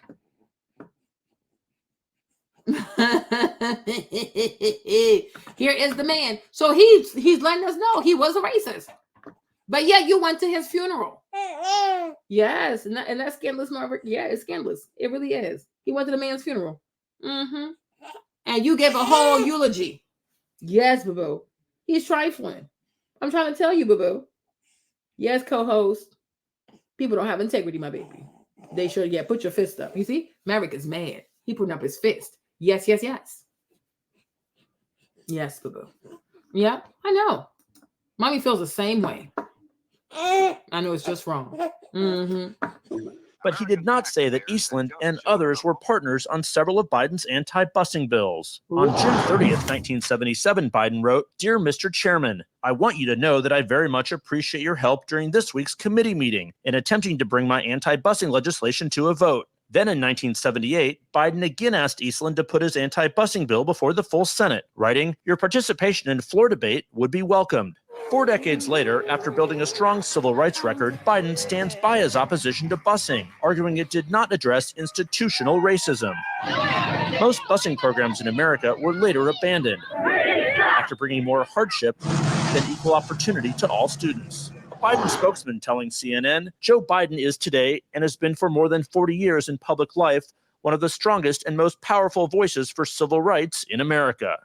Ronnie Dunn is a professor at Cleveland State University who co-wrote the book Boycotts, Busing, and Beyond. He says Biden's opposition to busing is not disqualifying, but warrants explanation. Those letters I find somewhat surprising given Senator Biden's or Vice President Biden's current position and potential candidacy for the presidency and his position as a liberal. Those are issues that he's obviously going to have to answer for. You said surprising. Surprising in what way? Well, the fact that he would solicit the support of staunch segregationists, James Eastland, as well as Jesse Helms, introducing legislation as opposing busing at that time. So the question facing Biden is how he reconciles nearly a half century in public life with today's Democratic Party. Of course, Jake, one of his biggest pieces of experience is that experience and long record. And he never apologized for any of this. But if Trump says black job, everybody erupts. Oh my gosh, he said black jobs. Okay. If Trump says, oh, is Kamala black? Oh my gosh, he's questioning her blackness, right? And they never address these things, right? Yes, they don't. Okay. So now let's go back to this lady. Hold on. I am realizing that until recently, I have mourned the dimming of that hope. And maybe you've experienced the same feelings, that deep pit in my stomach, a palpable sense of dread about the future. And for me, that mourning has also been mixed with my own personal grief.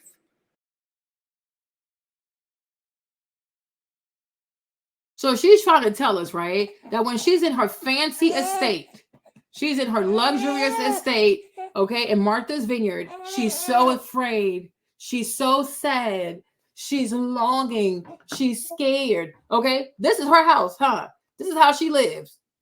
So when she's in here, this is how she feels so sad, and she feels so concerned, and she has this deep longing in her soul, okay? Y'all, this is her pool. Where is her pool? Where's the pool thing? Hold on. Hold on, little baby. Hold on. You're not being an easy co-host today, right? Hold on. Okay. Oh my gosh. Okay. So while she's living here, when she wakes up in the morning, she is scared. She has this longing. She is afraid. Okay. She's missing. She's sad. She's so worried about what's going to happen to America. I'm supposed to sit here and believe this? Okay. Girl, bye. Girl, go to sleep. Go to sleep. The last time I was here in my hometown was to memorialize my mother, the woman who showed me the meaning of hard work and humility and decency, the woman who set my moral compass high and showed me the power of my own voice. Folks,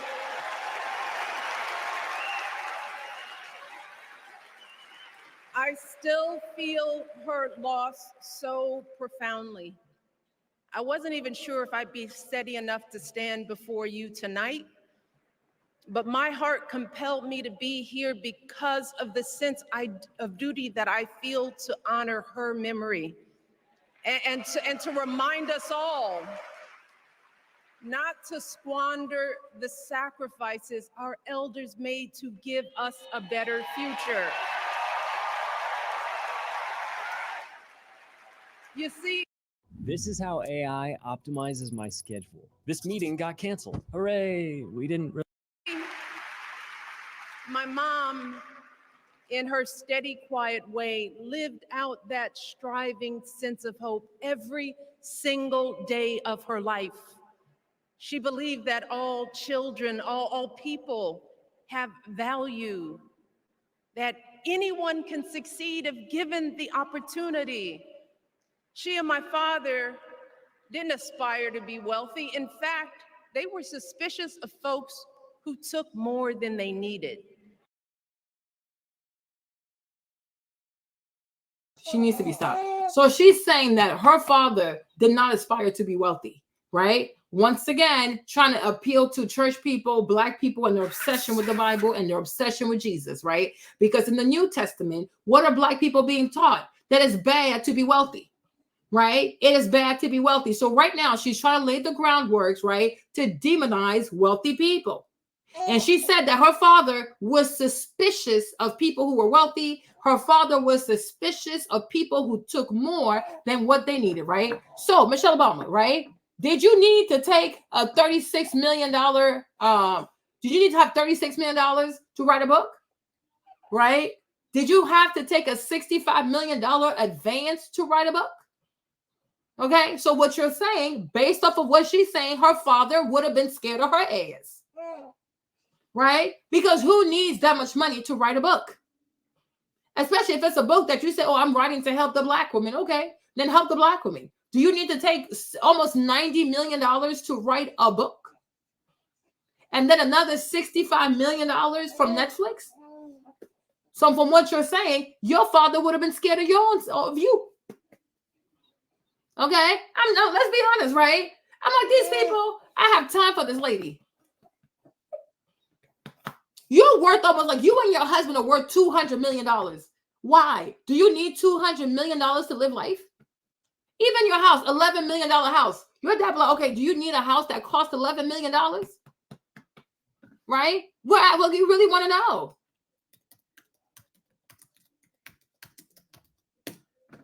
Right?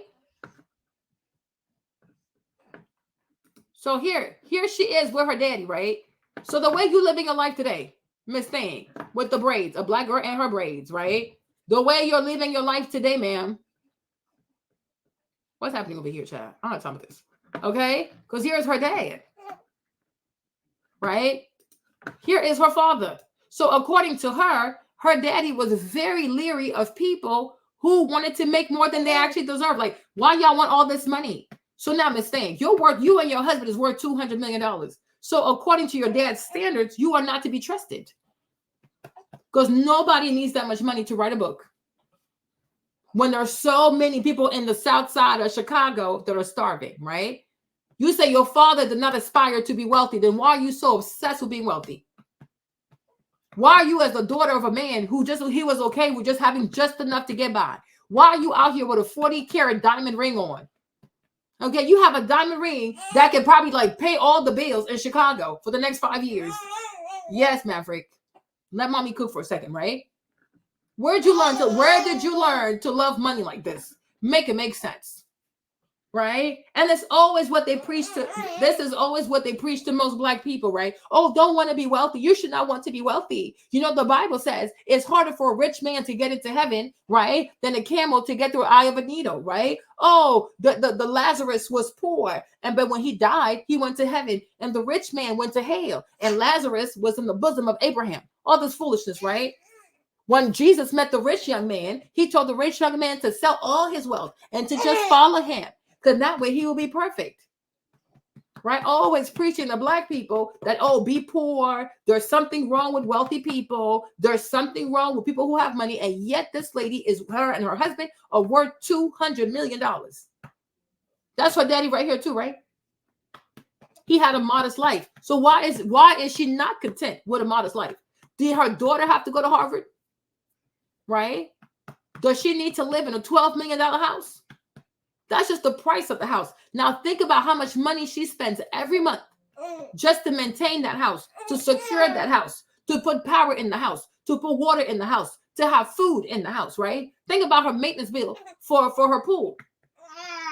Will her father have approved of that? Make it make sense. Oh my gosh, little baby, don't do that. Okay?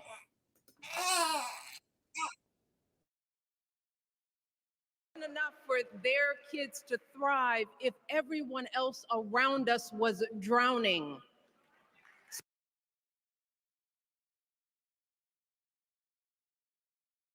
Homeowners are angry. They believe the city has overextended itself and should be putting the tens of millions of dollars earmarked for migrants into Chicago's most vulnerable neighborhoods. But the South Side has been under-resourced, underfunded for years, for decades. We have schools that need to be reopened.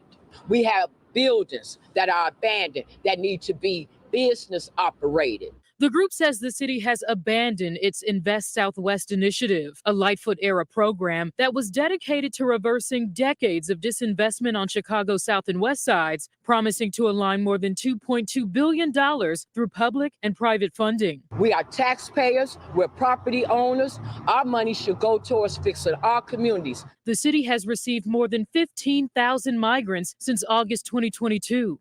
We have no more room. Y'all are embarrassing Chicago as a whole. According to analysis by the ABC7 data team, there are more than 20 active migrant shelters across the city, 7 located on the South and West sides. Whether it's one shelter or whether it's 10 shelters, we're saying the facilities that are there for us The money needs to be put into those facilities for us. In a statement from the mayor's office about the group's concerns and the status of Invest Southwest, a spokesperson says in part, quote, "We are committed to continued investment for all residents, but especially communities on the South and West sides that have long experienced disinvestment. We are the city of Chicago, and our shoulders are big enough to support both new arrivals and those who have long called this city home."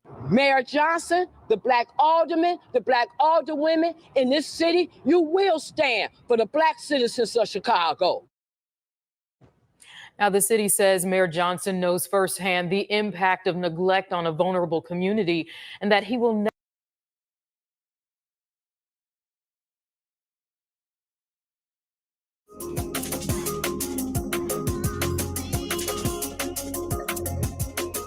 Officials tonight said Daly College is an ideal location because it's move-in ready and a fraction of the cost of a hotel. But many in the crowd didn't want to hear it. When do citizens of the United States of America come first? On the Southwest side, city officials getting an earful. How about this? Give them all these politicians' addresses and put them in their backyards, in their basements, in their houses. This meeting at Richard J. Daly College comes as the city, starting as early as this weekend, prepares to use this gymnasium until August 1st and 2 auxiliary classrooms on the campus through the end of November to shelter more than 400 migrants. This is about being human and providing humane spaces for them. I serve my country. We need to give these immigrants a chance. But the debate igniting anger about how the city for decades has treated its poor. We do not take care of our own people. There's no resources taken from our shelter system and the housing within our shelter system, as well as outreach agencies who providing services on the street. This gathering comes a day after the city council at a heated meeting approved $51 million in emergency migrant funding. That money only expected to last through the end of this month. You speak very much about the money. It's our money. Every dollar you give is our money. Last weekend, migrants began moving into Wright College on the Northwest side. Officials say that's reduced the number of migrants at police stations from more than 800 last week to fewer than 640 now.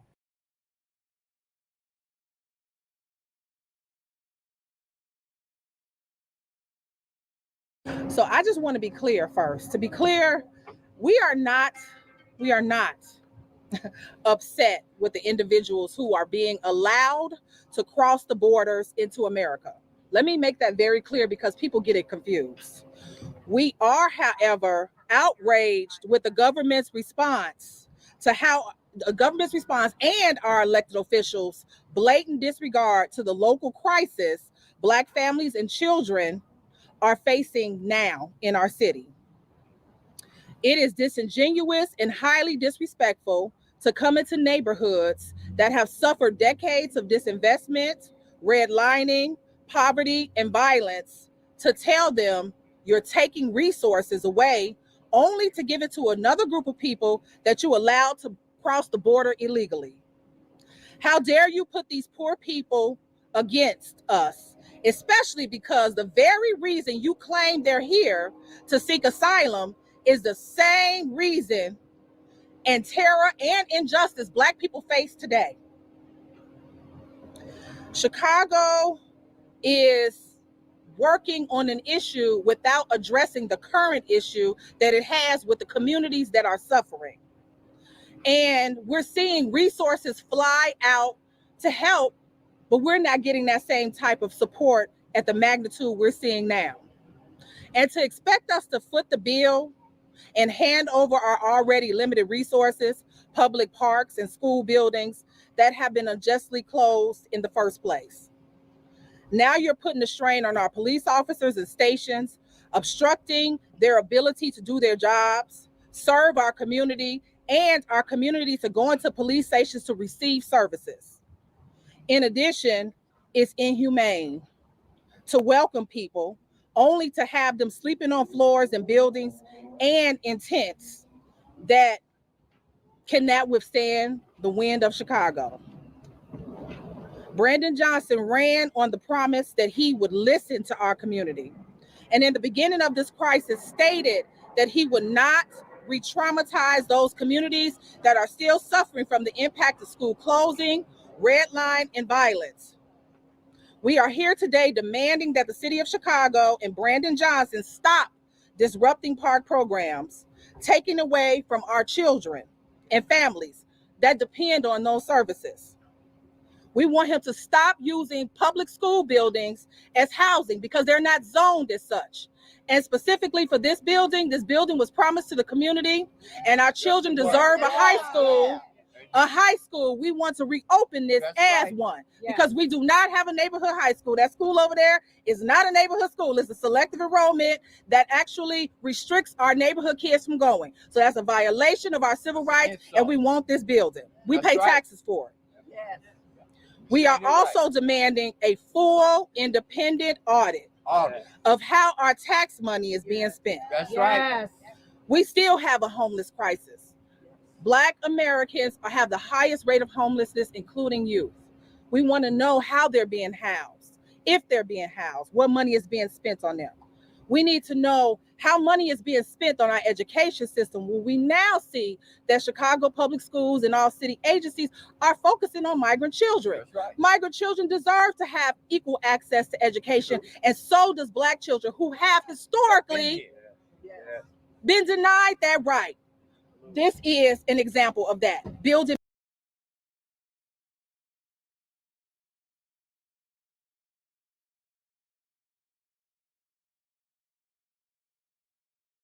Okay, so if you guys don't know, this lady talking, right? She's an activist out there in Chicago, right?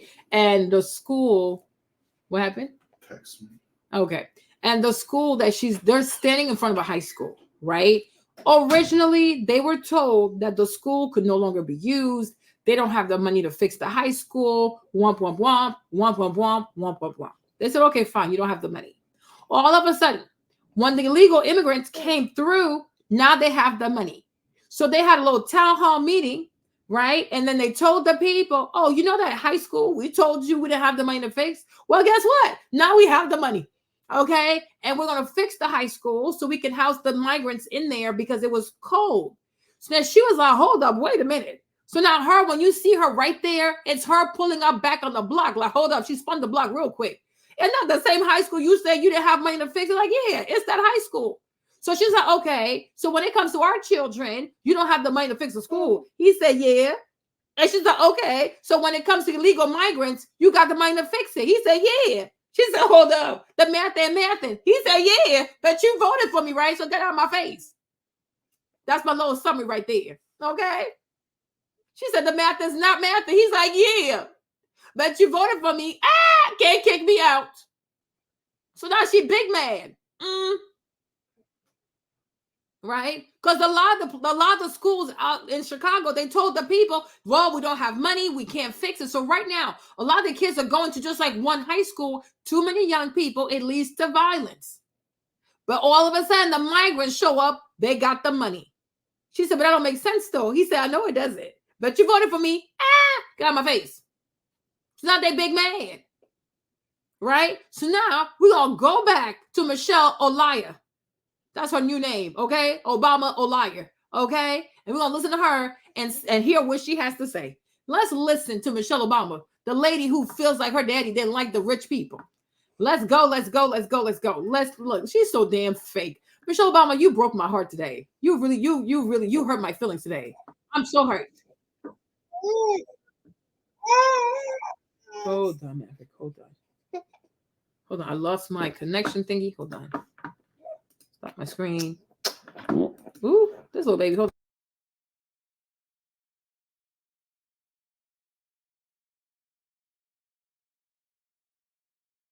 Have value, that anyone can succeed if given the opportunity.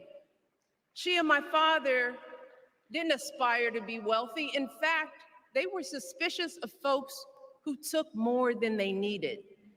They understood that it wasn't enough for their kids to thrive if everyone else around us was drowning. So my mother volunteered at the local school. She always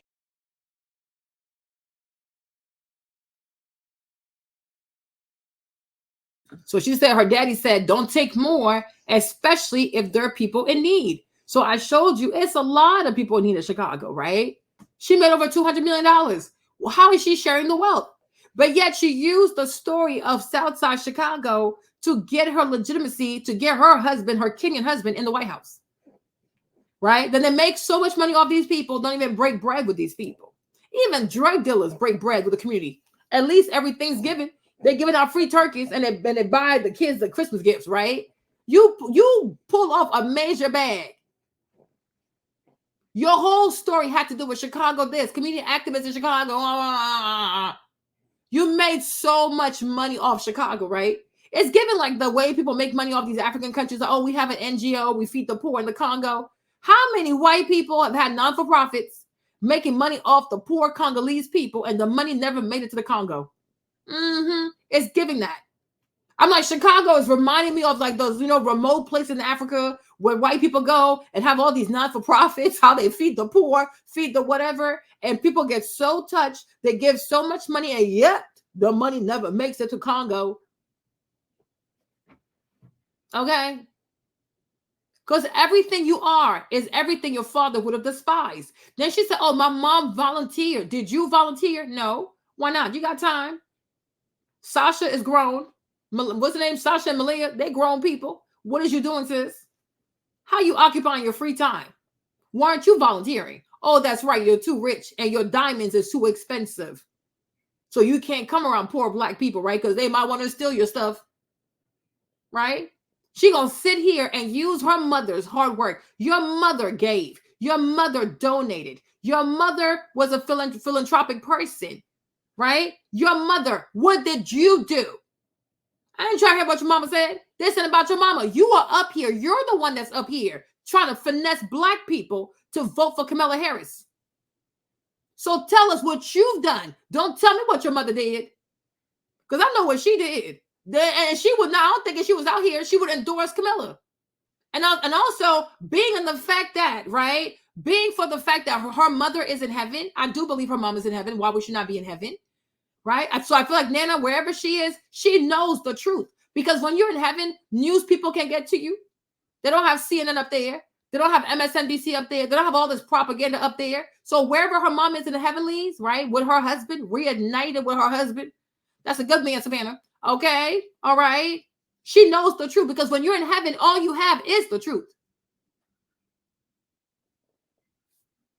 That's all you have. You can't, in the heavens, there's only the truth. It's the unadulterated truth of the Lord. So you think your mom, and she's looking at all this farce you people doing, you think your mom is okay with this? Okay? It's not okay. Don't lie on the deceased. And don't take credit for somebody else's work. You want to endorse Kamala Harris. You want to convince black people that this woman is black, right? You want to encourage black people to not aspire to wealth. And somehow we're supposed to sit here and think that this woman is for black people. She's wealthy as F. And she's telling us we need to be okay with having hope. Do you understand the scam right here, right now? That's why I keep telling y'all this whole blackity black stuff, sometimes it's a scam. Because not everybody who's black has your best interest in her. Hey, Bruno, right? This woman is, I showed y'all, she's worth almost like $100 million. But she's telling you all you need is hope. Meanwhile, she's cashing all kinds of checks. You take money, you take advance money, $65 million advance. You do $36 million over here. Her book made over $150 million. That Becoming thing, $150 million. Y'all saw she sold 18 million copies. She didn't give it away for free. She was charging people. And then she went on tour. She was charging people. But then she's telling you, you can't pay your food. You don't know how to get for groceries. You applied for 235,000 jobs. You still have not got a call back, right? The illegals are taking over your neighborhood. You say, yeah, all you need is hope. Or the what? Is she dumb or she's stupid? Is them braids too tight or they too loose? Which one is it? Knotless braid, knotless brain. Okay? Make it make sense. Rich people have money and they tell other people, you should not pursue money. No, I want to be just as rich as you, Michelle Obama. I want to be your next door neighbor with my hopeful heart. Okay, I want to make the money. Then I'll be hopeful. Always people have their pockets loaded telling other people, oh, don't worry about money. But you have plenty of money. It's all over your fingers. She got almost like $300,000, maybe $2 million of jewelry on her finger. And then she's telling you, oh yeah, you need to just take hope. Hope for what? I'm hopeful that you lose. I am hopeful that Kamala Harris will not be elected and that most Americans will see her for the fraud that she is. Telling these people that there's something wrong with being rich. Meanwhile, she gets a $65 million book advance. But you should content yourself with the hope. Hope of what? Hope of what? My mom used to be a teacher, and okay, your mom, God bless your mom. Because she was in the community. Where you been? In the Hamptons, sipping on what? Margaritas. Okay? Your mama was in the community. Okay? You out there in the Hamptons sipping on margaritas, thinking your name is what? Estrella Obama. Girl, bye. We are tired. Okay? Estamos muy cansados. I'm tired. Okay? We are seriously tired of being lied to. This is getting ridiculous. So you people know, they know that money matters. They know money is seriously important. And we're sitting here crying, we don't have money, we don't have money. Y'all sending all this money to Ukraine. You send money to Russia, to what? Ukraine, to Israel, just to blow things up. Not even to build things. You're wasting money blowing things up. Estrella Obama with her margaritas, okay, in the Hamptons. And you telling us we should content ourselves with hope. Hope of what? Since when does hope pay the bills? Is hope going to pay my power bill? Oh, I'm hopeful. When I go to the grocery store, oh, I'm hopeful. When it's time to put gas in my car, I'm hopeful. It's giving the remix. You're full of shit. That's the remix. Okay? You are full of shit. Go back wherever you came from. You people are so unrelatable. I cannot stand these people. We need to talk about money, talk about policies, talk about like, oh, yo, like it's really bad out here. No, all you need is hope. All you need is hope. The same bull effery your husband was peddling when he ran for the first time, and we fell for it. We don't want hope no more. We want money in our bank accounts. We want bigger tax return checks. I want my taxes back. I want lower taxes. I want my power bill to go down. Stop these goofy wars. Bring the price of oil down. Before Trump left office, gas was like $1.88 or something like that. I was like, damn, it's been a long time. Okay, should have met you when I had the time. Okay, all right. We haven't seen prices this low since then. $3.50, $3.75. Who got that kind of money? Money, money, money, money. Okay, we want money, like the OJ say. Money, money, money, money. Yes. Okay, good Lord. We want some money. We want to know what it feels to live like you people. Okay? Go sit down somewhere. Spending money on bombs. At least if you were spending money in Israel to build schools, to build hospitals, okay, yeah, that's an investment. No, y'all spending money just to blow things up. What is wrong with these pyromaniacs? Y'all some crazy people.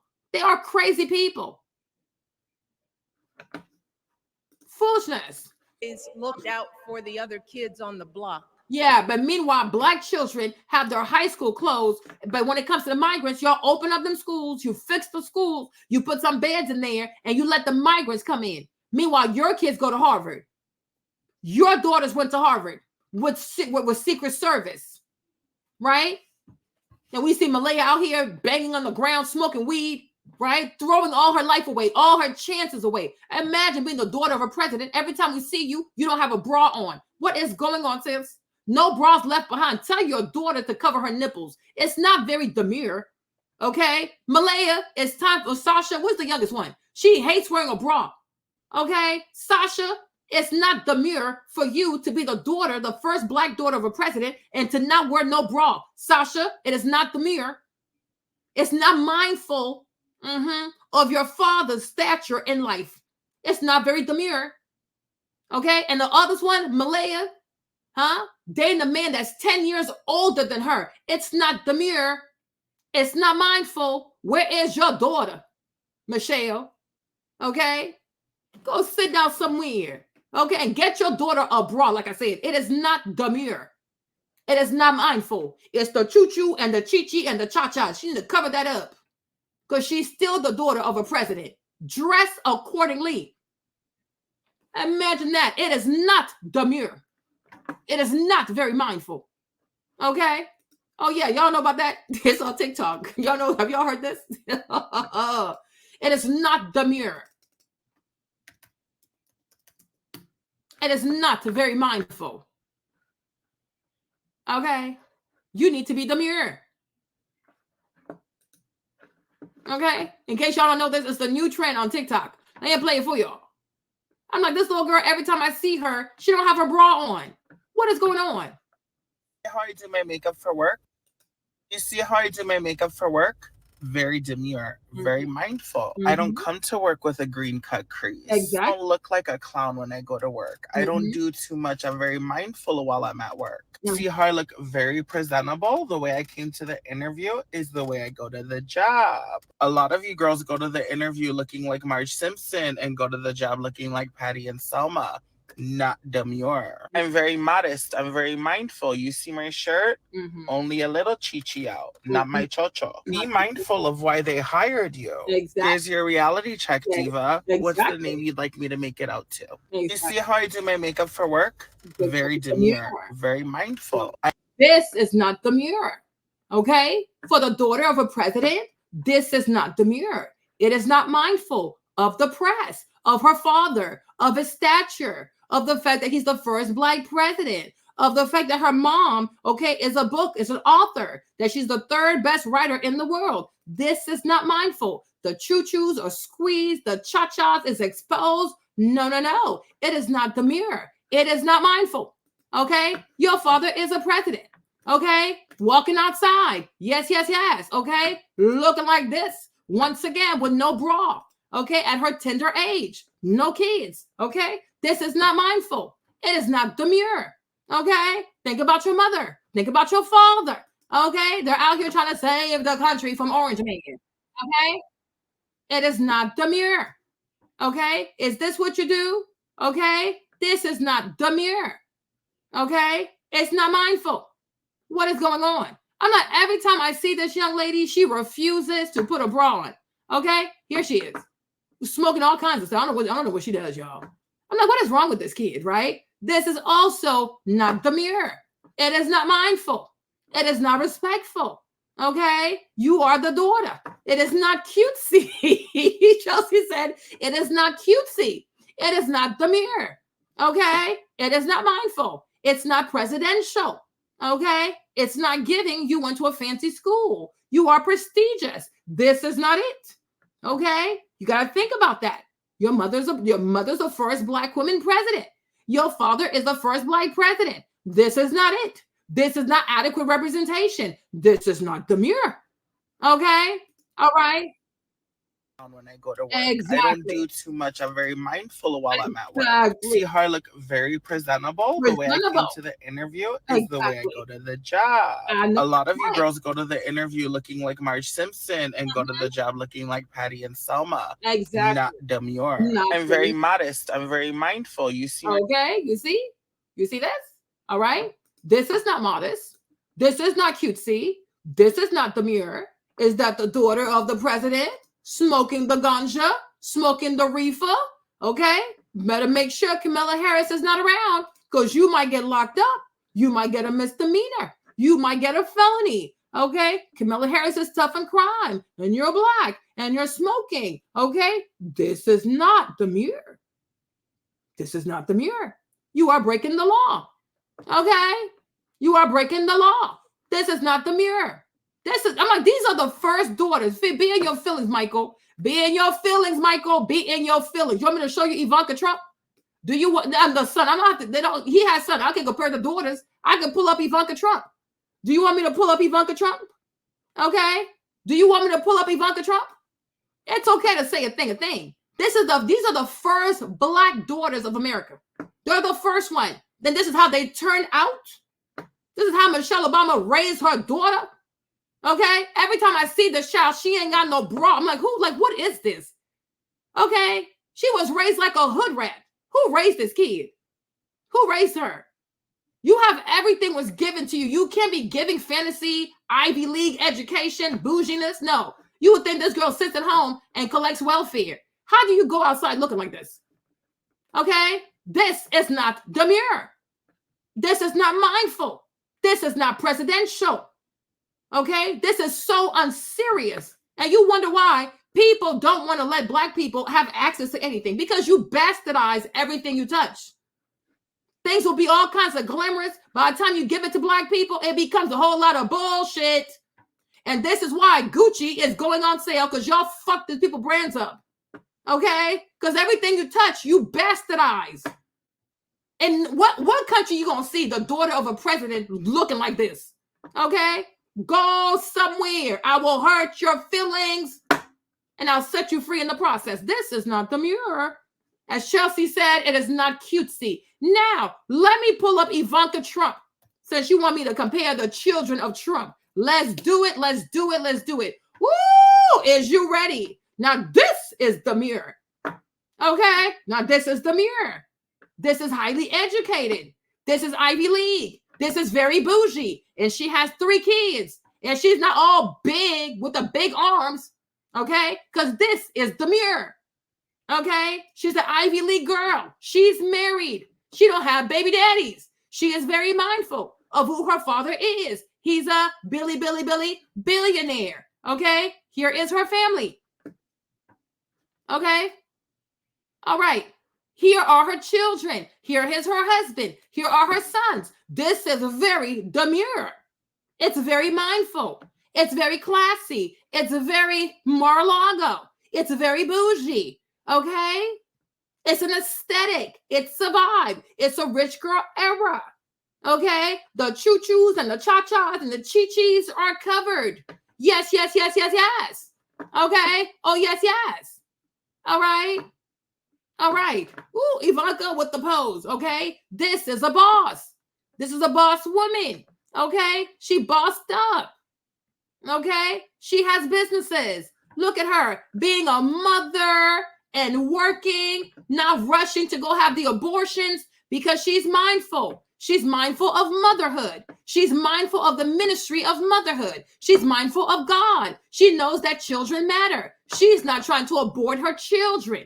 Okay? Her daddy does not do a convention and you have abortion clinics on the outside. At the DNC conference, they have abortion clinics in these veins. They are giving abortions as you go and promise to vote for Kamala Harris. Okay? All right. This is demure. This is a woman. This is a mother. Okay, here is her son, here is her daughter, here is her husband, and she's covered up with her little American flag pin. Okay, she's proud to be an American, where at least she knows she is free. Okay, this is demure. Yeah, getting your feelings. Y'all so used to being low class out here because we've allowed Black people to be low class, thinking it's an aesthetic. We're gonna stop this foolishness. We're gonna stop this madness today. Okay, so what else you want to say? Okay, look at that. What is stopping Sasha? And Sasha is very pretty. I don't like the way she dresses, though, but she is gorgeous. Sasha is gorgeous. Malaya is gorgeous. They are beautiful girls, right? But they don't put themselves together because in the culture, anything goes. I'm surprised I didn't even see Sasha with a bonnet on her head because we don't value how we present ourselves, right? We go outside looking all kinds of crazy ways, okay? Because that's what being Black is now. Dress how you want, bonnet everywhere, abortions everywhere, right? This is demure, okay? This is very demure. Okay, Ivanka and the one to play with. Go on her Instagram. Lady got 3 kids. She's a size 4, like a size 2, a size 0. Look, damn, she beautiful. Okay? Only a little chichi out, not my chocho. Be mindful of why they hired you. Exactly. Here's your reality check, diva. Be What's the name mindful you'd of like why me we to- hired you. You are the daughter of a president. We want to see dreams. We want to see goals. We want aesthetics, okay? We want to see something. You see the Kennedys? Every time you see the Kennedys, they look like money. They're like the first family. Like they're like the first royal family of America. Have you ever seen a Kennedy look ratchet? Y'all remember John Kennedy Jr.? Hold on. Wait a minute. Wait a minute. Wait a minute. Okay? Wait a minute. Who remembers John Kennedy Jr.? That man was so damn beautiful. This is demure. Okay? This is presidential. This is sexy. This is fine. This is husband. This is what is called the real lobster and pasta. Okay? Al dente pasta. Okay? Ciao bella, ciao bella. Okay? All right? This is demure. This is fine. This is beautiful. Look at the hair. Okay? Look at the brows. Look at this. Look at the body. He is fit. Okay? He is mindful. He's a Kennedy. He carries himself with class. Okay? This is handsome. This is beautiful. This is cutesy. This is giving a rich wife, fine husband. Okay? Look at that. Okay? Because he knows he's a Kennedy. Have you ever seen a Kennedy out here looking crazy? Heck no. They will never. That's like the first royal family of America. You will never see these people look like bums. But black people take nothing seriously because of that socialist weirdo mindset. Okay? Now that's very demure. John Kennedy, that boy was fine, man. It's so sad that he died. That's a fine white boy right there. That man is beautiful. He looks like his mom and his dad, but he looks more like his mom, though. Ooh, yes. It's giving demure. Okay? Oh, please, Michael, you and your feelings, because that show how trifling the black mindset is. Take nothing seriously. Take nothing seriously. You go, you're the daughter. Imagine me if my dad was the first black president. Girl, I would even my towels will be Oscar de la Renta. What? My daddy gonna be the first black president. I'm gonna walk around with no bra on and shein on my body? I don't think so. It never gave. Okay?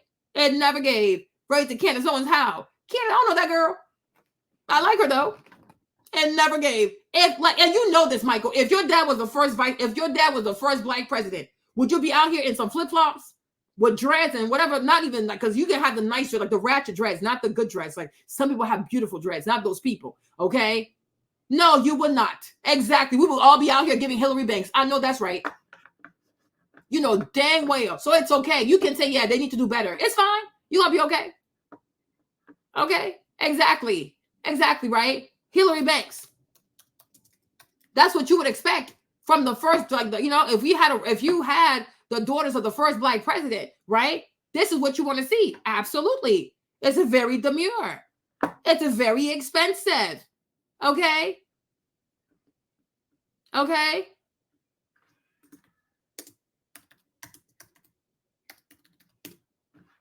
Okay? Exactly. Hillary was that girl. She had money. Okay? She had money. Exactly. This is what you expect. All right. This is very demure. This is what I would have in mind for the daughter of the first black president. Like, just like all kinds of bougie stuff. Like, you are supposed to be bougie. But instead, you would think that she's like sexy red little backup little girlfriend. Like, what is this, Malia? Sasha, put some clothes on. I cannot stand people who walk outside with no bra on. And then the titties be like doing like this. And the nipples, I'm like, you're the daughter of a president. I can see your nipples. What is going on? Okay. Grifting weird. Child, I'm seeing my baby. Okay. But Hillary was cute though. She really was cute. Okay. But that's what you want. Like you want a Hillary Banks. Okay. But you see, those were the days too, though, where black people did not resent wealthy people. So everybody looked at like, yeah, she looks good. You weren't hateful. Okay. But this is what you would expect from the daughter of a president. It's very demure. It's very expensive. It's very bougie. Look at this, all the pearls and stuff. I know that's right. Okay. Look at that. Okay. Look at black people before and look at us now. Oh my gosh. Okay, classy and educated. Okay. Ooh, I love this. It's giving Buckingham Palace, girl. Okay, now that's demure. You see how I do my makeup for work? Very demure, very mindful. I don't come to work with a green cut crease. I don't look like a clown when I go to work. I don't do too much. I'm very mindful while I'm at work. See how I look very presentable? The way I came to the interview is the way I go to the job. A lot of you girls go to the interview looking like Marge Simpson and go to the job looking like Patty and Selma. Not demure. I'm very modest. I'm very mindful. You see my shirt? only a little chichi out, not my chocho. Be mindful of why they hired you. Here's your reality check, diva. What's the name you'd like me to make it out to? You see how I do my makeup for work? Very demure, very mindful. I don't come to work with a green cut. Exactly. Very mindful, very demure. Michael said, no, Michael, you ain't gotta be respectful. You can say whatever you want. But did you practice this in the mirror before you came on YouTube? Let me get closer for you, Michael. Okay, because I think you're new here. Hey, Mike, nice to meet you. I'm Marlene. I am currently on maternity leave. Okay, I have a baby. Okay, it's very mindful, very demure, very traditional. Okay, and yes, I did. I'm dressed well, but because he throws up all over me, I had to wear this because I have to work. Very mindful, very demure. Okay, because my husband works, so I also need to contribute to the household. I'm very mindful. I don't want my husband to work too much, so I got to make some money, right? So this is what I do. Okay, did I practice in the mirror? I sure did. Okay, clear skin, very mindful, very demure. I went through my whole pregnancy. I did not break out. Very mindful. Okay, very demure. This is my own hair, grown not straight out the roots. Okay, it's soft, it's beautiful, very mindful, very demure. That's the best I can do for now because I do have to take care of my baby. It's very traditional. It's very housewife. It's very motherly. I don't do abortions. I get pregnant. I keep mine. I know. Very mindful, very demure. But if you must, Michael, I can take this off. Yes. I can take my shirt off. Hold up. Wait a minute. Very mindful because he throws up all over me. So it's like you're going to keep making my outfits dirty. Okay. But yes, Mike, this is very mindful. It's very demure.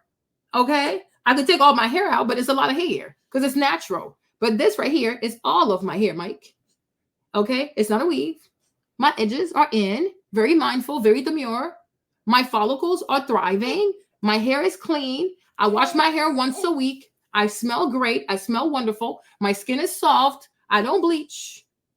Very mindful, very demure, very cutesy, with a beautiful baby that God gave me. His name is Maverick. It's very traditional, very demure. And I have to work. Mommy has to work. Mommy got to make some money so I can help my husband out with the bills. Okay? Because I'm mindful. I don't want my Black men to work too much or too hard. Very mindful, very demure. Okay? I don't have no crazy colors on my face. No. Very mindful, very demure. So, Mike, welcome. Okay? I'm glad to have you here. All right. Okay. Yes. The texture, okay? It's mindful. It's very demure. Wearing your natural hair. It's mindful. It's demure. I also breastfeed because I don't want my baby to be intoxicated with the lead in the milk. Okay? So he comes to the source. Oh, yes. Mother Earth is very mindful. It's very demure. No colics over here. Okay? Yes, mommy's little milk. I know. Everything is natural. And he's doing well.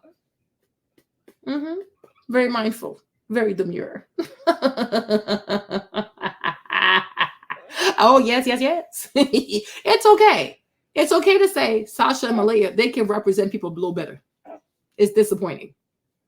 If this was like the 5th, the 20th, 30th presidential Black family, okay, go crazy. But you are the first. So you do have responsibility to represent. Okay? I don't want to show you Malaya, the first one. Because she smokes so much, I'm not even going to do it. Okay? Yes. Say hi, Mr. Mike. I'm very beautiful. I'm very demure. I'm mindful. My mommy works and I try not to cry. Okay, come on. Come on, co-host. Okay. Yes. But my dad is not a president. And if my dad was a president, oh, y'all don't even know. Okay, exactly. If you say it 1,000,000 times, you're bound to believe it. And not just believe it, Mike, you're bound to exude it. See, I believe what I say. Because, yeah, maybe I do repeat it so much I believe it, but I do practice it. So I believe it, I repeat it, I practice it, and then I exude demure. Mike, I exude it. You believe it so much, you start to practice it. Practice makes perfect. When perfection is achieved, I exude it. It's very demure. Okay? It is very demure. From manifestation to practice to actualization, I exude demure. I'm very mindful. Okay. I never told you what my husband did. I said he worked. Every good man with a family should have an activity. So you are easy to surmise he works. But what exactly is the profession of the husband? You do not know, because I'm very mindful. I'm very demure. I don't overshare on the internet. It always gives. I sure do believe it. And you're still here, right? Because you love what I give. Crazy or not, foolish or not, you're still here. It's enchanting, isn't it? Yeah, of course, because I'm very demure. I'm very mindful. I have an audience. I'm a streamer. I must be entertaining. But I never told you exactly what the husband did because I don't overshare on the internet. I'm very mindful. I'm very demure. Everybody deserves the privacy. My husband too, but he works because you should not get anybody pregnant without an income. Where there's an income, there is love, there's a baby, and there's what? There's me being demure and traditional and mindful. Yes, yes, yes. Yeah, of course, I can make anything up, right? But at least I tried. And that's what we're saying. Malaya, Sasha, do try. If you try, eventually you'll believe it. The more you believe it, you'll practice it. Practice makes perfect. And eventually you'll exude it. You'll be demure. Okay, let's keep going, y'all. It's not very demure. Now, her mother is demure. She is a liar. Okay, but she is demure. Lacey said, welcome, Michael. Michael don't even know what he stepped into. Okay. He said the boat you are on doesn't go far, does it? The boat. As it pertains to marine affair, I prefer to boat on the plane. Tell me about the airways, not the things of the marine life. I get seasick. But the plane I'm in, the jet I'm on, it goes very, very, very far. Okay? It takes a plane. It takes a plane to soar. Okay? It takes a plane. Okay? But maritime stuff, not quite my fancy. But in some instances, it can be quite demure. Like the Titanic. Before it went bloop bloop in the water, it was very demure. Full of rich people. Rich white people. Okay? But I prefer a plane. Qatar Airways, first class. That's very demure. Okay, let's go back to this lady. Her crazy ass. Let's go. She was glad to do the thankless, unglamorous work that for generations has strengthened. But why don't you do it, Miss Thing? Why don't you do it? If it was good enough for your mama, why is it not good enough for you? We want to know. The fabric of this nation. The belief that if you do unto others, if you love thy neighbor, if you work and scrape and sacrifice. Look at this lady, right? If you love that neighbor. Michelle Obama, where are your neighbors? Where are the neighbors? You seem to be all alone. Okay, on this vast property in the Hamptons. Okay, where are the neighbors? If you do for your neighbors, who are your neighbors? Michelle Obama, your neighbor's a billionaire. Well, he doesn't need your help, or I guess it's easy to love the rich people. Where are your neighbors? Miss Martha's Vineyard. Okay, do unto others, love your neighbor. It's very easy to talk about loving your neighbor when you have no neighbor within the next 10 miles in sight. And everybody around you is a multi-billionaire. Of course you love your neighbors. Because they're what? They're rich. They are driven. They pay their taxes. They keep their property clean. They don't commit crimes, right? It's easy to love people who are self-sufficient because that's very demure. You should not be a burden for your neighbor. Clean up after yourself. Pay your HOA fees. Okay? Because that's very demure. Candace Owens, you are insulting me, Mike. I would like to think I'm better than Candace, but sure, whatever. Okay. All right. All right. Exactly. Telling poor people you need to work hard, you need to save, you need to be on your grit. Girl, bye. It's not very demure to lie, Michelle Obama. Right? Why should I work hard? Did you work hard? What hard work did you do? Writing is your book? You put so much work that you deserve 36 million for writing a book? Girl, if you don't stop.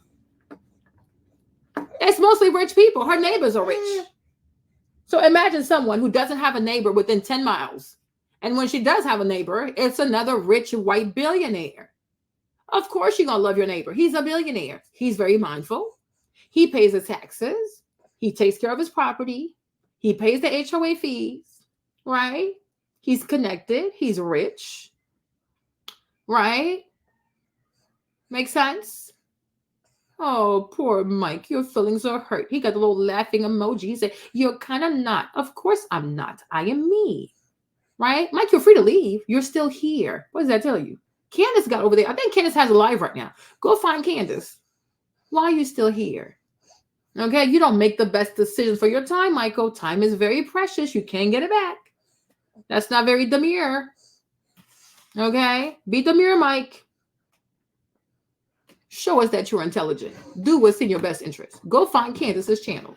She's probably live right now. Or she has some prime going on her channel. Go over there. Okay? It was nice knowing you, Mike. Okay? Exactly. She got something going on. Go over there, Mike. Okay? So I'm like, it's very easy to say that to people, right? Oh, you should work hard. You should do this. Blah, blah, blah, blah, blah, blah. Make it make sense. Make it make sense. Always tell people they have to work hard and work hard. No, people need to work smart. And people need to start learning about money. He said, is she really like this? What the heck? You are crazy. Okay? Stop teaching Black people that being poor is noble. Or like somehow, no, you can never trigger me. You've tickled me, but you have not triggered me. Your presence has been quite entertaining. Comic relief. I have been tickled. A little bit like Elmo, but I've not been triggered. You don't have what it takes to trigger me. Okay. Because to trigger me, you have to surpass Don't Told You. And look, he doesn't trigger me also. Okay. But you've tickled me. And for that, I'm grateful. I said, thank you. You know what I'm saying? It was funny. It was cute. But trigger? No. No. We don't do it over here. It's not very demure. Okay.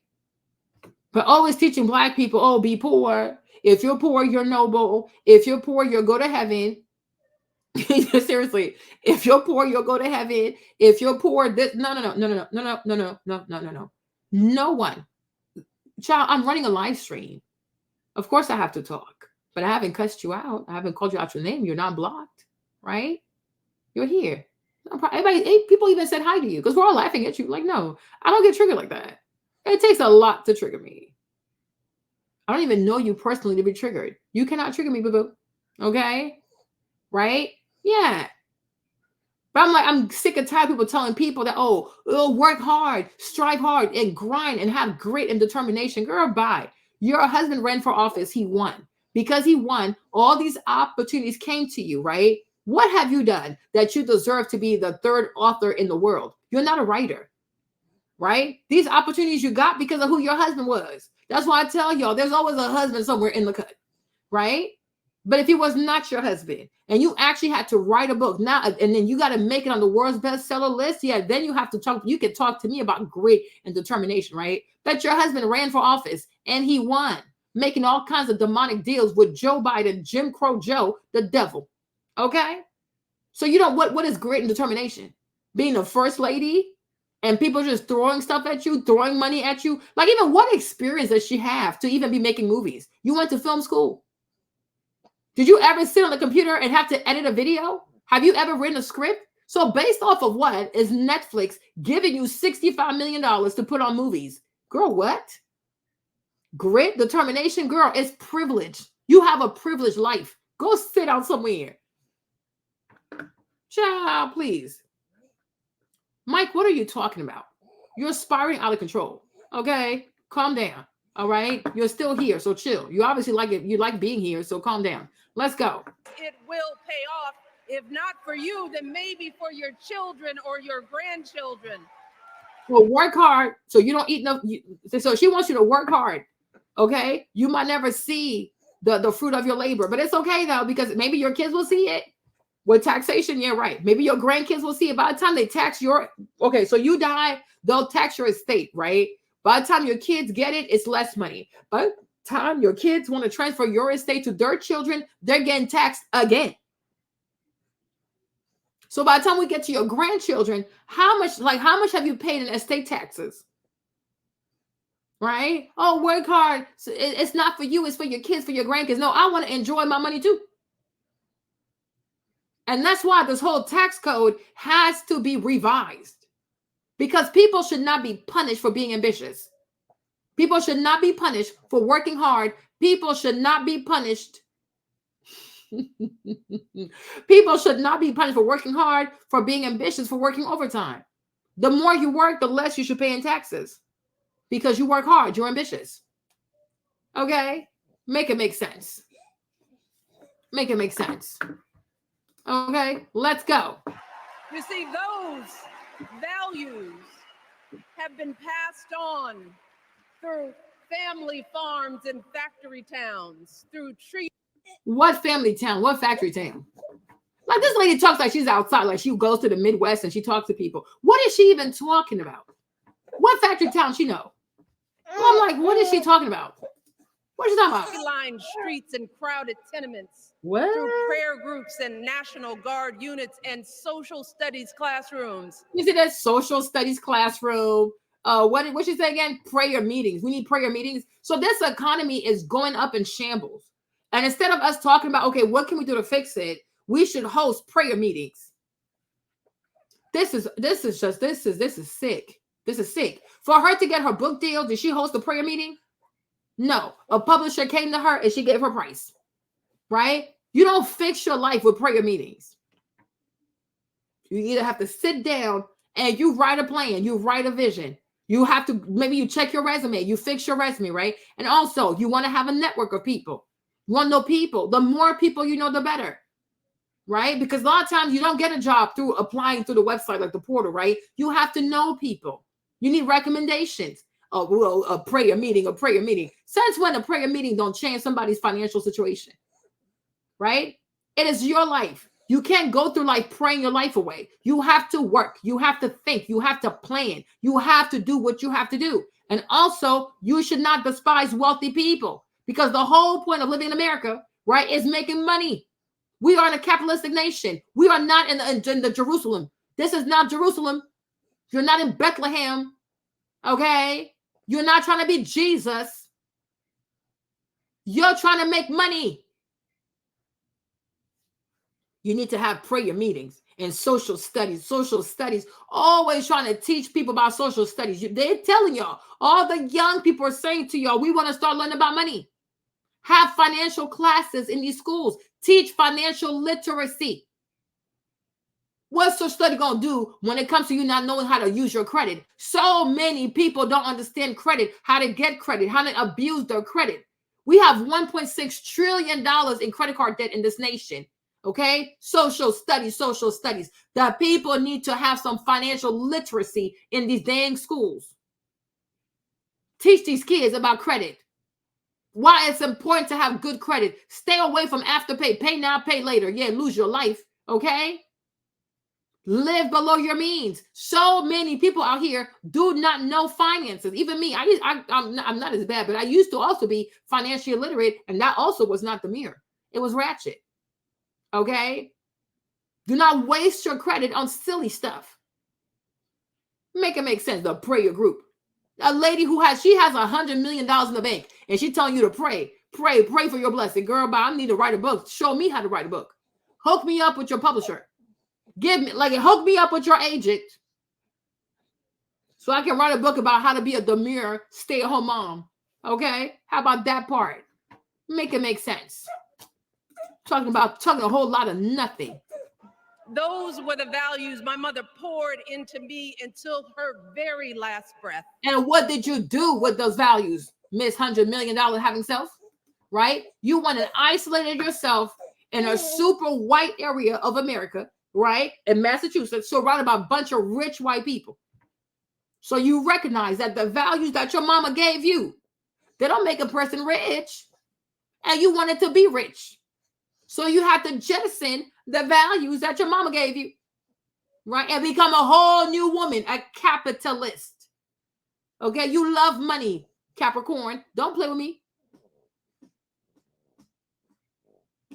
Exactly. Go sit down somewhere. Let's sit down and do a prayer meeting. Says the lady who isolates herself. Okay, you are nested in the enclaves of wealth in America. But buying a house in Martha's Vineyard, y'all, this is for rich people. This is for some rich people. Look at her house. All that is her land. And she's telling you to go join a prayer meeting. A prayer what? Girl, give me your address real quick. Drop your location. I'm trying to see something. Drop your location. Because I'm trying to see something. Okay? Go sit down somewhere with that. She's a whole new woman. Talk about her mama. That's all she can do because she knows she can't talk about her life because her life is not relatable. So she got to go back and talk about what my mama did. We don't care about what your mom, we care, but no, you are up here trying to get us to vote for Kamala Harris. Talk about your life. I bet you can't because it doesn't fit the narrative. Because remember, America is so oppressed. White people are so rich. White people are so racist. America is so bad for black people. Black women so oppressed. There's no money yet. It don't fit. So you got to go, oh, who's the most socialist person I know? Oh, my mother. Let me talk about my mother. Did your mom give you permission to use her story, her life, her experience, her sacrifice to legitimize Chameleon, the Indian? Shame on you for that. You don't have her permission to use her life story as a real Adolf, as a real FBA to legitimize this Indian who's trying to cosplay as a Black American. Did she give you permission? You are so lucky I'm not in charge of your mother's estate. I will be suing you right now. I will be suing you. Make it make sense. Mark, have you seen the house? Hold on. I have the house somewhere over here. Hold on. Look at the house. Look at the house. All of this is her land. All this is her land. Look at this, Mark. And she's going to tell you she's oppressed. And she's going to tell you to go have a prayer meeting. And that's how you're going to fix your problem. Look at that. That's probably her driveway, right? Look at that. It's from over here. Look, that's probably all of this is her driveway. All that is her driveway. This lady.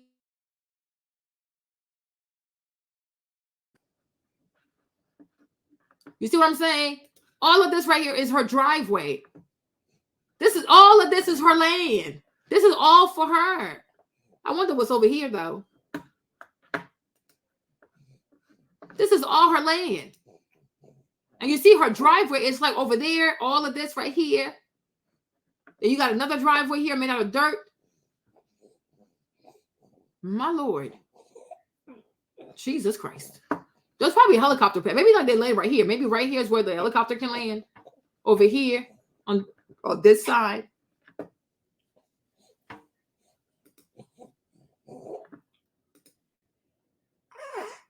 Hold on, my people. I need to close some of these tabs. Give me a second. I need to close some of these tabs a bit. Hey, baby. What's up? How you doing? You okay? Okay. Love you. Okay. Hold on. Being a good boy. God bless you. Maybe one day you'll do this too, right? Because it's very demure to follow your mother's footsteps. Well, you guys, I have to close some of my tabs a bit. Okay. All right. Let's go back to this lady.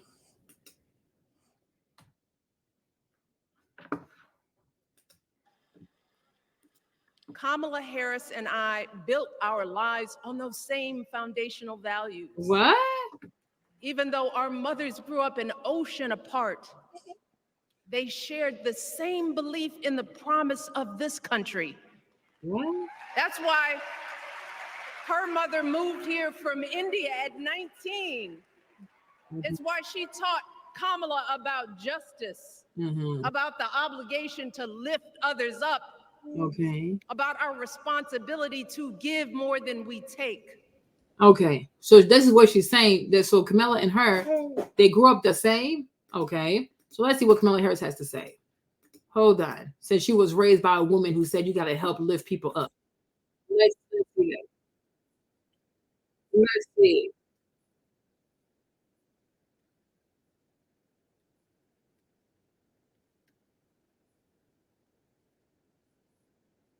Let's see. Okay, so she said her and Kamala were raised the same, right? Okay. Receipts for me, please. All right. Okay, receipts. What's the receipts? Listen, the reality also is this. Oh, no. Well, listen, again, we had over 200 years of slavery. We had Jim Crow for almost a century. We had legalized discrimination, segregation, and now we have segregation and discrimination that is not legal but still exists and is a barrier to progress. We have disparities around housing. We have disparities around education. We have disparities around income. And we have to recognize that everybody did not start out on an equal footing in this country. And in particular, Black people have not. And so we have got to recognize that and do something about that and give folks a lift up. That's why, for example, I'm proposing the LIFT Act. Give people who are making $100,000 or less as a family a tax credit, which will benefit and uplift 60% of Black families who are in poverty. So by default, it affects Black families, but there's not a particular policy for African Americans that you would explore. But no, if you look at the reality of who will benefit from certain policies, when you take into account that they're not starting at the same place and they're not starting on equal footing, it will directly benefit Black children, Black families, Black homeowners, because the disparities are so significant. So if we focus on the specific issues that have resulted in the greatest disparities, and we understand that that's part of why we're doing it. Listen, the reality also is this. Any policy that will benefit Black people will benefit all of society. Let's be clear about that. Let's really be clear about that.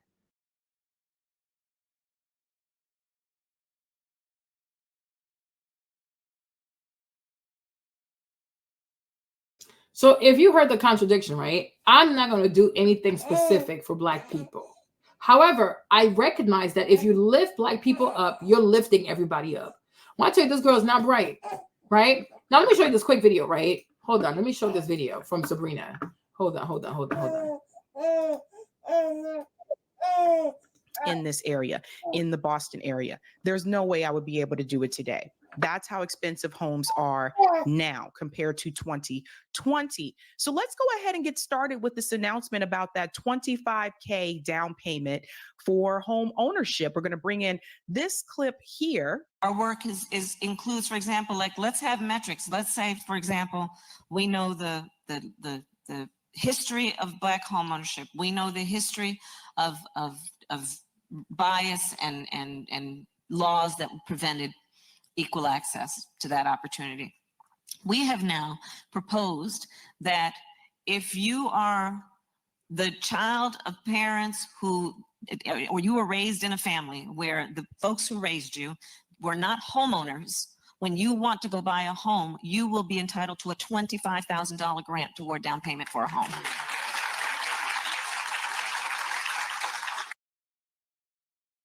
Even here, people are clapping, right? So if your parents were ambitious enough to buy a house, you as the child of people who were ambitious to buy a house, you get punished.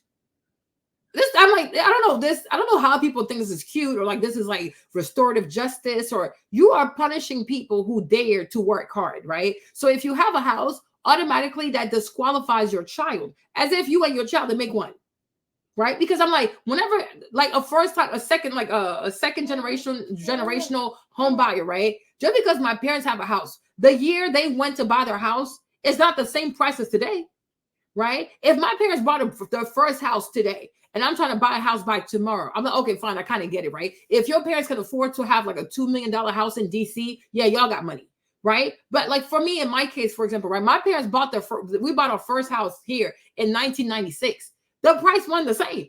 It was like what, 300, 400,000, right? You fast forward today, houses in DMV are like $2 million. So my parents bought a house 30 years ago, almost like 26 years ago, right? I should be punished for that, right? But then somehow, if your parents never had their finances together, because why didn't your parents buy a house? Because most likely they were not good with their money, did not have good credit, right? Did not save. There's a reason why your parents didn't have a house. But somehow now, because your parents are bad with money, could not make things happen, you live in an apartment or you live in Section 8, you get this whole plan. Oh, yeah. Oh, we feel so sad for you because your daddy could buy a house. Why couldn't your daddy buy a house? It would make more sense to say, hey, people who bought houses, who have a mortgage, who help the American economy, who are taking these huge loans from the banks, we should help their children also to have a house. Everybody should be able to have a house. Everybody should be able to qualify for this. Why are you punishing people from parents who had their stuff together and were able to buy a house? That is not fair. And that's my issue also with the Democratic Party. It's like, oh, we want to give a tax break to people who make $100,000. In this economy, you really think $100,000 is a lot of money? Right? You think a family that makes over $100,000, you think they're living posh and just going to Paris every weekend? Do you not see the prices you have for? Because she's also rich. Right? But $100,000 today is not the same as making $100,000 back in 1996. It is not a lot of money because everything is higher now. It's not like, oh, your income goes up and everything stays steady. No. People's salaries are barely catching up to the cost of living. So make it make sense. Oh, 100,000. No, that also needs to be adjusted for inflation. Let's talk about $250,000. Everything needs to be adjusted for inflation because it's not fair.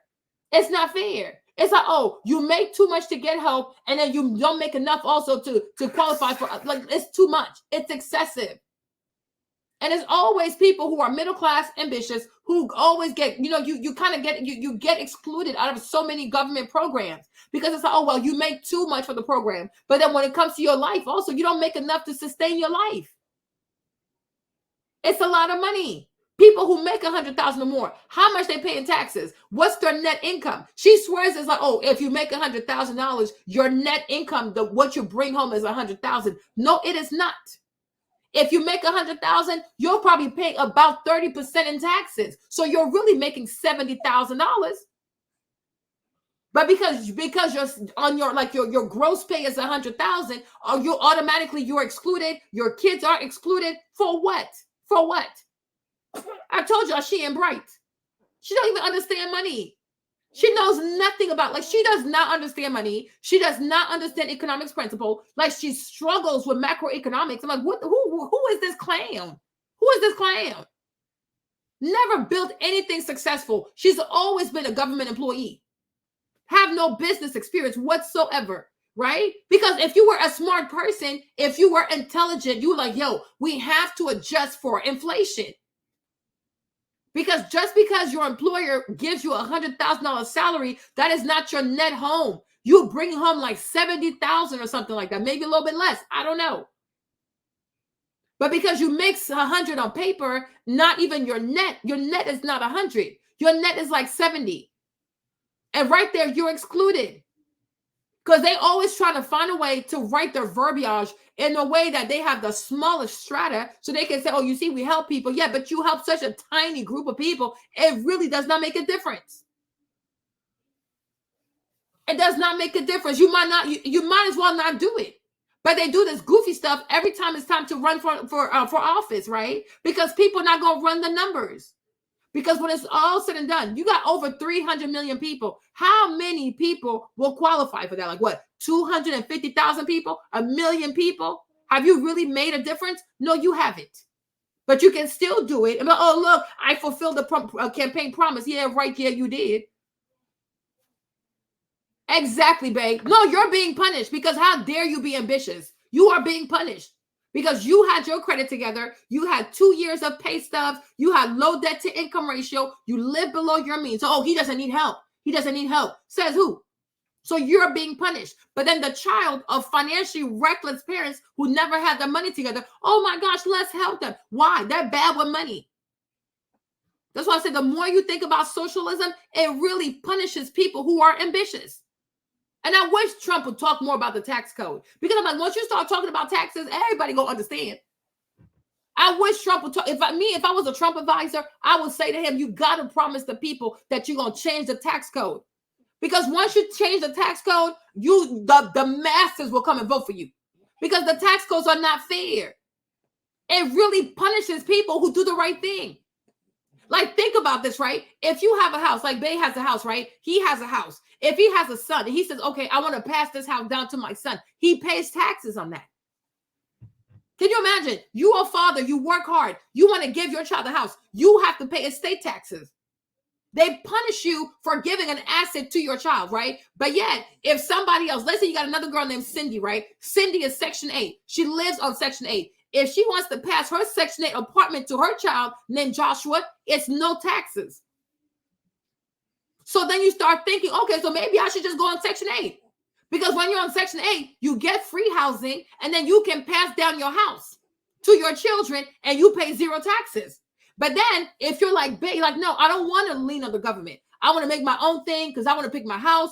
I want to pick my finishings. I want to pick my zip code. I want to pick my neighborhood. I want to make sure we're in a good school district, right? So no, I'm going to do it myself. I don't need the government.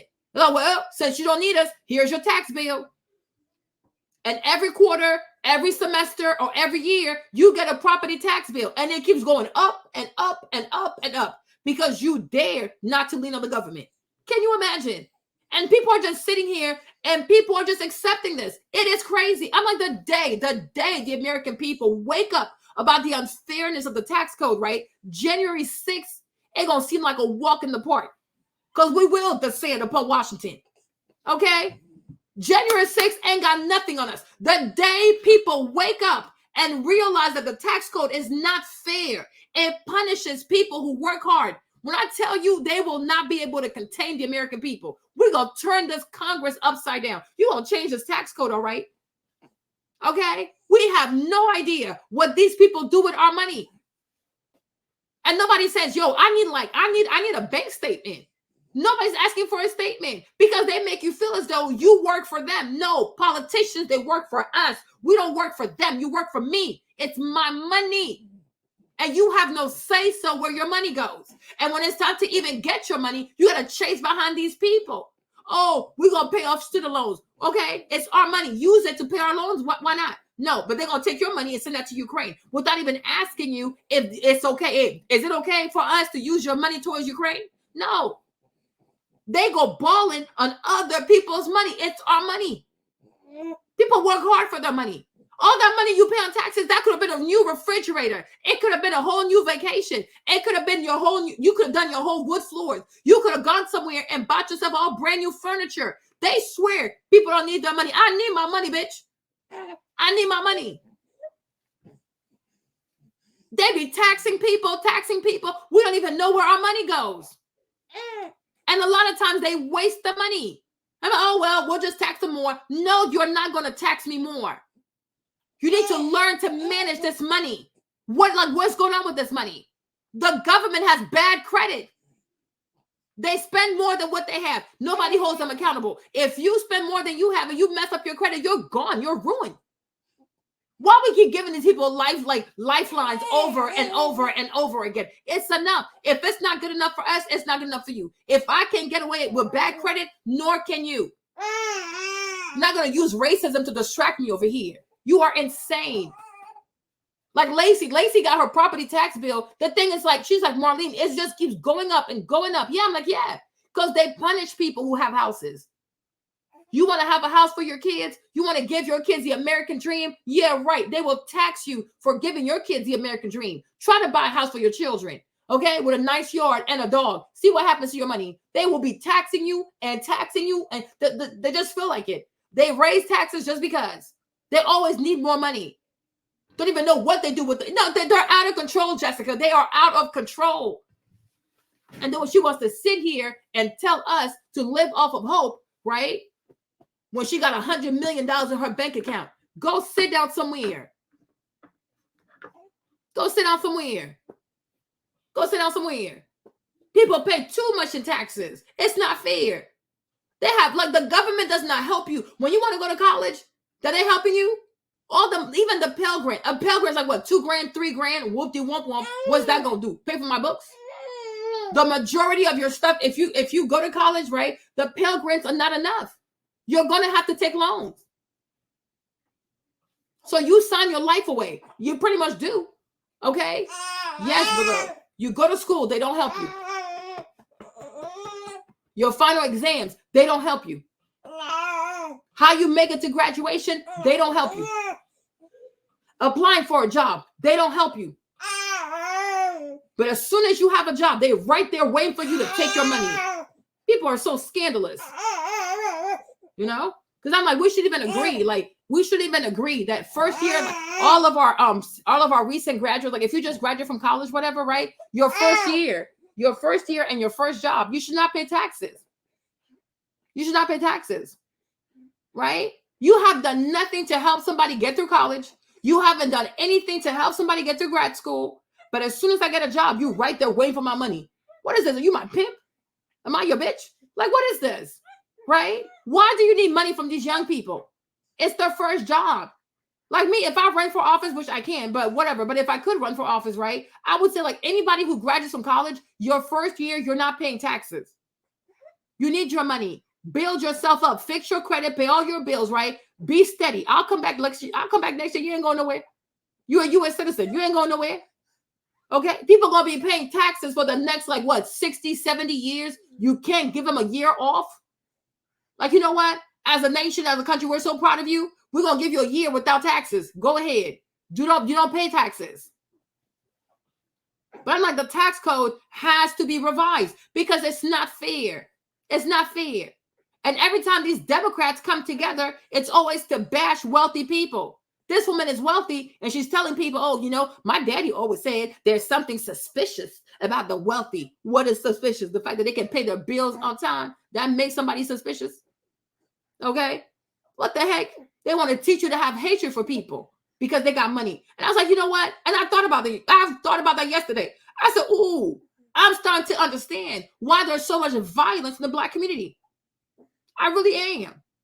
Because if you're being told that it's something wrong with a rich person, right? When you see a rich person, you want to hurt the person. And that's why every time a Black person makes it, most of the time they get shot. Rest in peace to young Dolph. But I get it. Because if the entire culture says there's something wrong with rich people, they take more than what they deserve, right? So when you see another Black person have a nice car, I can see why you want to shoot his ass. Because you think he doesn't deserve it. Who does he think he is? Because we are raised over here to not be proud of people who make it. You know what I'm saying? Because if somebody we're blackity black, we're blackity black. If a Black man opens a restaurant and he makes $8 million, we're like, wow, that's amazing. I'm so happy for you. We should try to go there, support the man, pray for the man, maybe share the stuff on Instagram. No, you should be excited for him, like, wow, because one day I would love to also have a business that makes $8 million. But when you're a Democrat, they'll make you feel as though there's something wrong. He must have done something. You know, you see a Black man, you see your own people in a fancy car, you're triggered. And then you do pull the trigger and you kill the man. What are you doing? I mean, but it makes sense though. Because even in the Bible tells you that rich people are not good people. And that it's the poor people who are good people, as if every poor person is good. You have a lot of wicked poor people. And you also have a lot of generous, rich people. We love a generous queen, okay? Everything is about how you were raised. But you look at the society, it's like a lot in the community, a lot of people get triggered. People don't know how to be happy for another Black person who made, like, you know what, you made it. I'm so glad you made it. Why should a person be at the bottom? Why? What do you get out of that? You should want to see people at the top. You should want to see people buying houses. You should want to see people who look like you, go to nice schools. You should want to see a bunch of Black kids go to college and it's all paid for by their parents with no loans. You should want to see a bunch of Black people come out of school with great credit, no loans, and a great job.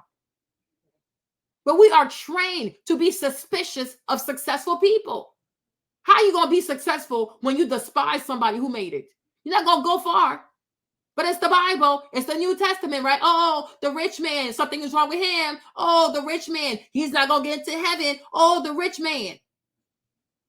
So now we think it's okay to bully rich people, to want them to be tax them more, because you don't think you'll ever be rich, because you're mediocre, you're unambitious. All these people who identify as Democrat, I can already tell their mindset. You're not ambitious, because if you thought that one day you could also be rich, you're like, hold on, wait a minute. If y'all raise taxes on the rich, when I get rich, I'm gonna have to pay more taxes. Oh, no, I don't think so. I don't pay more taxes for what?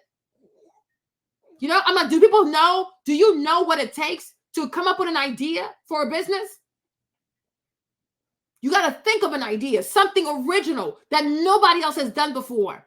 Then you got to write a business plan. Then you have to invest in yourself. Then you got to put yourself out there. It's not easy. Starting a business is not easy. That's why a lot of people don't do it. Right? That's why a lot of Black people work for the government, because you want that steady paycheck, because you're scared. Go ahead. You can be 95. I don't care. But my point is, you're scared. It takes a lot to believe in yourself and to start a business. Make it make sense. And when somebody finally makes it, after years of suffering, years of like depriving themselves, you don't know what the sacrifices were for that person to make it. And you say, oh, well, now that you make it, well, you got to pay more taxes. Kamala Harris said, oh, yeah, she wants to raise corporate taxes from 21% to 28%. I said, hold on, wait a minute. That extra 7% is a lot of money. Okay. What is 7% of $1 million? If you got 10 million, what is 7%? It is a lot of money. And these are jobs that could have been created, right? These are more benefits that could have been had. But now the government, and because people are so damn evil, because people are so jealous, they're like, yeah. Keep taxing these corporations. They're going to start firing people. And not just that, they're not going to hire people too. Because it's like an equation. What you do to one side, you do to the other. Corporations are creating jobs. Why do you want to tax them? Are you creating a job? No, you're not. But I'm like, there's a lot of Black people who have corporations. You think everything being done is going to be done to white people. Oh, yeah, raise the corporate tax, because you're only thinking about these white businesses. But you also have Black businesses, and they're going to pay more taxes, and they're going to have to lay off people. Make it make sense. This knife right here, or this sword right here, there is no way that you'll stab this white man without stabbing yourself as well.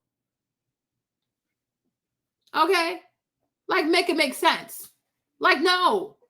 We have to, and this is why when you even think about it, right? There's no more innovation in America, right? There was a time America was very innovative because people were not getting taxed like this. But today it's like, what's the point of innovating? What's the point? You know what I mean? What's the point of going to college? You ain't gonna have a job. What's the point of trying hard? You're just gonna pay more taxes, right? A lot of times it makes more sense to stay home and get a check from the government. Because the more you try, the more taxes you pay. The more you work, the more taxes you pay. You buy a house, you pay more taxes. You want to buy your child a house, you pay more taxes. Everything you do, you get taxed. But if you don't do, you receive. So, maybe I should stop working. Like, make it make sense. No, there is no innovation. Hold on. So notice there's a lot of applause there. A lot of people like D.L. Hughley and Roland Martin are really excited about this. But some of us that are a part of not just the Black community, but people that are what we would call the working poor, not the middle class, have been very skeptical about this particular policy. And I'll get into that in just a little bit. But I did notice when she started talking about this, she seemed a little nervous when she started talking about the inequities that we have in this country. That was just something that I noticed. Let me let her continue here. Again, acknowledging the realities of it all. If your parents owned a home and then you as their child say, I want to go buy, then your parents will likely have the opportunity and ability to say, honey, you don't have to go take out that big loan. I'm going to take some equity out of my home to help you with that down payment. Why? Why should they have to take equity out of the house? Why? Make it make sense. Make it make sense.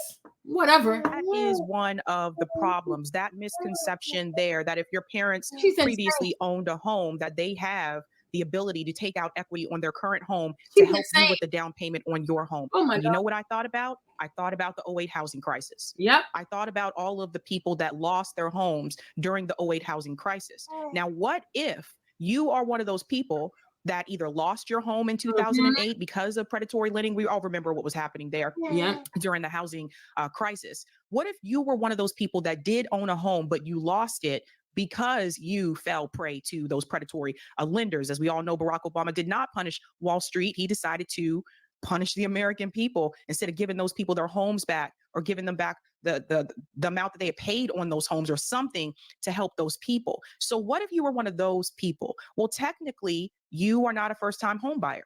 What if your parent was one of those people? Technically, you would not be a first-generation home buyer. So something that I was thinking about, there's a lot of red tape around this particular policy that Kamala Harris is pushing.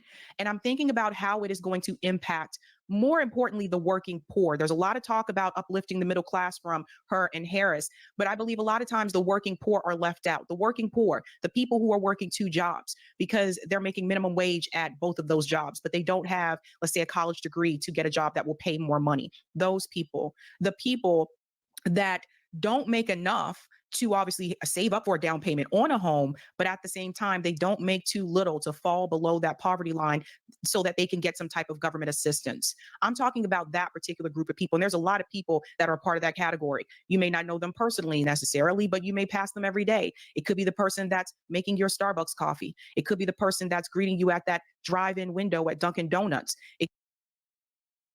But meanwhile, when it comes to illegal immigrants, they just be writing checks.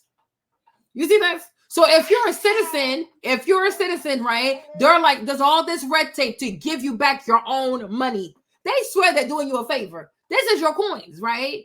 But when it comes to illegal immigrants, right? They got billions on billions on billions, right? Look at New York City with Mayor Adams over there, right? He spent like $9 billion, like I think he's like spent 2 or whatever, but he's projected to spend like $9 billion next year to take care of illegal migrants, right? They're giving free housing to these illegal people in San Francisco, right? But when it comes to you, the American, the one who pays the taxes, well, you know, in order to give you this money, well, your mother couldn't have bought a first house and hold up, wait a minute. My own money? They are nicer to illegals than they are to you. And that don't revolt you, right? Make it make sense. This is your own money. To get back your own money is a problem. But when it comes to illegal people, I'll show you how much they spend on these illegals in Chicago, in Denver, in New York. New York has spent over $2 billion giving it to people who've never paid taxes in America. You don't pay taxes, you come here, there's no red tape. Are you an illegal? Are you seeking asylum? Oh, está en casa, está en trabajo, está en un carro, okay? Here's your house, okay? Here's your job, here's the car, okay? ¿Necesitan más dinero? Sí, oh, of course. Que claro. No es tan un problema, porque en América tiene bastante dinero para otra gente con su gente de su país. It makes no damn sense.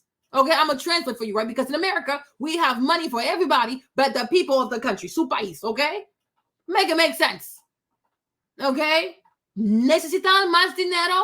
Okay? ¿Un casa muy gordo? Okay? Oh, que claro. No está en un problema, mami. No está en un problema. Porque está en un país de la inmigración. Okay? Está en un país de la inmigración. Okay? Ven aquí, my ass. Okay? Because this country is a country of what? Of immigration. Yeah, the F right. Okay? Ya que fue, go back to where you came from. You are insane.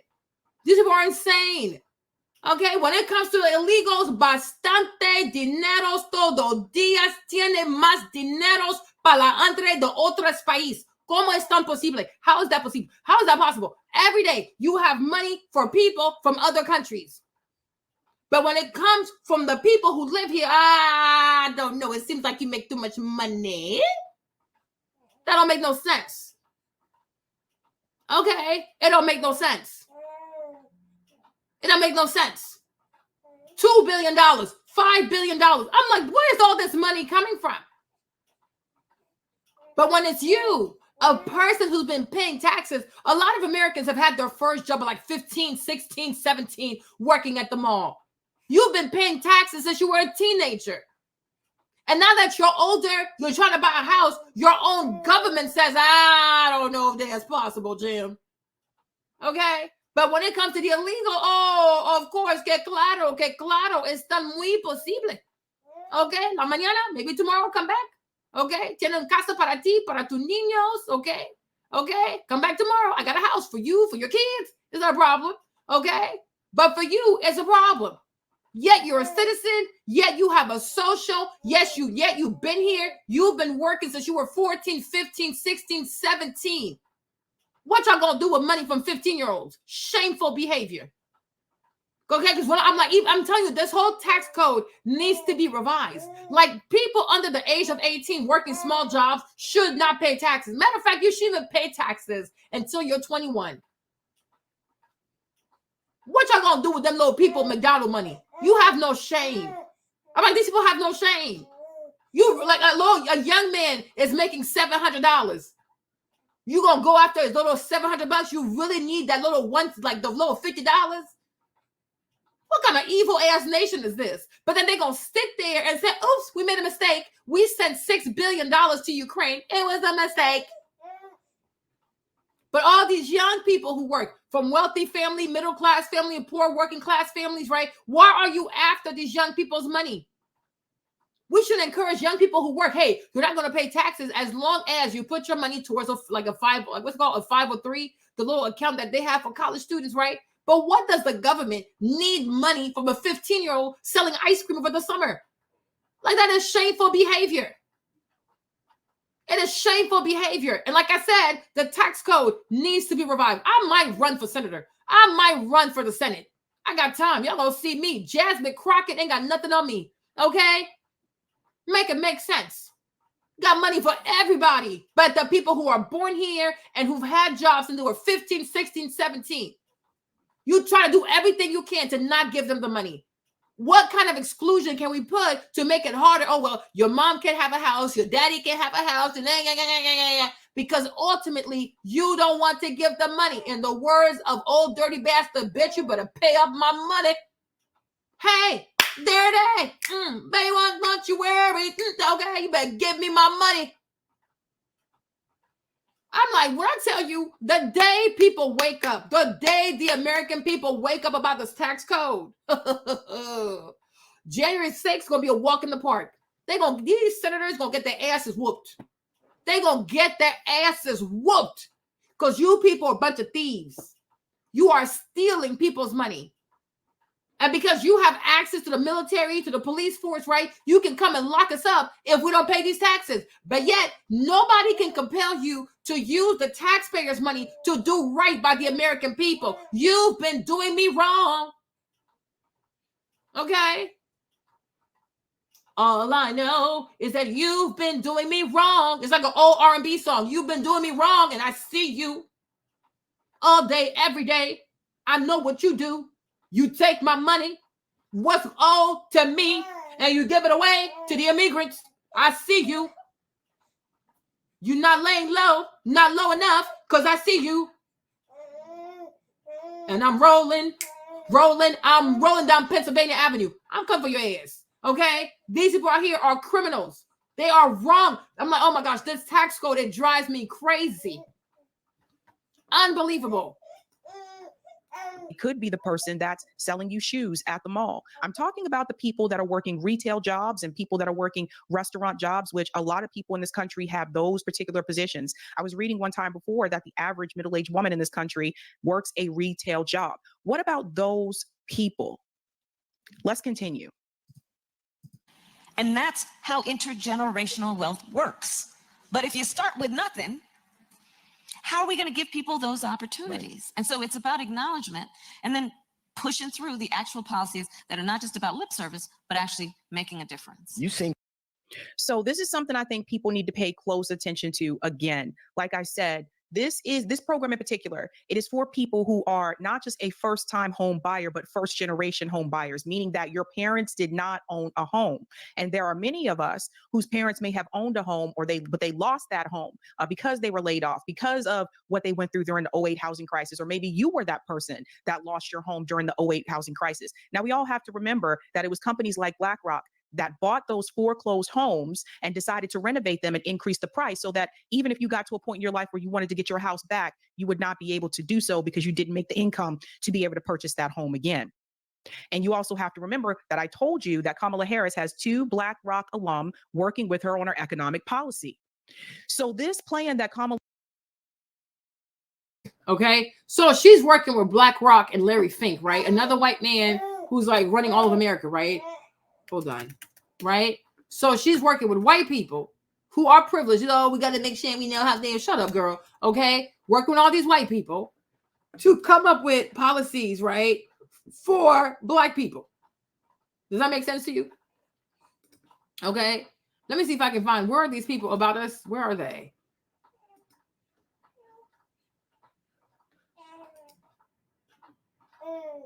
Ciao. Okay, so here's the CEO of BlackRock, right? So this is the white man who's giving her policy for Black people, right? Make it make sense. Okay. Meanwhile, you have this, and mind you, right? Even when you look at the video here, right? What does it say in the back? It says economic opportunity, right? And Black America. You mean to tell me we don't have Black economists? We don't have Black bankers? We don't have Black people who deal with money? You have to go get D.L. Hughley. What does D.L. Hughley know about money? Even him, right? You know, he has like allegedly, if I'm not mistaken, like he has a side chick or whatever because he got somebody pregnant. He got this woman pregnant, right? If I'm not mistaken, and his wife pays his child support to the lady. So this man don't even know how to manage his own money. Okay, his wife pays his bills. His wife takes care of his oops babies out there, right? What does he know about economic policy? He knows absolutely nothing, right? Meanwhile, hold up, wait a minute, right? You have this man, John Rogers, right? John Rogers, he has a huge investment fund. Like they have a lot of money. It's called Ariel Investments, right? And also, he is the grandson of the richest man, the richest Black man of Black Wall Street. So Black Wall Street, if you ever hear the story of Black Wall Street, there was like the richest Black man. He had like all the hotels and stuff like that. That's his granddad. They burned all his stuff down. That's his grandfather. He goes to Princeton, like he's gonna go to Princeton, all kinds of stuff. Like he's like Ivy League educated, right? And this lady here, this Black woman, Melody Hobson, she's married to George Lucas. Her husband is the founder of Star Wars. Okay, that's her husband. So her husband's a billionaire. Okay, and then she also works with Ariel Investment, right? But I'm like, why not have someone like him, right? Why don't you sit down with people? Why don't you sit down with Black people? Okay, why don't you sit down with Black Americans? Okay, who got degrees and money? Who went to Ivy Leagues? His granddad is legacy. This is a legacy Black man, right? His granddad had the big this dude right here. His granddad was the richest man of Tulsa, Oklahoma. That's his granddad. It's like if you ever see the pictures of like the Tulsa before they burned it down, it's like a really big hotel like that. That's his granddad. Okay, so he gets to like I guess bring the family back because I guess their family is meant to make money. He understands money. His granddad understood money. His daddy understood money, and he has the legacy of Tulsa, Oklahoma. Why don't you sit down with this man? Because you're gonna call out your BS, right? Even her too, Melody Hobson, right? She's also African American, right? She works with money. I'm telling you, her husband is George Lucas, the man from Star Wars. That is her husband. Okay, that is her husband. And you know, the Star Wars franchise, it's like what, 5, 10, 20 billion dollars. Okay, so she knows a lot about money. Her husband knows a lot about money. Why don't you sit down with those people, boo-boo, and you're gonna go sit down with D.L. Hughley, the kings of comedy. I'm like, these people are so insulting. They trigger me. They really do trigger me, Michael. Okay, now I'm triggered. Okay, or what about Don Pebbles too? Hold on. What about Don Pebbles? Since we're talking about housing, right? Here is Don Pebbles. He's like one of the biggest black leaders. I mean, I want to say like he's a black Donald Trump. It's not fair to him, but you know, to kind of give you a vibe, right? But this is Mr. Pebbles, right? Come on, straight out of Washington, D.C. Okay, DMV, where you at? Okay, so this is Mr. Pebbles. He's like a multi-billionaire. Like he only does like $1 billion properties, you guys. This man is rich. He is loaded. Why don't you sit down with Mr. Pebbles and talk about economic development? Because he builds houses. That's what he does. He does commercial and he does like residential, right? Why don't you talk to this man? Because I promise you, you're going to sound stupid. And guess what? He also went to Howard. So I guess he's real black. He went to Howard, but he dropped out because he was like, I got to make some money. Okay. So he dropped out of Howard, but he's from DC. Born and raised in the DMV. He's from DC. He worked with Mayor Myron Barry too and all that kind of stuff, right? Why don't you sit down with this man and talk about economic policy for black people and the black housing? No, you overlook all these black people for you to go work with Larry Fink, a white man. Okay, like we're supposed to think that this man cares about black people. And the one thing I cannot stand, like if you don't live here, if you live abroad, right? If you live abroad and you knew nothing about Black America, you would think that the majority of black people in America don't go to school. Like they don't have like high degrees, because it seems like every time the Democratic Party wants to talk to black people, they go pick a rapper, a dancer, a comedian with a bunch of side babies, right? It's like, what the heck, right? You would think that. You're like, okay, is there no one else that can do this job? No, there are. They just don't want to sit down with those people. They rather sit down with idiots than to sit with people who can be like, I don't quite agree. And here's why I don't agree. They never sit down with self-made black billionaires that are actually educated, right? No, they'll go get Steve Harvey. What am I going to do with Steve Harvey? What does Steve Harvey know about economic policy? He knows nothing. There are so many black people in America. There are so many FBA ADOS that have the pedigree to have these conversations, right? They have the experience, they have the pedigree, they have the education. Unlike you also, they went to Ivy Leagues, right? Why don't you sit down with those people? Because you know you're full of crap. So if you sit down with a D.L. Hughley, who's a comedian, did he even go to high school? Did he even graduate high school? You can say whatever. He don't know. He doesn't know. Right? But if you sit down with someone like Mr. Pebbles, all he does is real estate. All he does is real estate. He's been doing it for over 30 years and he's very successful. That's demure. Okay? That's very demure. No, she wants to go sit down with D.L. Hughley and talk about a bunch of nothing. He doesn't. D.L. Hughley is a comedian. You're not auditioning for the Queens of Comedy. Like, this is crazy. Hold on. This is insane. That has come up with, it's almost as if they are totally disregarding the people that were affected during the 2008 housing crisis. And a lot of those people were black people. So we have to remember that. People who do not have the means to purchase a home today as well. Let's dive into this a little bit more, and we're going to really break this down. The announcement was here, Harris to propose a $25K in down payment support for first-time home buyers. Now, that is the headline, which a lot of people read, but they did not read the details. And I noticed this on social media. It goes on to say here, the campaign is vowing that during its first term, the Harris-Walz administration would provide working families who have paid their rent on time for 2 years. Let's highlight this part here. A lot of people didn't read this part. Working families who have paid their rent on time and are buying their first home up to $25K in down payment assistance with more generous support for first.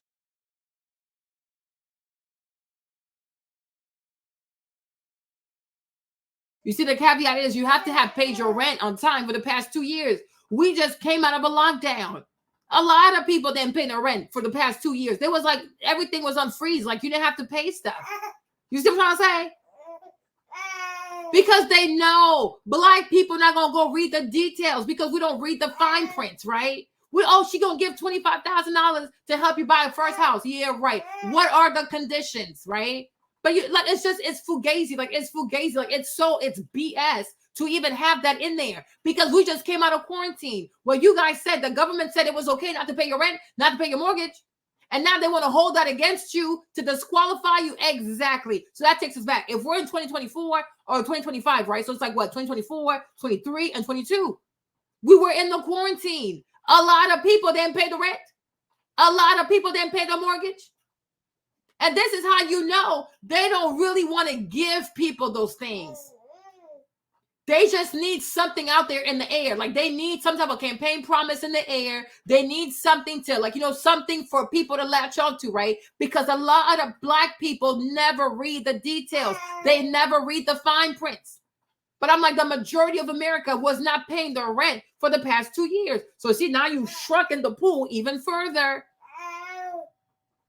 Like, this makes no sense. It makes no sense. Generation homeowners. Now, let's dive into this 2-year rent payment. The problem that you run into is that a lot of people that are working poor, that group I was just telling you about, it is not uncommon for them to have missed or have a late rent payment. Now, she's talking about over the course of 2 years. I know people that have been laid off left and right, going all the way back since the start of the pandemic. And people who are laid off, they may run into that situation where they may miss a rental payment. It is not uncommon. I know, like back in the day, especially during the 2008 housing crisis, I know there was a time or two when I was late on my rent because of the economic situation, because of what was happening with the housing crisis and people being laid off and et cetera, and all those types of things. So for people who are wondering, a lot of you will look at me and you'll say, well, she has a master's degree and she owns a house, and we'll get into all that. But a lot of you don't know the backstory. A lot of you don't realize that I was a part of that group that was working poor, particularly during 2008. I was a part of that group that worked 2 jobs, that barely made ends meet. And all it takes is for one unexpected expense for you to end up late, whether it's on a rental payment, or whether it's on your utility bill, or whether it's on any other bill, credit card bill, or other bills that you have, or God forbid, medical bills as well. That's all it takes, is an unexpected expense that you have to take care of to put you behind. So in a sense, when she talks about people who have paid their rent on time for 2 years, that doesn't apply to a lot of people that are working poor. That will apply to a lot of people that are part of the middle class. And this is something that I've noticed in particular with presidential candidates. There is this big focus on the middle class, and not saying that there should not be a focus on the middle class. There should. But there is one group in particular that I feel is not being discussed, and that is the working poor. That group of people that don't make enough to be able to save money to put a down payment on a home, but they don't make too little that they are able to receive government assistance. And that is a lot of people in this country. Let's continue here. A lot of people are not too happy with the term first generation. Some people saw this and they said, oh, that means she's going to be giving this to migrants. Well, I just want to correct something here. Migrants would not qualify for this. That's not how it works. You still have to get a loan from the bank. We can get into that a little bit later, but they wouldn't qualify for it. However, some people are pointing out the fact that it will apply to some people who have immigrated here, which I could see that happening. But technically, the term first generation, as it was used for me when I was in college, I was a first generation college student. That doesn't mean that my parents immigrated here. It meant that I was the first person in my family to attend college. However, there are first generation college students that also are first generation Americans, and their parents did immigrate here. But I just wanted to let people know it can mean both things. Now, let's continue, because there's more that I want to add to this as well. In a preview statement obtained by ABC News, the campaign says many Americans work hard at their jobs, save and pay their rent on time, month after month, but they can't save enough after paying their rent and other bills to save for a down payment, denying them a shot at owning a home and building wealth. And I agree that a lot of people just can't save up the money for the down payment. But I will also tell you, and you'll see this when we get to the numbers, that $25,000 for a down payment doesn't get you far in the United States when you're trying to purchase a home today. I know if I remember correctly, even for my home in 2020, when the interest rates were exceptionally low at that point in time, even the down payment was more than $25,000. So people have to understand that. I don't want people to jump to these conclusions and just think, I'm going to get this $25,000 payment here for a down payment on a home, and I'm going to be all set. No. And when we run through the numbers, you'll see what I'm talking about. Let's continue on. It goes a little bit further, and it says, they start to expand the supply. They're going to start to expand the supply of entry-level homes. They will, during their first term, provide working families who have paid their rent on time, there's that on time again, for 2 years and are buying their first home up to $25,000 in down payment assistance, with more generous support for first-generation homeowners, meaning that, again, your parents did not own a home. You will get even more. Now, notice how they frame this. They say this is a down payment assistance. So that is them acknowledging that that is not going to be enough to cover a down payment. See, a lot of people are skipping over this and they're not reading between the lines. It goes on to say here, that the administration proposed providing $25K in down payment assistance for 400,000 first-generation home buyers or home buyers whose parents don't own a home. That's that first-generation part there as well. And a $10,000 tax credit for first-time home buyers. This plan will significantly simplify and expand the reach of down payment assistance, allowing over 1 million first-time buyers per year, including first-generation home buyers, to get the funds they need to buy a house when they're ready to buy it. So, look, I don't know. There have been a lot of promises that have been made, and I don't care who the presidential candidate is, but if they're running the Democratic Party, Republican Party, I always pause with this because Obama made a lot of promises when he was running for president. I think we all remember, right? Biden made a lot of promises when he was running for president. And so I see a lot of people getting excited and getting their hopes up, right? I think the Harris campaign needs to explain how they would do this, how they would accomplish this. And another thing I want to talk about is the process, the home buying process that I've gone through. I will tell you this much. Regardless if you have the $25K for the down payment or not, the reality is you have to get approved by the bank. And in order to get approved by the bank, you have to have a certain credit score. So your credit will still matter. So this is something I think a lot of people may not understand if they haven't gone through this process. As someone who has, I will tell you this. You have to get approved by the bank in order for the bank to give you a loan. That's how it works. So if you don't have the credit score or the credit score that the bank is looking for, regardless if you're a first-time home buyer or not, you are not going to qualify for that $25K in down payment assistance. That's not me trying to be snarky. That's just the reality of the situation. You have to get approved by the bank. So what they could do is help people with that previous process I just mentioned to you, getting approved by the bank. Because like I said, no bank approval, no bank loan, no home ownership. This is where I say again, this is going to benefit more people that are part of the middle class, not those that are working poor. Because if you're looking at the credit scores, the reality is the numbers show you a lot of the people that are working poor do not have the credit score or may not have good enough credit to qualify to get the loan from the bank. If you're looking at the numbers again, that is going to impact a lot of people who are African American in this country. So when we talk about people like Roland Martin saying on Twitter that this is going to greatly help African Americans, not really when you look at the numbers. Again, if you are middle class and you have that credit score, yes, I think this could really help you. But the reality is, if you don't have the credit score, you're not going to get the loan. And if you don't have enough money to save up to pay for the rest of that down payment, you're not going to be able to get the house. So let's look at those numbers. And we got to give a huge shout out to Reggie from Boston because Reggie broke it all down. Does Kamala Harris' housing assistance plan go far enough for Black America? I looked up some numbers sources below. Guys, shout out Reggie because he went really deep into this. He even made a spreadsheet we're going to show you as well. First thing I did was look at median home values. These are median home prices for each state in Washington, D.C. for 2023. Let's use my state of Massachusetts as an example. So Reggie and I are both in the Boston area. Massachusetts, for example, median home value over $600,000. Now, how many of you can afford a $600,000 house? When you're looking at a mortgage for a house that costs that much, your mortgage is going to be over $3,000 a month. How many of you can afford that? Okay. All right, let's go on. Let's continue. Again, like I told you, the prices were lower in 2020. So let's continue on. Next, I looked up median Black household income by state. Massachusetts Black families made $63,000, a little over $63,000 in 2022, right? So $63,000 as a salary, that's not enough for you to get a home that's over $600,000. It's just not. Let's continue. And we'll go into the numbers. I don't have to pull up the article because he made a spreadsheet, so we'll show you that as well. I didn't see 2003 numbers, so I wanted to find out about what we would have made that year. According to this study, wages grew about 4.4% on average from 2022 to 2023, if I'm reading this correctly. So Massachusetts families made around a little bit over $65,000 in 2023. Let's go on.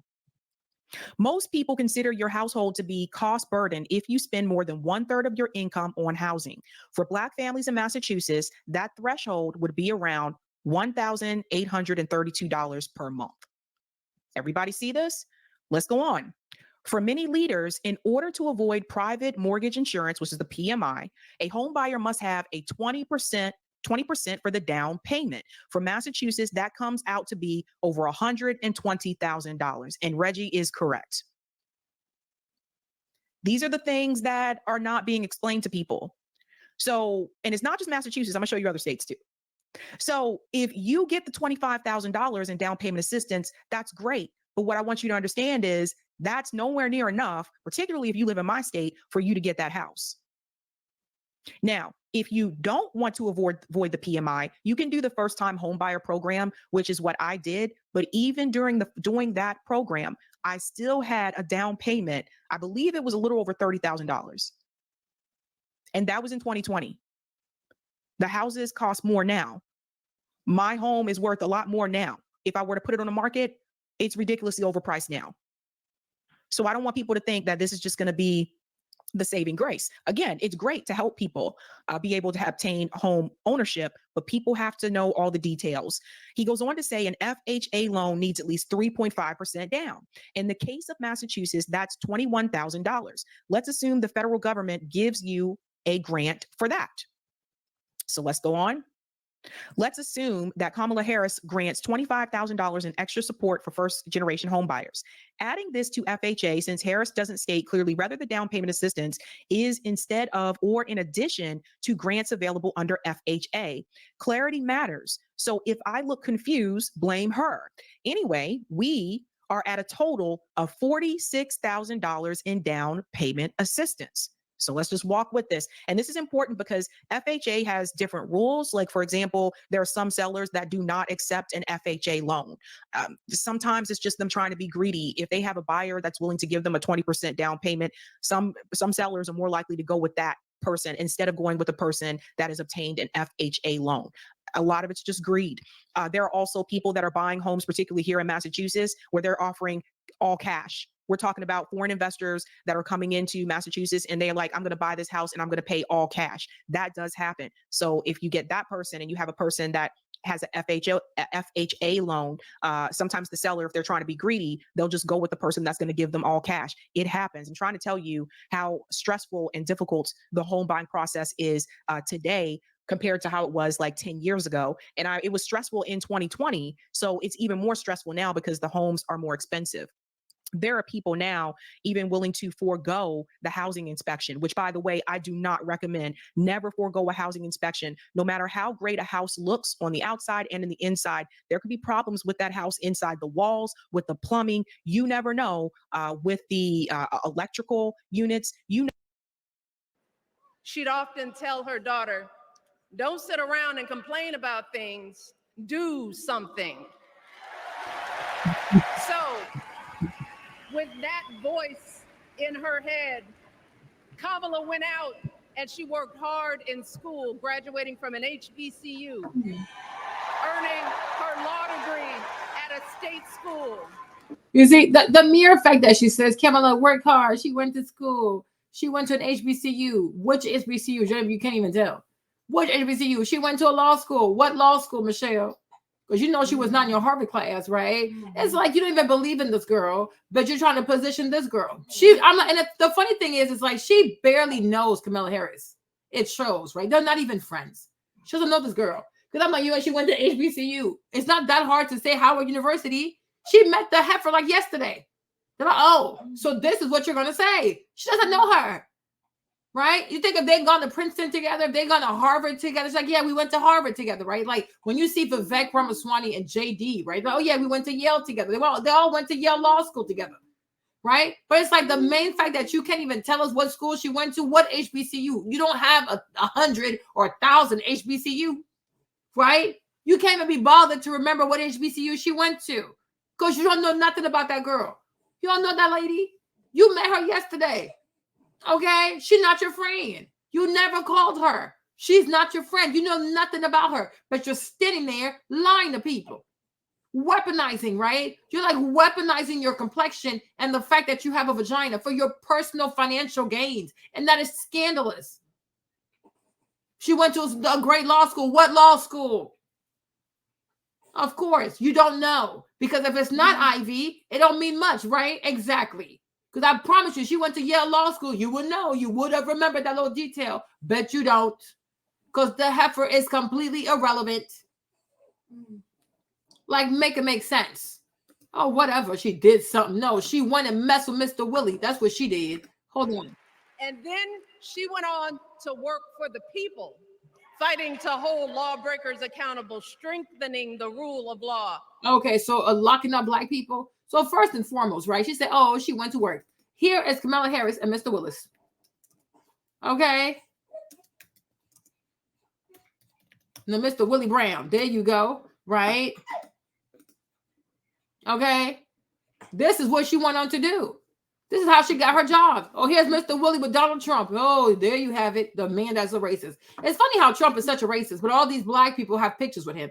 It is interesting, right? So here's Mr. Willie. And he was married. And she was 29 years old. He was 61 years old. That's how she got her jobs. Okay? She went on to work for the people. No, she went to lay down with the people's man. That's what she did. Okay? Keep it a buck. Like, be so for real. She worked where? And then let's talk about her conviction. Hold on. Oh, my goodness. Hold on. I'm coming. Okay? All right. Man, I wish I had a thing from here, right? You see, she had 1900 convictions. Okay? 1900 convictions, and the majority of those convictions were what? Let me see.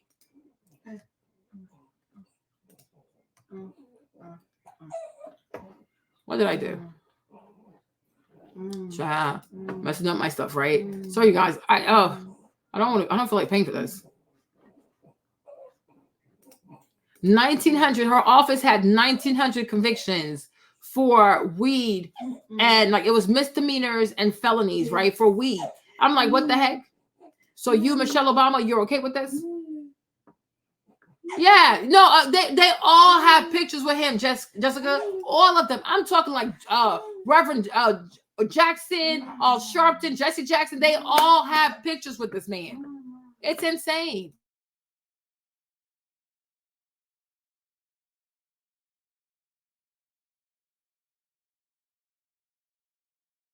A good education, decent health care, child care, elder care. From a middle-class household, Kamala worked her way up to become Vice President of the United States of America. My girl, Kamala Harris, is more than ready for this moment. So you think you know Wix, do you really? First up, we've got Shake Video Mask. Right now, it's being reported on social media that the Biden-Harris administration has slashed funding to historically black colleges and universities from $45 billion to just $2 billion. Well, that would be a big drop in funding. So we wanted to know if it was true. We put our Brittany Clemens of our Verify team on the case to learn more.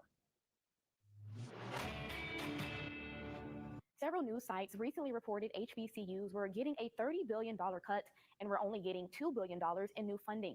But since then, several HBCU presidents took to social media to say these reports are not true.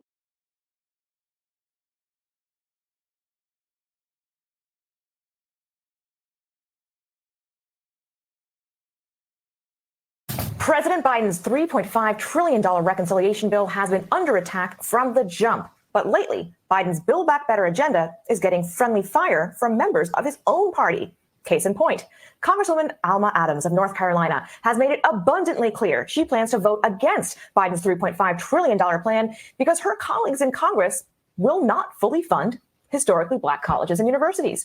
Here's how it went down. President Biden proposed $55 billion in funding for HBCUs during the big reveal of the American Jobs Plan. Well, the full budget request then goes to Congress to reconcile the request with Congress's choices. Now, Congress, which is in control of the Democrats, decides to only allocate a total of $30.5 billion. Well, when Congressman Sam Adams and Senator Raphael Warnock saw that nearly $30 billion for HBCUs had just disappeared, they wrote to their colleagues on the education committees asking for a compromise number, essentially saying, okay, fine, just give back $15 billion of what you promised and we're good. Well, no deal. To discuss how Congress decided to compromise on the backs of HBCUs, Joining us now is the Senior Vice President of the United Negro College Fund, Rodriguez Murray, and President of Clark Atlanta University, Dr. George French Jr. Welcome, gentlemen. Thank you for joining us. Let's start with you, Mr. President. What areas are HBCUs in the most need of funding right now? Well, thank you so much. First of all, we're looking at the infrastructure, with where the comes. We're looking at building our STEM disciplines. We're looking at institutions that have been in existence for 150, 160 years. My institution since 1865. So we have serious infrastructure needs first, and then we're looking at research and development needs for the STEM disciplines so that we might help our country. And Mr. Murray, help us understand why so much of this conversation about HBCU funding is around the federal level. Like, how much is local politics at play when it comes to HBCUs not having the federal funds they need?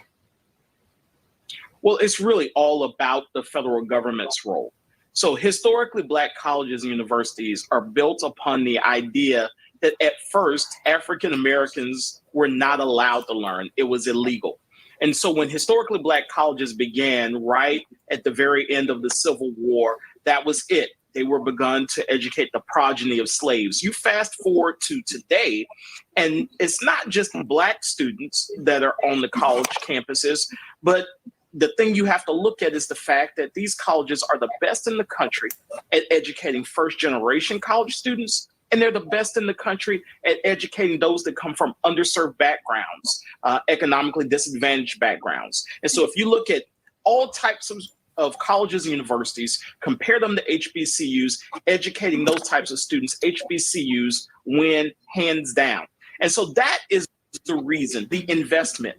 That's the reason why it's necessary to have the R&D funding at HBCUs. That's the reason why it's necessary to do away with the backlog of deferred maintenance. Historically Black colleges and universities make an indelible impact on American society, not to mention the $15 billion a year economic impact, and that's looking at it at the lower scale.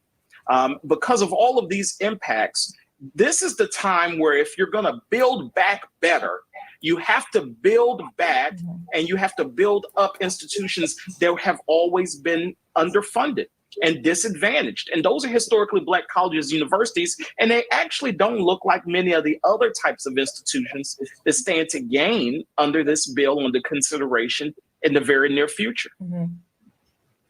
Dr. Jr., let's bring you back into this. Part of why HBCUs don't stand to gain as much is because they don't rely as heavily on private donations compared to, say, majority schools with these massive endowments from, wealthy bajillionaires of yore. That seems to be something that is changing with HBCUs receiving record amounts of private donations.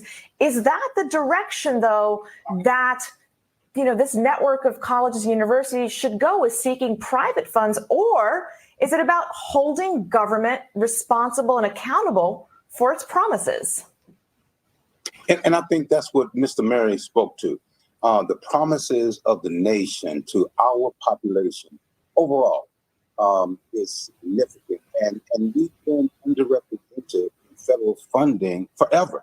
And the fact of the matter is, when we look at this budget reconciliation, it gives our nation an opportunity to make right the wrongs of decades, the wrongs of over 100 years. So yes, we depend upon private gifts. Mackenzie Scott, for example, Clark Atlanta University recently for $15 million. But when we look at long-term sustainability, these, like Clark Atlanta University, we are a Carnegie Research II institution.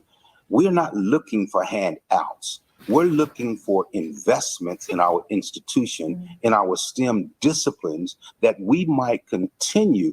For example, we have a cancer research center at Clark Atlanta University. Prostate cancer disproportionately impacts African-American males more than anyone else. The federal government has an opportunity to build upon our research and development infrastructure. For long-term sustainability, federal government investments as the Build Back Better, which was promised by the administration, will help us sustain ourselves for the long term. So yes, private gifts and grants, they're fine, but we need the investments by our nation, the investments that I actually pay into. When I go to the grocery store and pay taxes, those investments need to come back to this community, this particular community, which has made a disproportionate impact upon education and our economy since 1865. I joined the Army after 9/11.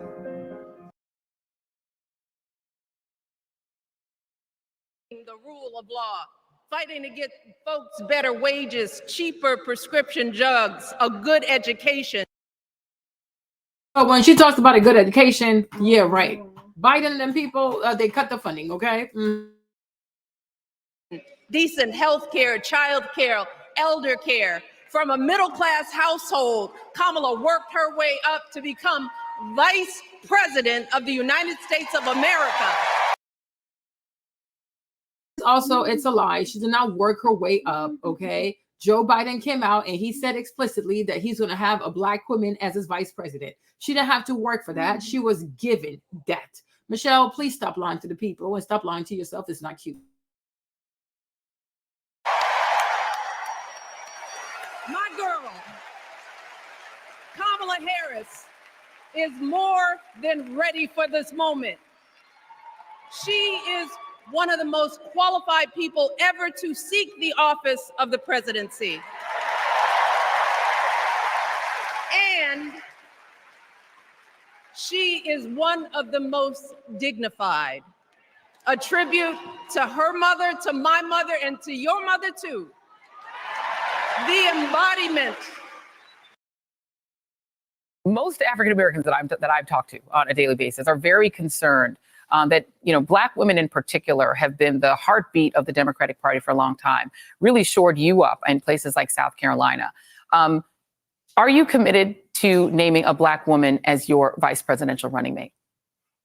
I am not committed to naming any but the people I've named, and among them there are 4 Black women. So that decision is underway right now. And by the way, Black women have supported me my entire career. You all act like all of a sudden there was an epiphany in South Carolina. I have had over a 96%, 94% rating in the state with the 8th largest Black community in the United States of America, Delaware. And so they're the ones, as that old saying goes, that brought me to the dance. I have been loyal. They have been loyal to me. And so it is important that my administration, I promise you, will look like America, both as from vice president to Supreme Court to cabinet positions to every major position in the White House. It's going to look like America. It's critically important that be the case. I can guarantee you that. Have you narrowed down your choices? Well, I'll tell you what's happening. We're getting the detailed analysis that is done. I've been through one of these vets, as they say. It takes about 6 weeks and you go into everything. It's like having a public physical examination. That is just being finished. I'm having a 2-hour vetting report from the lawyers and women and men of color, as well as white folks who are doing the vetting.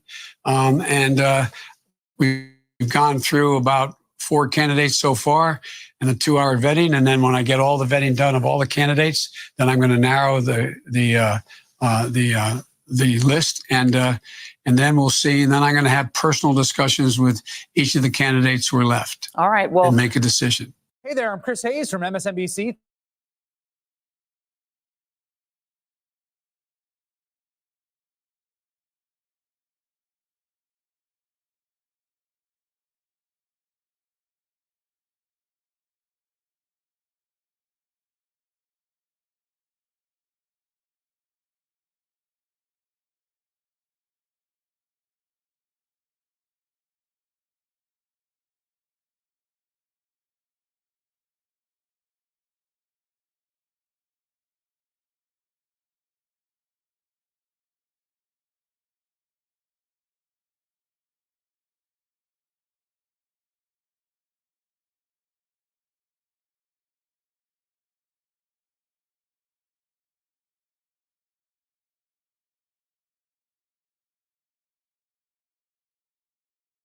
So here you're seeing the ladies that were on the short list to be his vice president, right?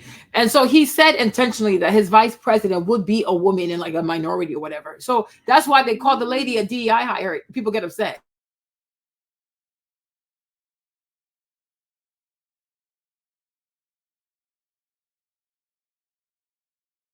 Right? Karen Bass, who else is in there? Susan Rice, right? Gretchen Whitmer, okay. Senator Warren, okay. Pocahontas was on there. But it's like, yeah, he said he's gonna take a woman, okay. And then she said, oh, she works so hard. She works so hard. Here's Kamala Harris also on her way to working hard, as she was a city girl for Montel. What's the name? Montel Williams, okay. Let's see this one. Cox Business is here to set you up with tech solutions that adapt to your business needs. Like that little girl was me. Years before presidential candidate Kamala Harris made waves at the Democratic debates, she got her first taste of the limelight when she dated talk show host Montel Williams. Can everyone say it ahead for me? In this just unearthed video, they can be seen walking the red carpet at the 8th annual Race to Erase MS Gala in Los Angeles. The year was 2001. Harris was 36 years old. At the time, Harris was an under-the-radar lawyer in San Francisco. She and Montel Williams were accompanied on the red carpet by the TV host's daughter, Ashley. Williams is now confirming the long-forgotten relationship, saying, Kamala Harris and I briefly dated about 20 years ago when we were both single. So what? I have great respect for Senator Harris. Harris is now married to lawyer Douglas Emhoff. Harris, considered a top-tier presidential contender, has not commented about her short-lived romance with Montel Williams. Kamala Harris's dating history is making headlines. Nearly 2 weeks after Election Day, the internet has become fascinated with the news of the vice president-elect's previous relationship with talk show host Montel Williams. The former couple, who briefly dated in 2001, went public with their romance at a red carpet event in Los Angeles, while Harris was working for the attorney's office in San Francisco almost 20 years ago. Montel previously confirmed speculation about their past connection in August 2019. He tweeted at the time, Kamala Harris and I briefly dated about 20 years ago when we were both single. So what? I have great respect for Senator Harris. I have to wonder if the same stories about her dating. So let's go back to Michelle Obama saying, oh, this lady works so hard. She works so hard. Yeah, right. Yeah, right. Let's go over. My girl. Conversation. Decent health care, child care, elder care. From a middle-class household, Kamala worked her way up to become Vice President of the United States of America.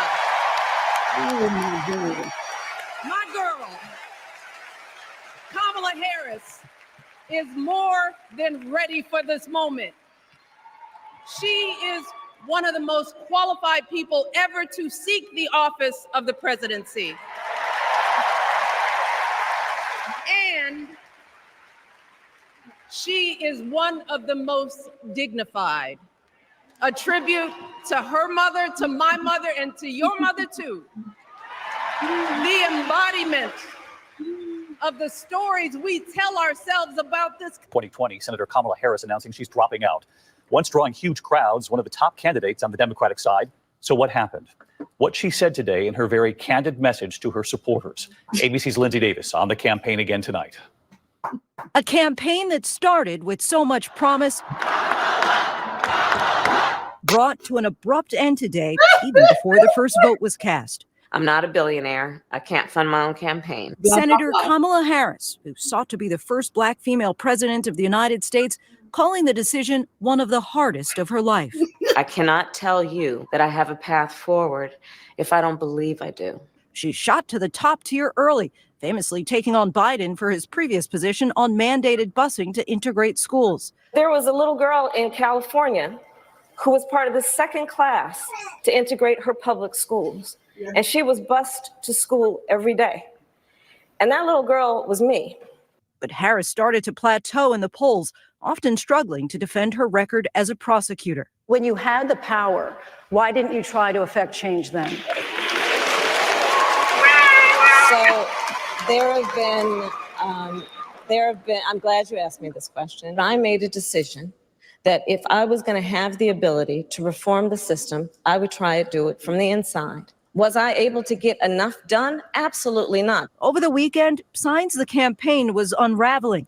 The New York Times obtaining a resignation letter from a Harris aide who said, "I no longer have confidence in our campaign or its leadership."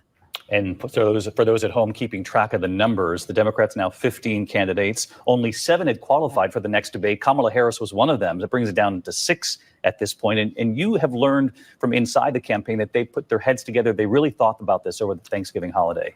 Senator, more than 20,000 supporters in Oakland, a rising Democratic star. Let's do this. Kamala Harris, the telegenic California senator and former state attorney general, rocketing to the top tier of a crowded field by taking on Joe Biden in the first debate. There was a little girl in California who was part of the second class to integrate her public schools. And she was bused to school every day. And that little girl was me. Do you feel that you've toppled the frontrunner? I don't know. I'll leave that to the pundits. But a month later, stumbling over the cost of her health care plan. You can't beat President Trump with double talk on this plan. By mid-October, she was behind in the money race and failing to connect to African Americans, polling only 5% with black voters recently compared. Did they say, hold on, Maverick, be a good co-host. Did they say she couldn't connect with black Americans if she's only getting 5% of the black vote? Y'all, what did Michelle Obama say? Listen to all of this, and I'm going to go back and replay the lies of Michelle Obama, okay? So in 2019, she only connected with 5% of Black America. Now, all of a sudden, we're supposed to sit here. In 3 years, she has done nothing significant. She's explicitly said that she has no plan for Black America, but we're supposed to believe that now all Black people love this woman. Yeah, please, police, police, police. To 43% for Biden. By the last debate, vying for attention. I have more people supporting me in the black community. The only African-American woman that ever been elected to the United States Senate. No, my point is, that's not true. The other one is here. Tonight, praise from the other Democrats. She is a first-rate intellect, a first-rate candidate, and it's a real competitor. Sometimes campaigns have a way of tearing people apart or breaking down friendships. For us, it's brought us closer. Andrea joins us now. Andrea, it's worth noting that Harris dropped out today, but not before issuing a parting shot about who's left. Indeed. She said in the end, she could not compete with 2 billionaires last year. 2 billionaires now. She admitted that she could not compute a billionaire. Now she want to come back and do it again. What's the definition of insanity? Doing the same thing over and over and expecting a different result. So what changed, Kamala? So it goes to show you, like, everything you see about this lady, it is fake. It is manufactured. It is sustained by the media and the hundreds of millions of dollars, if not billions, that are being poured into all the stuff, right? The social media, the media, to make people believe that people like this woman and they truly see her as a Black woman, which then goes to the point, Dr. Umar, that people are getting paid. People are getting paid to lie to Black people. And I wonder how much Michelle Obama charged the DNC to stand up there and to lie like this. Because she got paid. She got paid. It wasn't free. It was not free. Hold on. Now in the race, Tom Steyer and Mike Bloomberg, they have unlimited campaign money. Hey, NBC News fans, thanks for checking out. Throughout the Thanksgiving holiday, she worked round the clock to try to figure out how they could make this work. But after doing a campaign audit, she said she simply did not have the money to move things forward, David. All right, Lindsay Davies, who's covering the race for us. Lindsay, thank you. Hi, everyone. I've also been quite critical of Vice President Biden's policies on race, specifically on the issue of busing in the 1970s, having benefited from busing when you were a young child. Vice President Biden says that your current position on busing, you're opposed to federally mandated busing, that position is the same as his position. Is he right? That is simply false. And let's be very clear about this. When Vice President Biden was in the United States Senate working with segregationists to oppose busing, which was the vehicle by which we would integrate America's public schools, had I been in the United States Senate at that time, I would have been completely on the other side of the aisle. And let's be clear about this. Had those segregationists their way, I would not be a member of the United States Senate. Cory Booker would not be a member of the United States Senate. And Barack Obama would not have been in a position to nominate him to the title he now holds. And so on that issue, we could not be more apart, which is that the vice president has still failed to acknowledge that it was wrong to take the position that he took at that time. Now, I would like to also talk about this conversation about Eric Garner, because I too met with his mother. And one of the things that we've got to be clear about is that this president of the United States, Donald Trump, while he has been in office, has quietly been allowing the United States Department of Justice to shut down consent decrees, to stop pattern and practice investigations. On that case, we also know that the Civil Rights Division, this is important, the Civil Rights Division of the United States Department of Justice said charges should have been filed, but this United States Department of Justice usurped, and I believe it is because that president did not want those charges to go forward, and they overrode a decision by the Civil Rights Division of the United States Department of Justice. Under my administration, the Civil Rights Division will reign, and there will be independent investigations. Vice President Biden, I want to give you a chance to respond to what Senator Harris just said. When Senator Harris was the Attorney General for 8 years in the state of California, there were two of the most segregated school districts in the country, in Los Angeles and in San Francisco. And she did not, like, I didn't see a single solitary time she brought a case against them to desegregate them. Secondly, she also was in a situation where she had a police department when she was there that in fact was abusing people's rights. And the fact was that she, in fact, was told by her own people, that her own staff, that she should do something about and disclose to defense attorneys like me that you, in fact, have been, the police officer did something that did not give you information that would exculpate your client.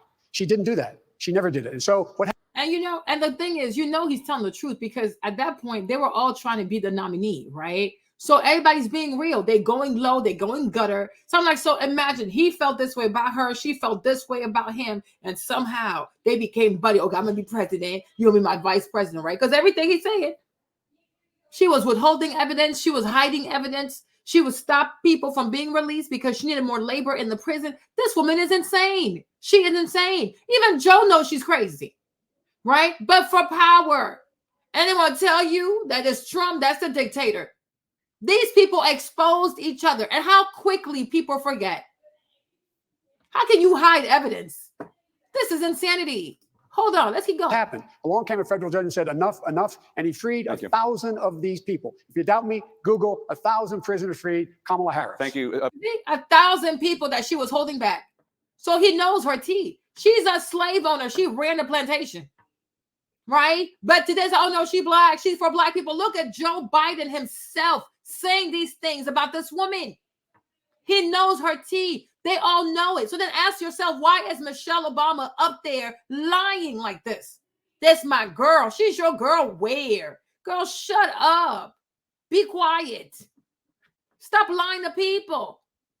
So there was 1,000 people being held in the prison that had, they ran their prison sentence. They were supposed to be released. She said no, because she needs the labor force. So she would not release the people. A judge had to intervene. They're sick. Vice President Biden and Senator Harris, your response? That is simply not true. And as Attorney General of California, where I ran the second largest Department of Justice in the United States, second only to the United States Department of Justice, I am proud of the work we did, work that has received national recognition for what has been the important work of reforming a criminal justice system. You have not received national recognition. You have received national exposition. You've been exposed. Because, girl, you was running a slavery farm. You a plantation owner from the Jamaica. That's the Irish side of you, huh? Girl. And cleaning up the consequences of the bills that you passed when you were in the United States Senate for decades. Oh, so now you know that he passed bills that hurt black people. Look at these people telling on each other, y'all. Look at them. Look at these people exposing each other. Like, you know his dirt. She knows your dirt, right? So you both know that you put black people in a serious quagmire with the criminal justice system, right? But somehow Trump is a racist. No, these people need to be exposed. Now they want to tell you, oh, Trump is evil. Trump is this. She's like, oh, as a prosecutor, I have my experience with felons like Trump. No, as a prosecutor, you never locked up Trump. You were collecting Trump checks, like Nene Leakes said, collecting Trump checks and cashing Trump checks. You never went after a single billionaire. You went after regular black people for smoking weed and trying to make their lives a living mess. You're freaking evil. How you not gonna release people from prison when their time is up? What is wrong with this lady? Yes, her Irish side. If you squint, she looks a little Irish, huh? I can see it. It was the work of creating one of the first in the nation initiatives around re-entering former offenders and getting them jobs and counseling. I did the work as Attorney General of putting body cameras on special agents in the state of California, and I'm proud of that work. I want to bring in Congresswoman Gabbard. Congresswoman Gabbard, you took issue with Senator Harris confronting Vice President Biden at the last debate. You called it a, quote, false accusation that Joe Biden is a racist. What's your response? I want to bring the conversation back to the broken criminal justice system that is disproportionately negatively impacting Black and brown people all across this country today. Now, Senator Harris says she's proud of her record as a prosecutor and that she'll be a prosecutor president, but I'm deeply concerned about this record. There are too many examples to cite, but she put over 1,500 people in jail for marijuana violations and then laughed about it when she was asked if she ever smoked marijuana. She blocked evidence. Correction. It is not 1,900 people. It's not 1,500 people. It is 1,900 people. Okay. It's not 1,500. It is 1,900 misdemeanors and felony convictions over marijuana. She never went after a billionaire, her lying butt. Okay. Yo, I feel so bad for Libras. Y'all got to carry this L. This is sad. She blocked evidence that would have freed an innocent man from death row until the courts forced her to do so. She kept people in prison beyond their sentences to use them as cheap labor for the state of California. And she fought to keep cash bail system in place that impacts poor people in the worst kind of way. Thank you, Congresswoman. Senator Harris, your response? I wish I could go back in time and tell 20-year-old Abby this. Did you say my name? Whoa, my wish. As the elected Attorney General of California, I did the work of significantly reforming the criminal justice system of a state of 40 million people, which became a national model for the work that needs to be done. And I am proud of that work. And I am proud of making a decision to not just give fancy speeches or be in a legislative body and give speeches on the floor, but I'm proud of locking people up past their due date. She's proud of keeping people in there for slave labor. She's proud of persecuting people for marijuana convictions. Like, she has no shame. Well, I tell you, she hates men. She hates Black men. Like, she's not a good person. Actually doing the work of being in the position to use the power that I had to reform a system that is badly in need of reform. That is why we created initiatives that were about re-entering former offenders and getting them counseling. It is why, and because I know that criminal justice system is so broken. Imagine she creates this lady is a psychotic heifer. Like, she's a psychotic heifer. So you create criminals out of petty crimes, and now you want to take credit for restoring these people back in society. You never should have locked them up in the first place over the reefer. Like, it makes no sense. Listen to what she's saying, right? She creates the problem, right? Then because she fixes the problem, we feel like, oh my gosh, look at her, she's so amazing. No, these people never should have been locked up in the first place.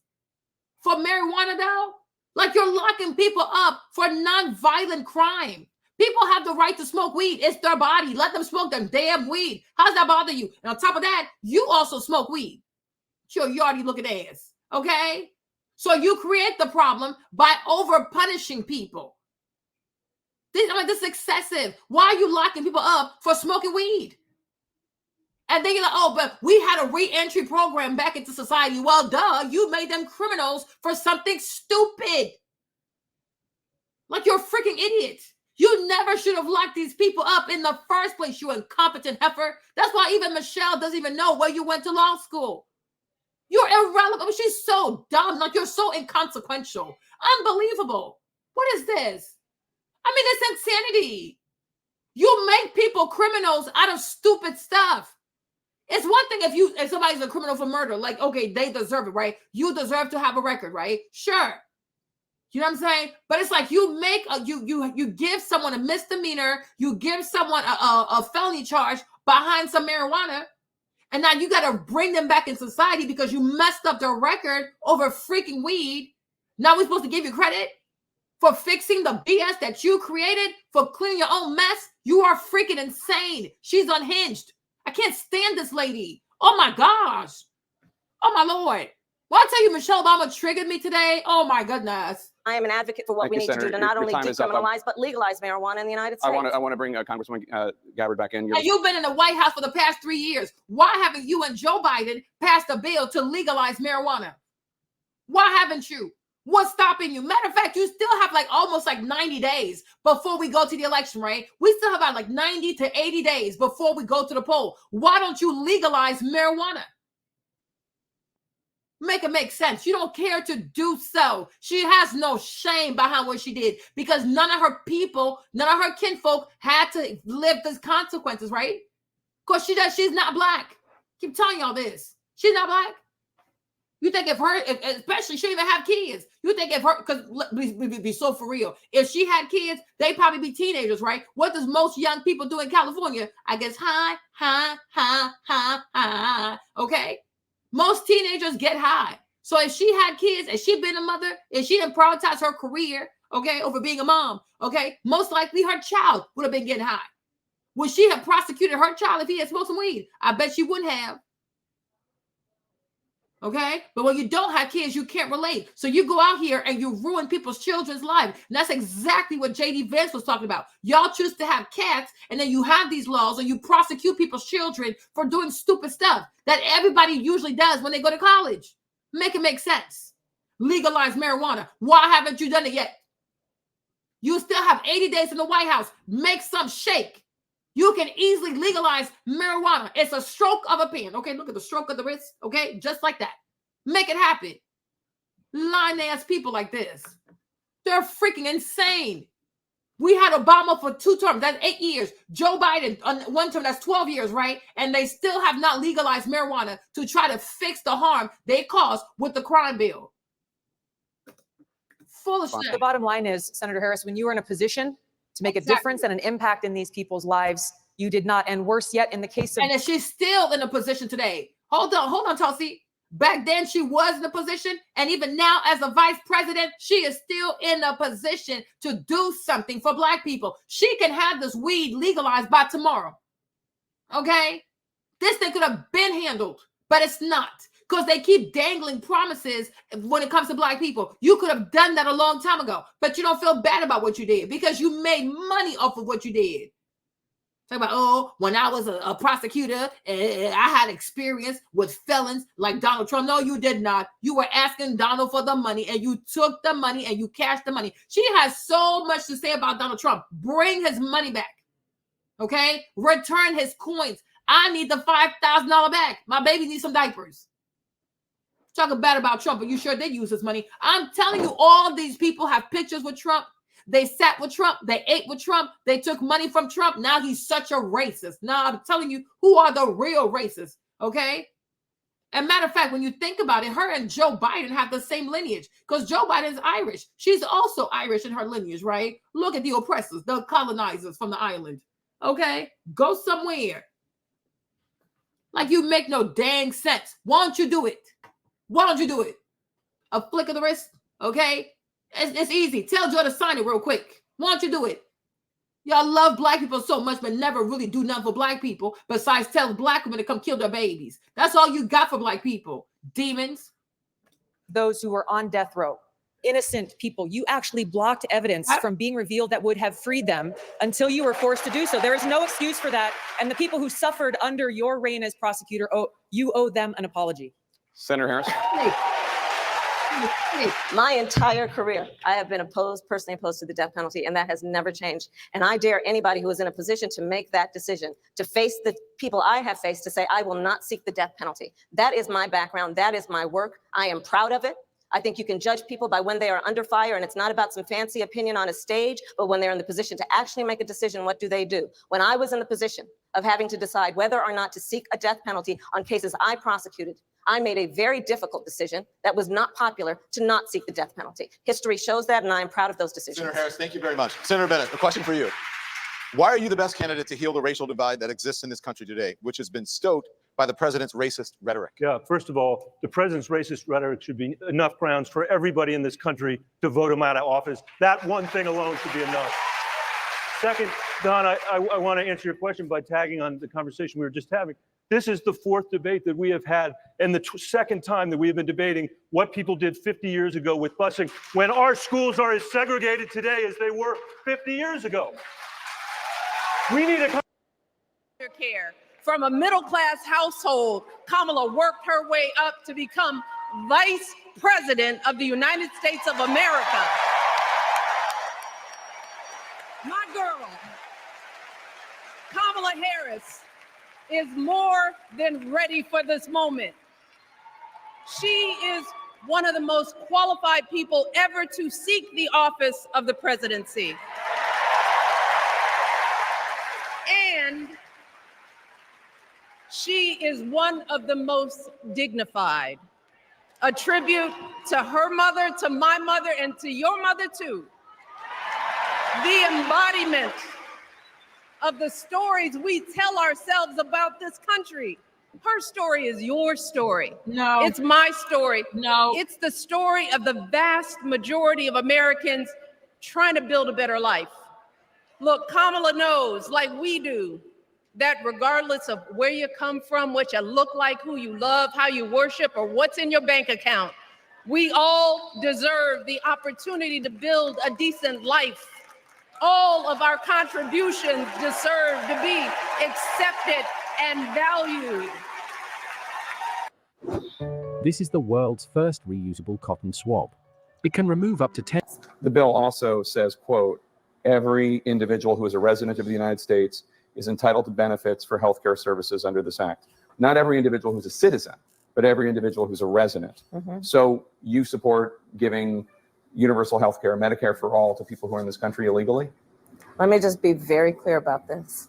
I am opposed to any policy that would deny in our country any human being from access to public safety, public education, or public health, period. Must be addressed. The bill also says Donald J. Trump.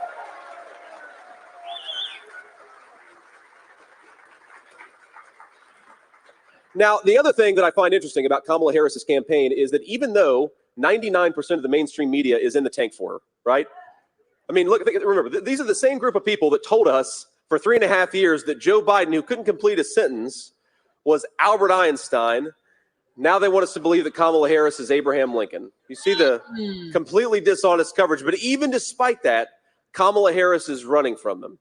And I think a little bit like a campaign really is an extended job interview with the American people, right? Yeah. So this is a person who is asking you, the American people, for a promotion to President of the United States, but she refuses to sit down for an interview, even with the extremely friendly media.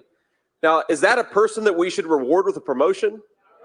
No, I don't think that it is. And I think that if you're terrified to sit in front of completely sympathetic, biased media, then how can the American people ever trust you to sit in a room with Vladimir Putin or Xi Jinping or the leaders of the world that the president has to deal with? We're just going to do it one more time. Now, I want to bring the press up here to take a few questions, but before I do that, I just want to offer a few observations and a few remarks on the state of this campaign. Number one, I already said this, but I'm going to repeat it. Hi. What you got? For the presidency of the United States, but she refuses to stand before the American people without a teleprompter standing between them. Kamala, what are you so afraid of? The American people are good and kind, even if they don't like your politics.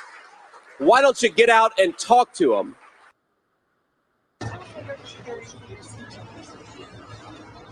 Yeah, it's almost done. I mean, there's some little tweaks, and I'm gonna, work on it probably starting tomorrow for next month.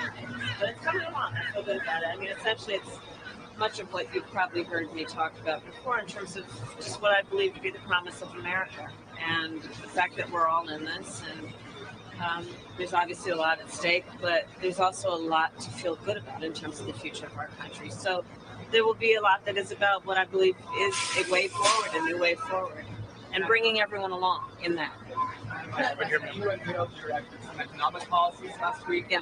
Can you explain how you're going to pay for those? And can you give us a sense of what other policies you want to unveil going forward? Sure. Well, I mean, you just look at it in terms of what we are talking about, for example, around children and the child tax credit and extending the EITC. It's at $6,000 for the first year of a child's life. The return on that investment in terms of what that will do and what it will pay for will be tremendous. We've seen it when we did it the first year of our administration. We reduced child poverty by over 50%.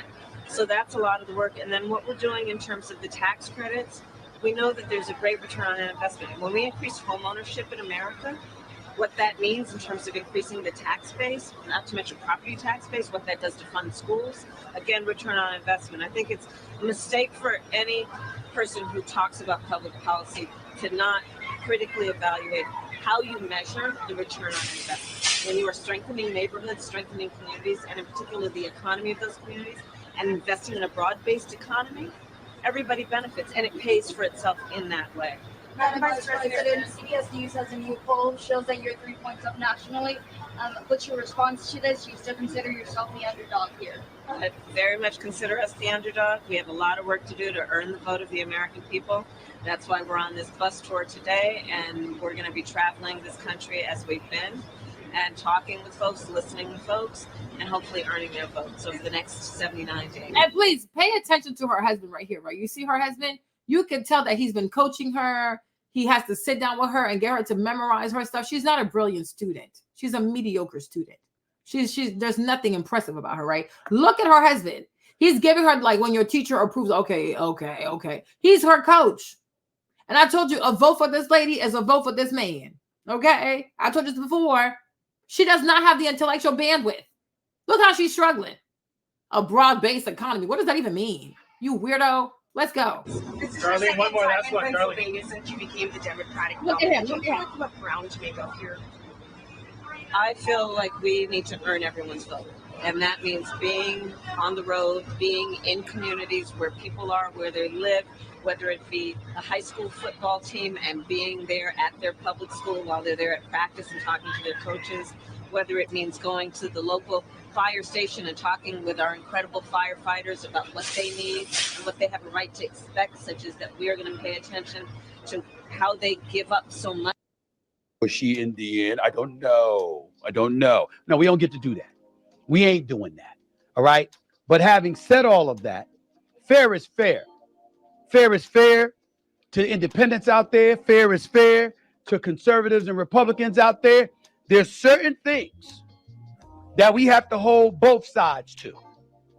Now, Joe Biden stepped aside as the presumptive Democratic nominee on July 21st. Okay? Now I'm going to look at this right now. I'm looking at my calendar because I just want to make sure. July 21st was a Sunday. We've had 1 week, 2 weeks, 3 weeks, and 1 day since Joe Biden stepped aside. The only damn place we've seen Kamala Harris is at pep rallies. What's up? What's up? What's good? Somebody got to say something. Mm-hmm.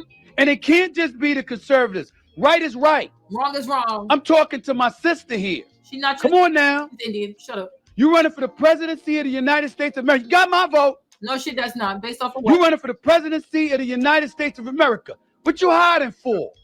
Well, she dumb. Well, because she's already got your vote, Stephen A. Exactly. Why would the lady campaign to earn votes if she's already aware that all of you are going to vote for her anyway, no matter what? You're going to endorse her no matter what. It's been a month, still no policies listed, but she's got your vote. She already told us she's not going to do anything for black people, and she still got your vote. Then not only did she disrespect black journalists by not showing up to their event, but she's refused to sit down with all the so-called black traditional media talking heads. Mm-hmm. All of y'all are stumping for her no matter what. And none of you interviewed her when the big donor selected her to be the candidate. You didn't interview her the first week, the second week, or the third week. Mm-hmm. And now it's the fourth week and nothing. All of y'all allowed a presidential candidate and sitting vice president go a whole month without engaging with the media while praising her around the clock for absolutely nothing. The media is the one allowing this. The old black media and the old white media like ABC, CBS, CNN, and MSNBC. All of you. Stephen A is calling out Kamala the cosplaying chameleon for avoiding interviews. We're going to get into it, but first, take a second to make sure you're subscribed to the channel. Black vote ain't for sale. We bartering on business. We standing on business. Bring us some tangibles or get out of my face.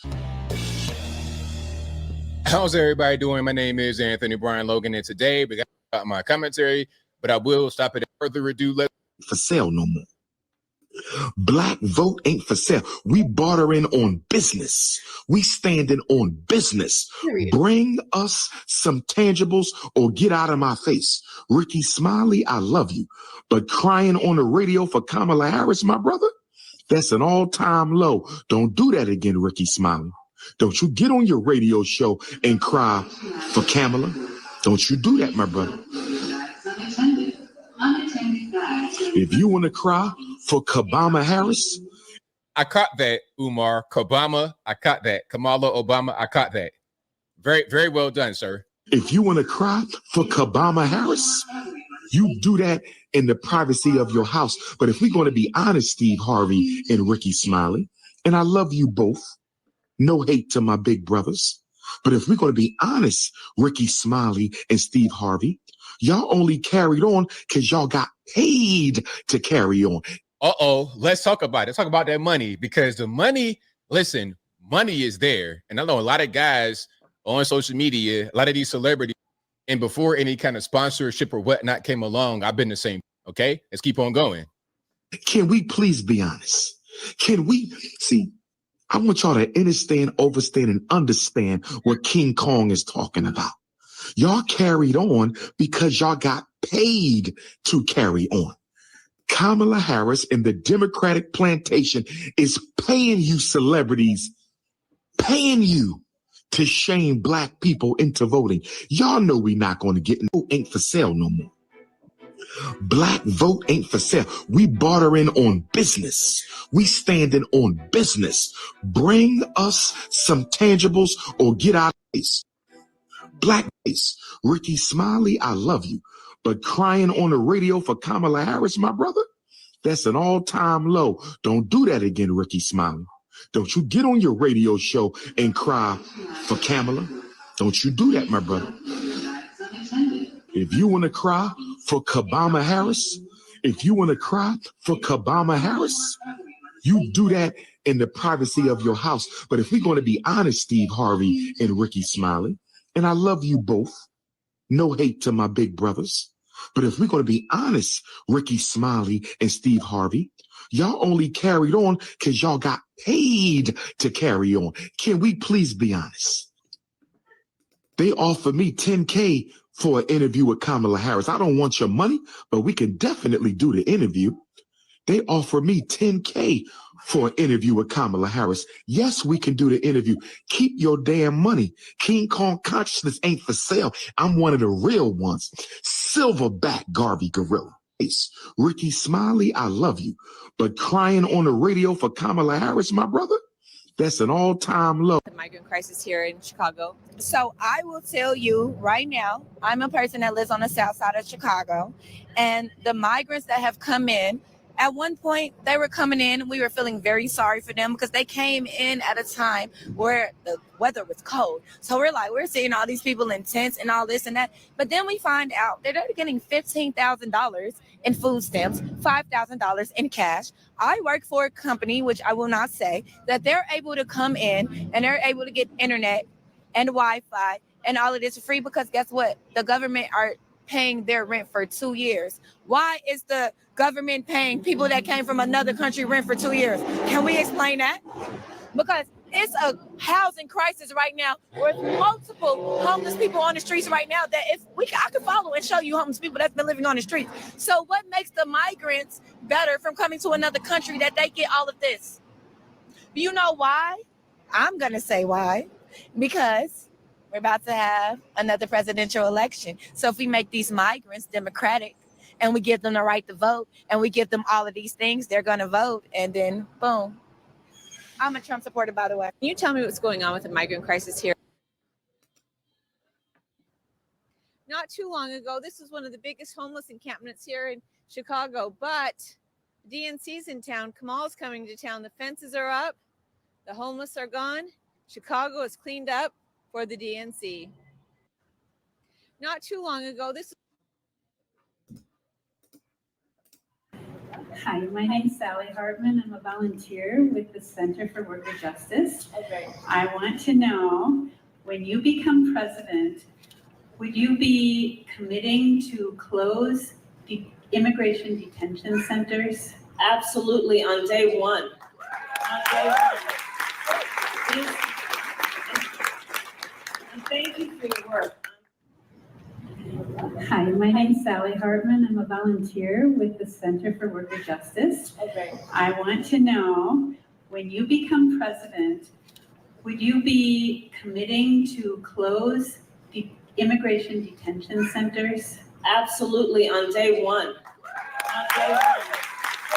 Please, and thank you for your work.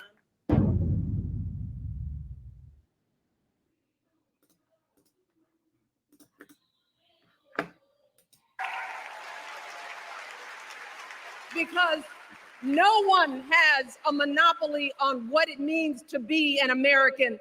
Hold on. And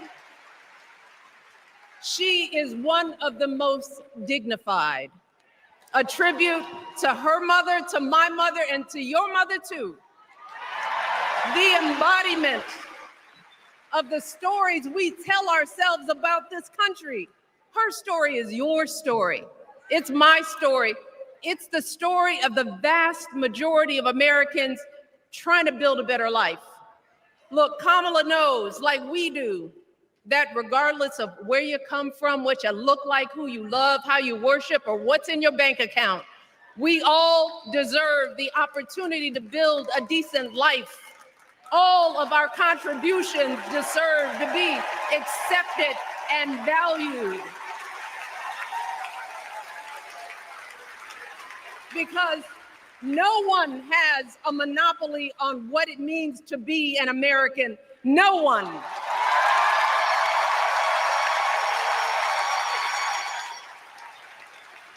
Kamala has shown her allegiance to this nation, not by spewing anger and bitterness. So listen to what she's saying. She's saying Kamala Harris, the lady who's promising to free illegals, who is promising free healthcare to illegals, who's promising all these things to illegal people, right? The same Kamala who did not go to the border because she never been to Europe also, right? She has proven her allegiance. No, Kamala's allegiance is to illegals, okay? Because her mom was an immigrant.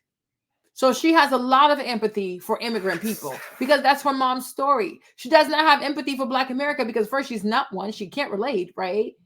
But it's like her heart is for immigrants. And so for this lady to sit here and lie like this, I mean, it's so scandalous to me. Okay. Kamala has proven her loyalty to this nation. Michelle Obama, how? How? That is just so crazy. Hold on, wait a minute. But by living a life of service. How? Who did she serve? Oh my gosh, this lady lies so much. And always pushing the doors of opportunity open to others. She understands that most of us will never be afforded the grace of failing forward. We will never benefit from the affirmative action of generational wealth. But as she says that, when we looked at Sabrina's video that covered the housing, the $25,000, people are also being punished for having generational wealth because if your parents have a house, you don't qualify. Some like they swear like, oh, because she's trying to say, oh, Trump is rich, so Trump has generational wealth, as if she don't have she gave her daughters generational wealth.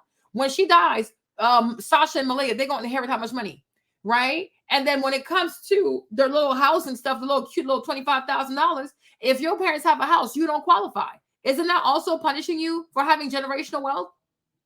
Because according to Kamala, if your parents have a house, they could just take out the equity in their house to help you buy your first house. Make it make sense. Make it make sense. That's all they do. That's all they do because people worship them. Like when it comes to the Obamas, like they've really became false idols for Black people. It is seriously idol worship because I'm like, this is weird. It makes no sense what she's saying, right? The whole time we have seen Kamala Harris out here. All she does is promise to take care of the what's it called? The illegals. Okay.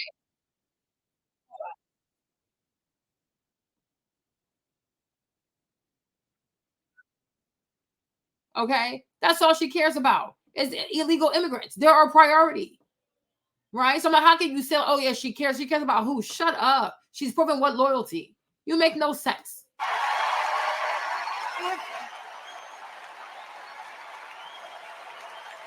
If we bankrupt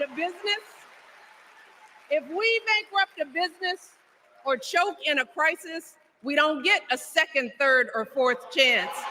But yeah, isn't it? It's okay. So she's saying that, oh, you can't bankrupt the business, right? Kamala Harris announced that she's going to be raising the taxes. Hold on, to 21%, to 28%. Hold on, Michelle Obama needs to be exposed.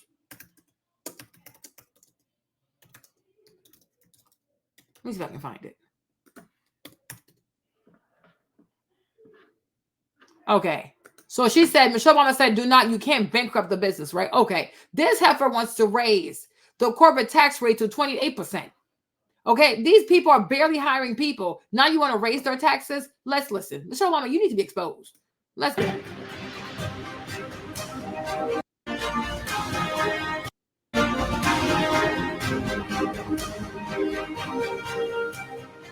Hold on.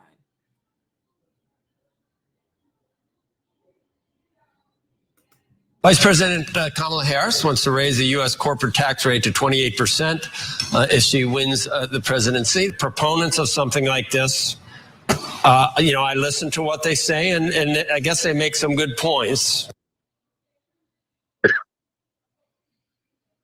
You just heard what Kamala Harris is in fact proposing. Remember that Donald Trump had cut the corporate tax rate from 35% to 21%. Kamala Harris is now proposing to increase the corporate tax rate to 28%, which I have a problem with because that's exactly what Biden said he wanted to do. And I didn't think it made any sense.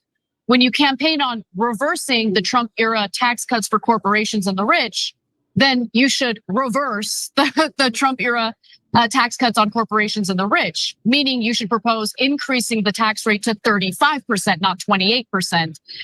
But yeah, y'all crazy. No. I'm curious, Jake, what you think about this and whether or not you think Kamala Harris, should she get elected, would even fight for 28%. Yeah, so there's a couple of different angles. You all crazy. Hold on, let me see this. Vice President Kamala Harris wants to raise the U.S. corporate tax rate to 28%. If she wins the presidency. This is Harris's first major proposal to raise revenue and try to finance some of the spending that she wants to pursue if she wins the White House. Joining us now, Douglas Holtz-Aiken, president of the American Action Forum. And we have, how are you, Doug? It's good to see you. I'm good. Good to see you, we don't Joe. need to summarize the philosophical differences between the two parties, but they are significant, and this is not surprising. And the proponents of something like this, I listen to what they say, and I guess they make some good points. What would you say? Well, I have real reservations about this proposal. I mean, number one, let's look at the facts on the ground. Prior to the 2017 Act, the U.S. was losing the headquarters of about 5 American corporations every year, and there were profound political battles about it. You can remember the Benedict Arnold firms and all that. We got the rate down to 21%, about the middle of the pack of the OECD, and that problem has gone away. There hasn't been one firm left the United States since. So it's not broken. Don't mess with it. Second thing is, I understand and I applaud the need for revenue. If you're going to be serious about the debt outlook, you're going to have to be serious about paying for proposals. But the rule of thumb in economics is you first broaden the base as much as you can before you start raising rates. So to start with the corporate rate, which is the most sensitive rate and the one that has the biggest impact on growth, I think it's just misplaced priorities. And so I wouldn't start there. I would start with other things in that tax code. Is it okay to sort of sow the populist discontent, do you think, Doug? I mean, I guess we shouldn't be surprised, but it's just so easy not to connect the dots between all the prosperity that a country enjoys based on the private sector.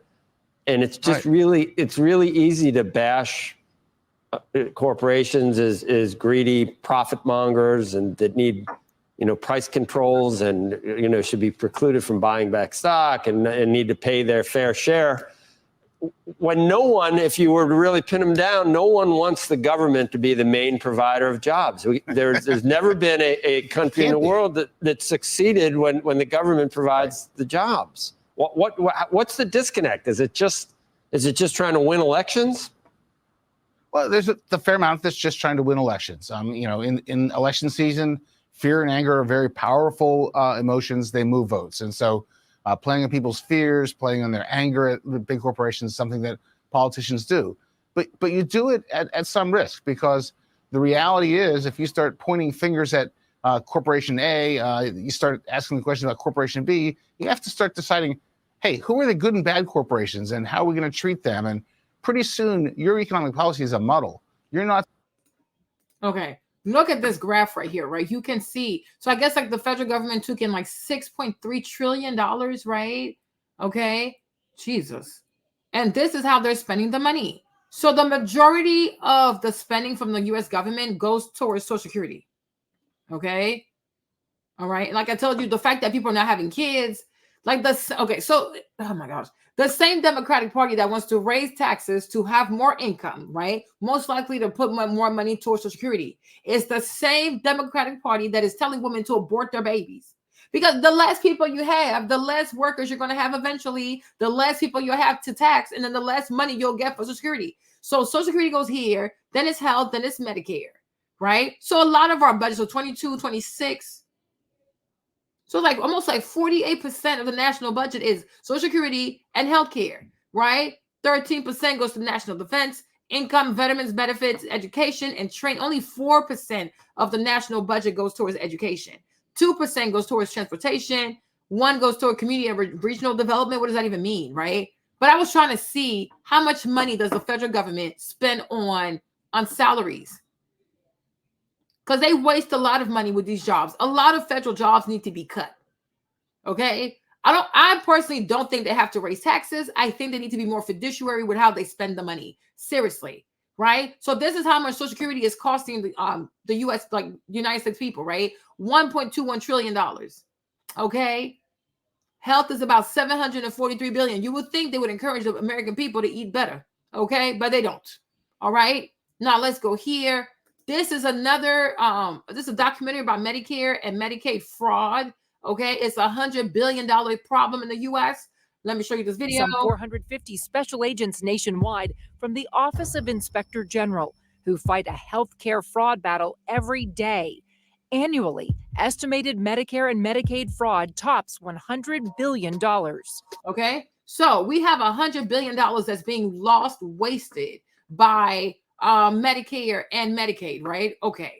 So like even that's money that could be saved. If they were to find a way to curb all this fraud with Medicare and Medicaid, they could apply this money towards the national debt. All right. Now, if you come here to this graph, right, you see that when it comes to Medicare, $720 billion was allotted for Medicare, right? But out of this $721 billion, $100 billion was stolen by fraudster. Okay. $100 billion was stolen by the fraudsters. Every year, Medicare and Medicaid loses $100 billion towards fraud. They pay claims they have no business paying. They pay false claims. And people get rich off of that. Okay, so this is where the documentary is. If you want to watch it on CNBC, it's right here, right? But they're losing all kinds of money. And they have no way of recouping the money. They have no way of making sure that all the claims are valid. They just pay these claims. So now I'm trying to tell, when you look at all, like you look at the different categories of how the government spends the money, I wonder where else that they're wasting money, right? So think about that. But they're trying to make you feel as though you should pay more taxes. Corporations should pay more taxes. I say no. We need to go through all these departments and see how much waste is being had. Because I'm telling you right here, you probably can save about $1 trillion, or at least $1 trillion. Okay, I'm like, if this right here is if Medicare alone loses $100 billion towards fraud, how much more are they losing with lazy employees and all kinds of weird stuff they're losing money with, right? So maybe here you probably have like $200 billion that are being thrown out the window, right? Over here, you might have another $200 billion being wasted, right? It's a lot of waste because the government is not efficient. And that's why nobody should want a larger government. You make the government larger, they're going to waste more money. They just waste money, right? And so national defense, they probably taking out of this budget to send money to you, to what's it called? To Israel and to to Ukraine, right? So if we could slash this budget in half, right? Do we really have to spend $715 billion in national defense? How about we spend more money here in education? And that could help to subsidize some of these like student loans. The money is here somewhere, you guys. They don't need to tax people more money. And what I cannot stand is like they're like, especially with the Obamas, but the Democratic Party, though, they're very divisive. They want to put the rich against the poor, corporation against the worker, right? And people are so busy trying to find out who's guilty. It's like, no, we all need to stop this. And we all need to look towards Washington. We need to look towards Congress. Because we should have, when it comes to how the money is being spent, I believe that we should have an independent audit with people who have nothing to do with the federal government, and they should go through every department of the federal government to see how the money is being used, and they should report back to the American people.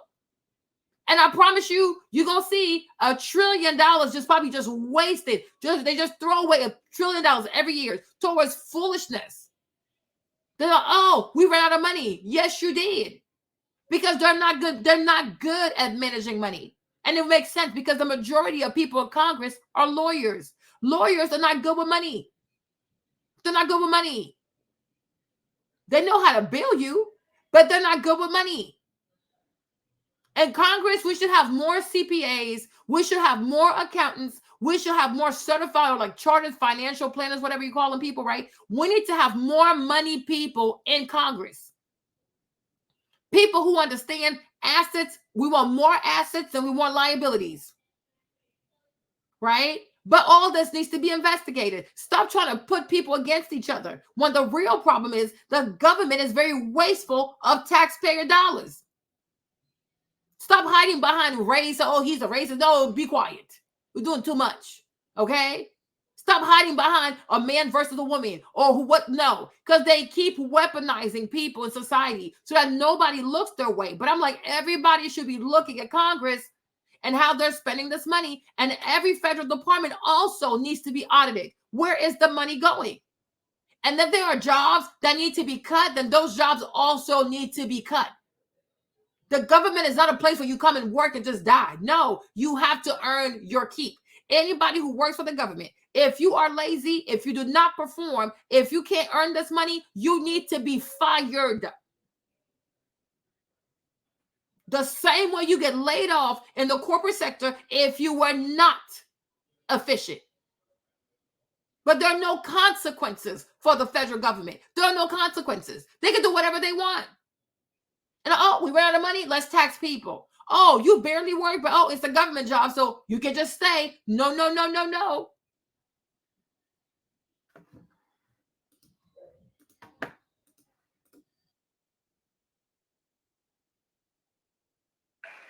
We don't have the luxury of whining or cheating others to get further ahead. No. Oh, Michelle, be quiet. Because you're trying to say that Trump cheated. How'd you get all your money to write a book? Girl, please. You are just as part of this machine. You are part of the 1%. You are just a capitalist as Donald Trump. Be quiet. Stop the mess. We don't get to change the rules, so we always win.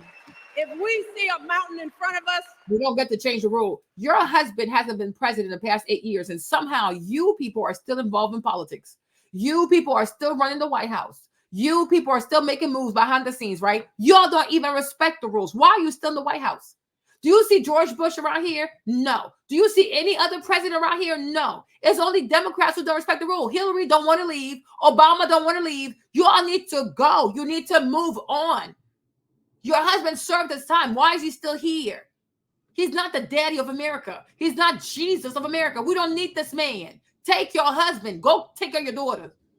I'm like, this is crazy. When Trump was in office, you never saw George W. Bush Jr. all up in his stuff. No. Move on. Go do something else. They can't. It's like they have no purpose outside of doing this. It is weird. It is so weird. Go make your movies for Netflix.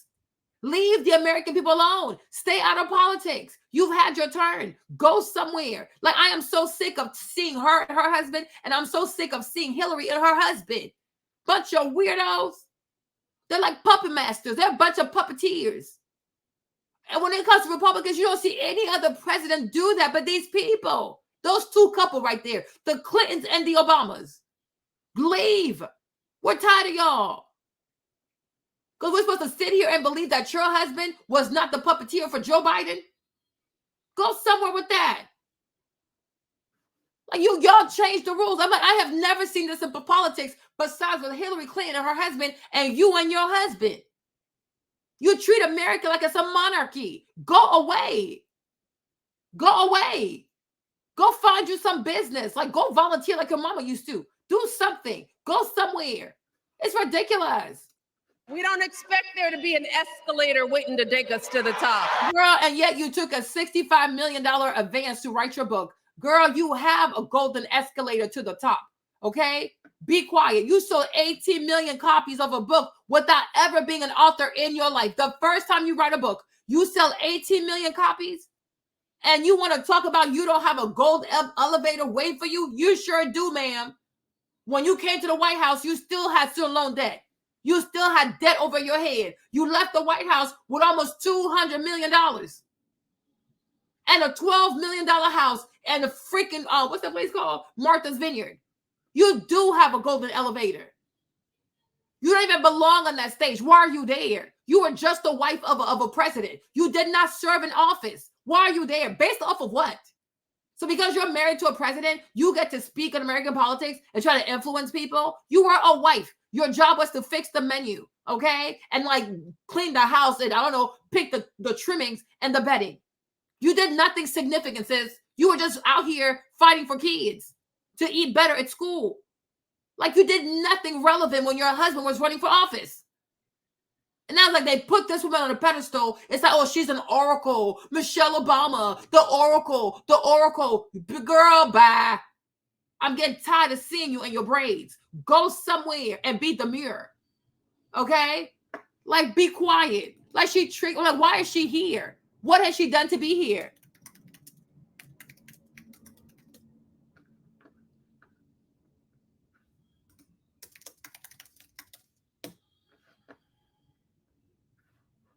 Hold on.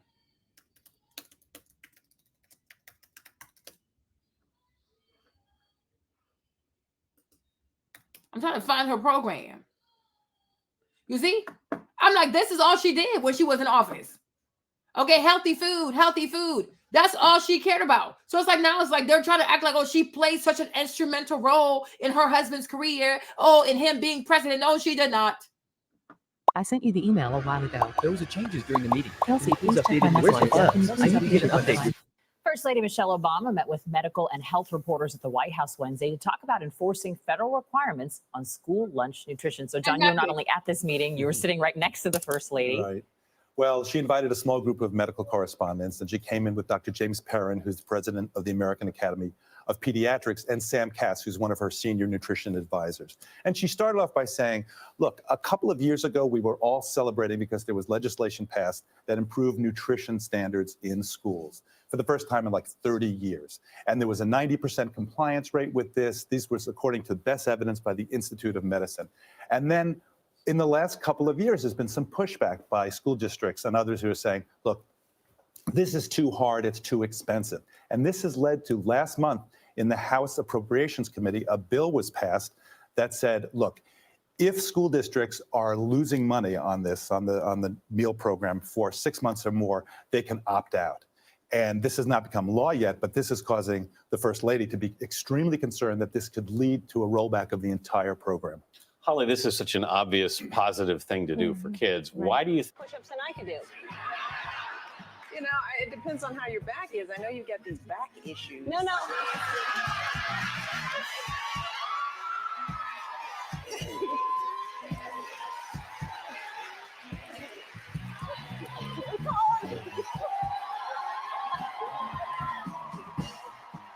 Wondering if you could do more push-ups. Well, this is what she spent her time doing when she was First Lady. So I'm like, so why are we acting like this woman is like, oh my gosh, she's such an oracle. She's such a visionary. She's so instrumental. She understands politics. She should run for office. What did she do? It was all about the school lunches and doing push-ups on the Ellen DeGeneres show. Make it make sense. I'm like, I am so confused. Okay? Like what? No. No. No. We put our heads down. We get to work. In America, we do something. And throughout her entire life, that's what we've seen from Kamala Harris. The steel of her spine, the steadiness of her upbringing, the honesty of her example, and yes, the joy of her laughter and her light. It couldn't be more obvious. Of the two major candidates in this race, only Kamala Harris truly understands the unseen labor and unwavering commitment that has always made America great.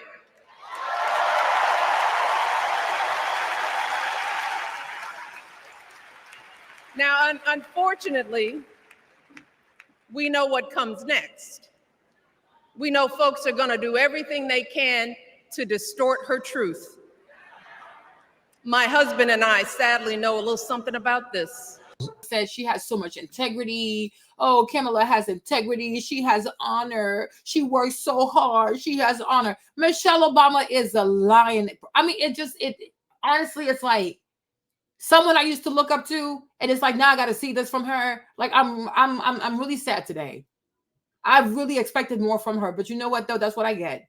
This is what I get for having expectations for people. Because when there's money involved and there's power involved, there you go. People are for sale. But I'm like, there's no way this woman, once again, Michelle Obama, the ADOS, the FBA, there is no way she does not know this lady inside and out when it comes to her track record as a district attorney, right? But you sit here and you look at Black people knowing how much they idolize you because it's weird. They worship you, well, whatever, but you're a false god. That's why you look straight to the eyes. You look straight to that TV, the camera, and you lie to these people. And you say to these people, oh, yeah, she has integrity. She works so hard. Her inside is pure weird. Let's hear from this man who almost lost his freedom because of goofy ass, okay? Kamala Harris. Let me play this video. Massive settlement. Did you? So he got a settlement for 13 million. And it's funny how they don't talk about that part. Okay. 13 million. So this man was wrongly convicted. He was kept in there for 6 years. And she was not trying to let him go, even on appeal. Right? But we're supposed to do what? Oh, she has integrity. Yeah, right. Please listen to this because I'm going to replay the things that Michelle Obama is saying, right? So you can see how much of a liar she is with her 150 million sentenced to life in prison. And he was there for 6 years. The whole 6 years he's fighting on appeal. She keeps denying him. This woman.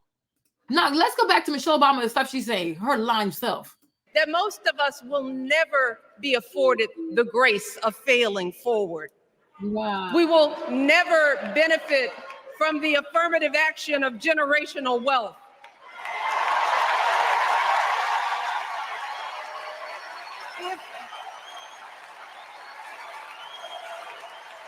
If we bankrupt a business or choke in a crisis, we don't get a second, third, or fourth chance. If things don't go our way, we don't have the luxury of whining or cheating others to get further ahead. No. We don't get to change the rules so we always win. If we see a mountain in front of us, we don't expect there to be an escalator waiting to take us to the top. No. We put our heads down. We get to work. In America, we do something. And throughout her entire life, that's what we've seen from Kamala Harris. The steel of her spine, the steadiness of her upbringing, the honesty of her example, and yes, the joy of her laughter and her light. It couldn't be more obvious. Of the two major candidates in this race, only Kamala Harris truly understands the unseen labor and unwavering commitment that has always made America great.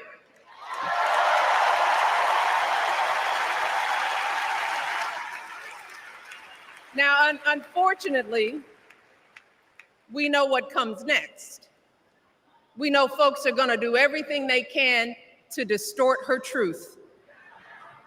My husband and I sadly know a little something about this. For years, Donald Trump did everything in his power to try to make people fear us. See, his limited, narrow view of the world made him feel threatened by the existence of two hardworking, highly educated, successful people who happen to be Black.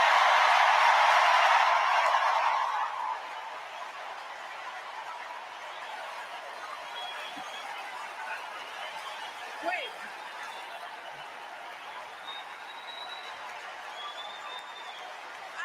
I want to know. I want to know. Oh no. Oh no. Hold on.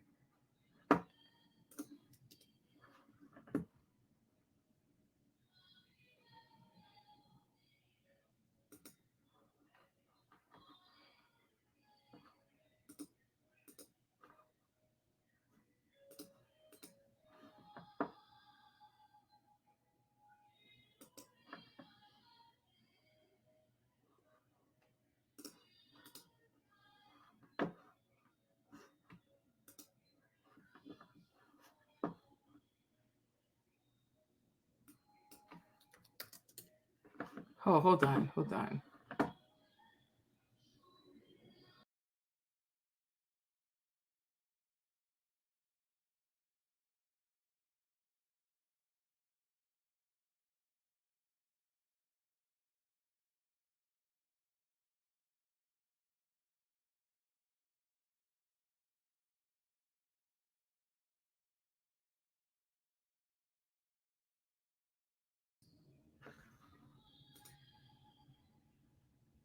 Oh, thank you, Boo. Hold on.